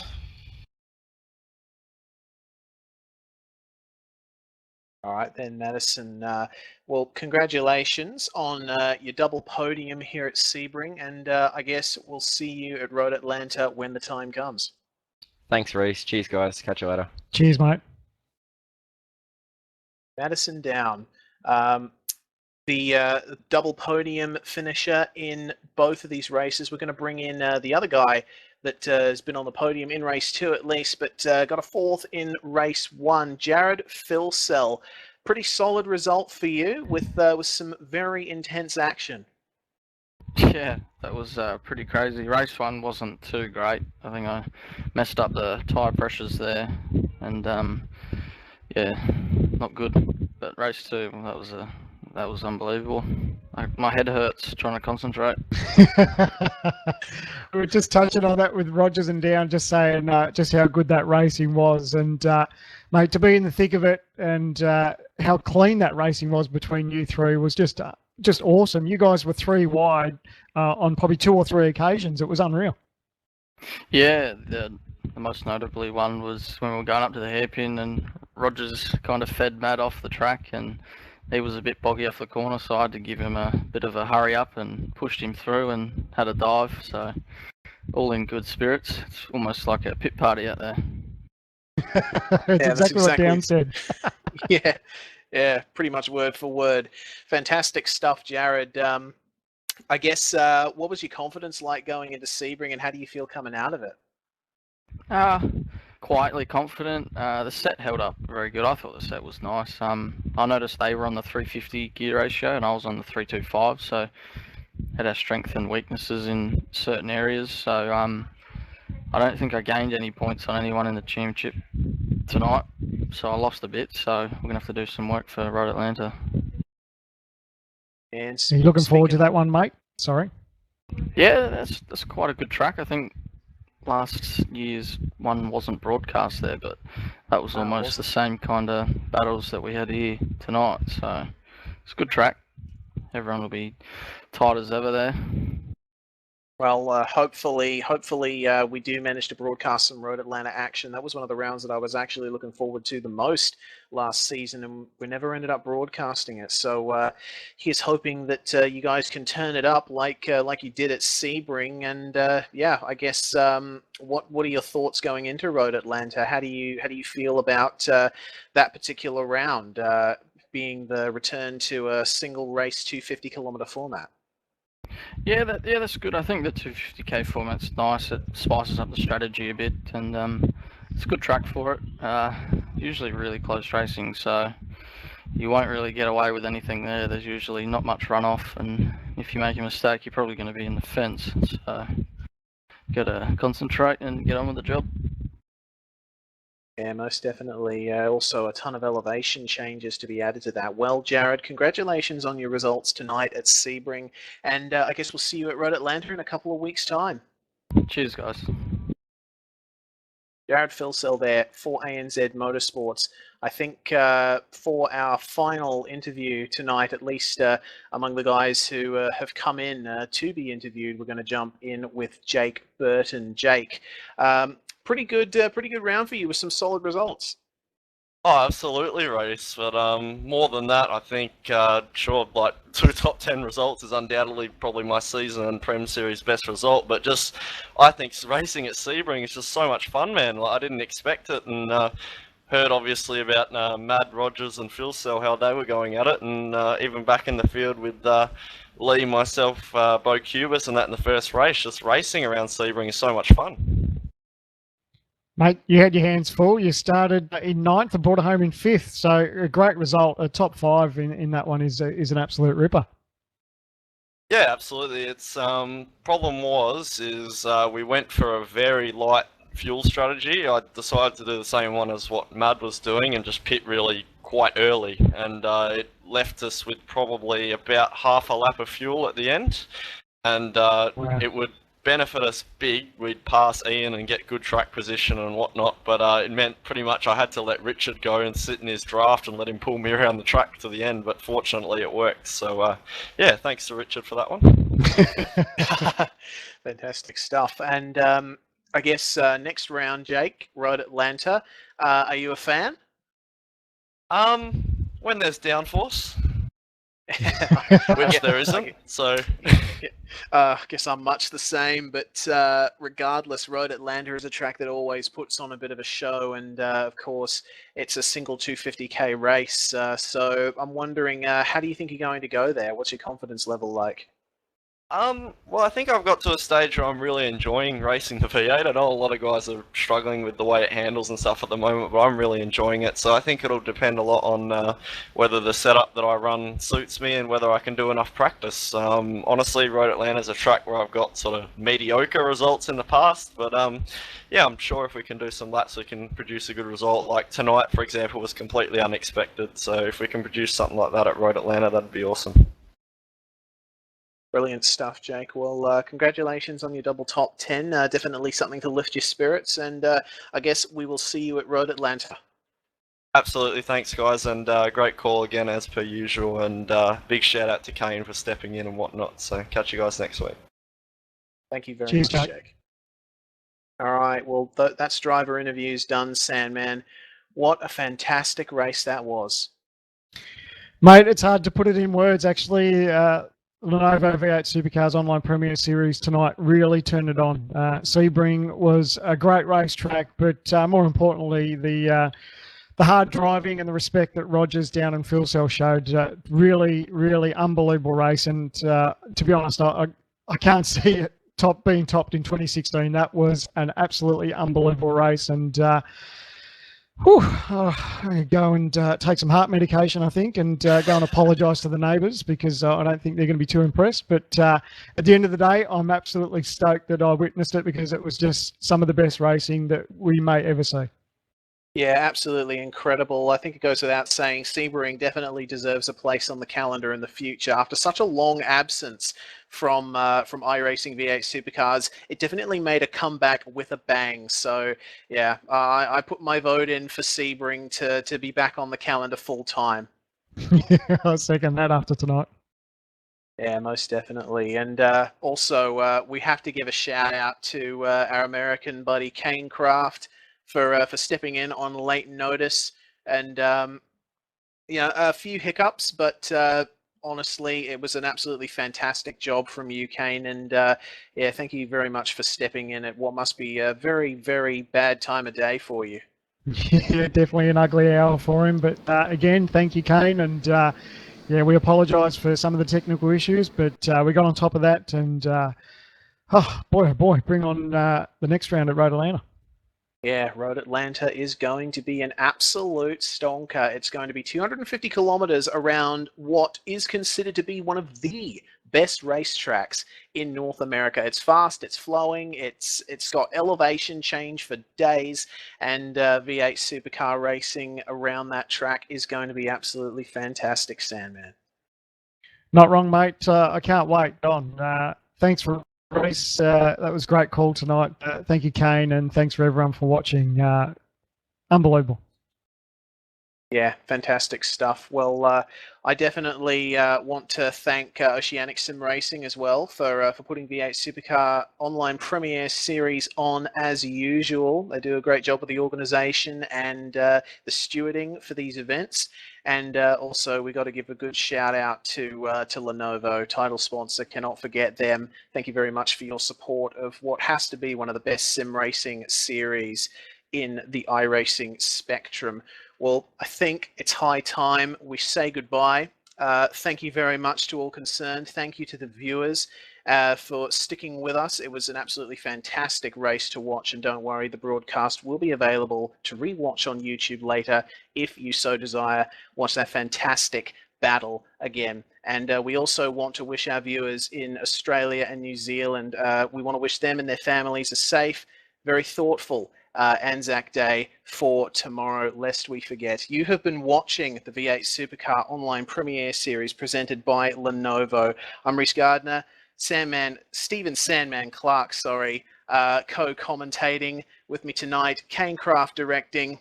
Your winner for both races was Josh Rogers.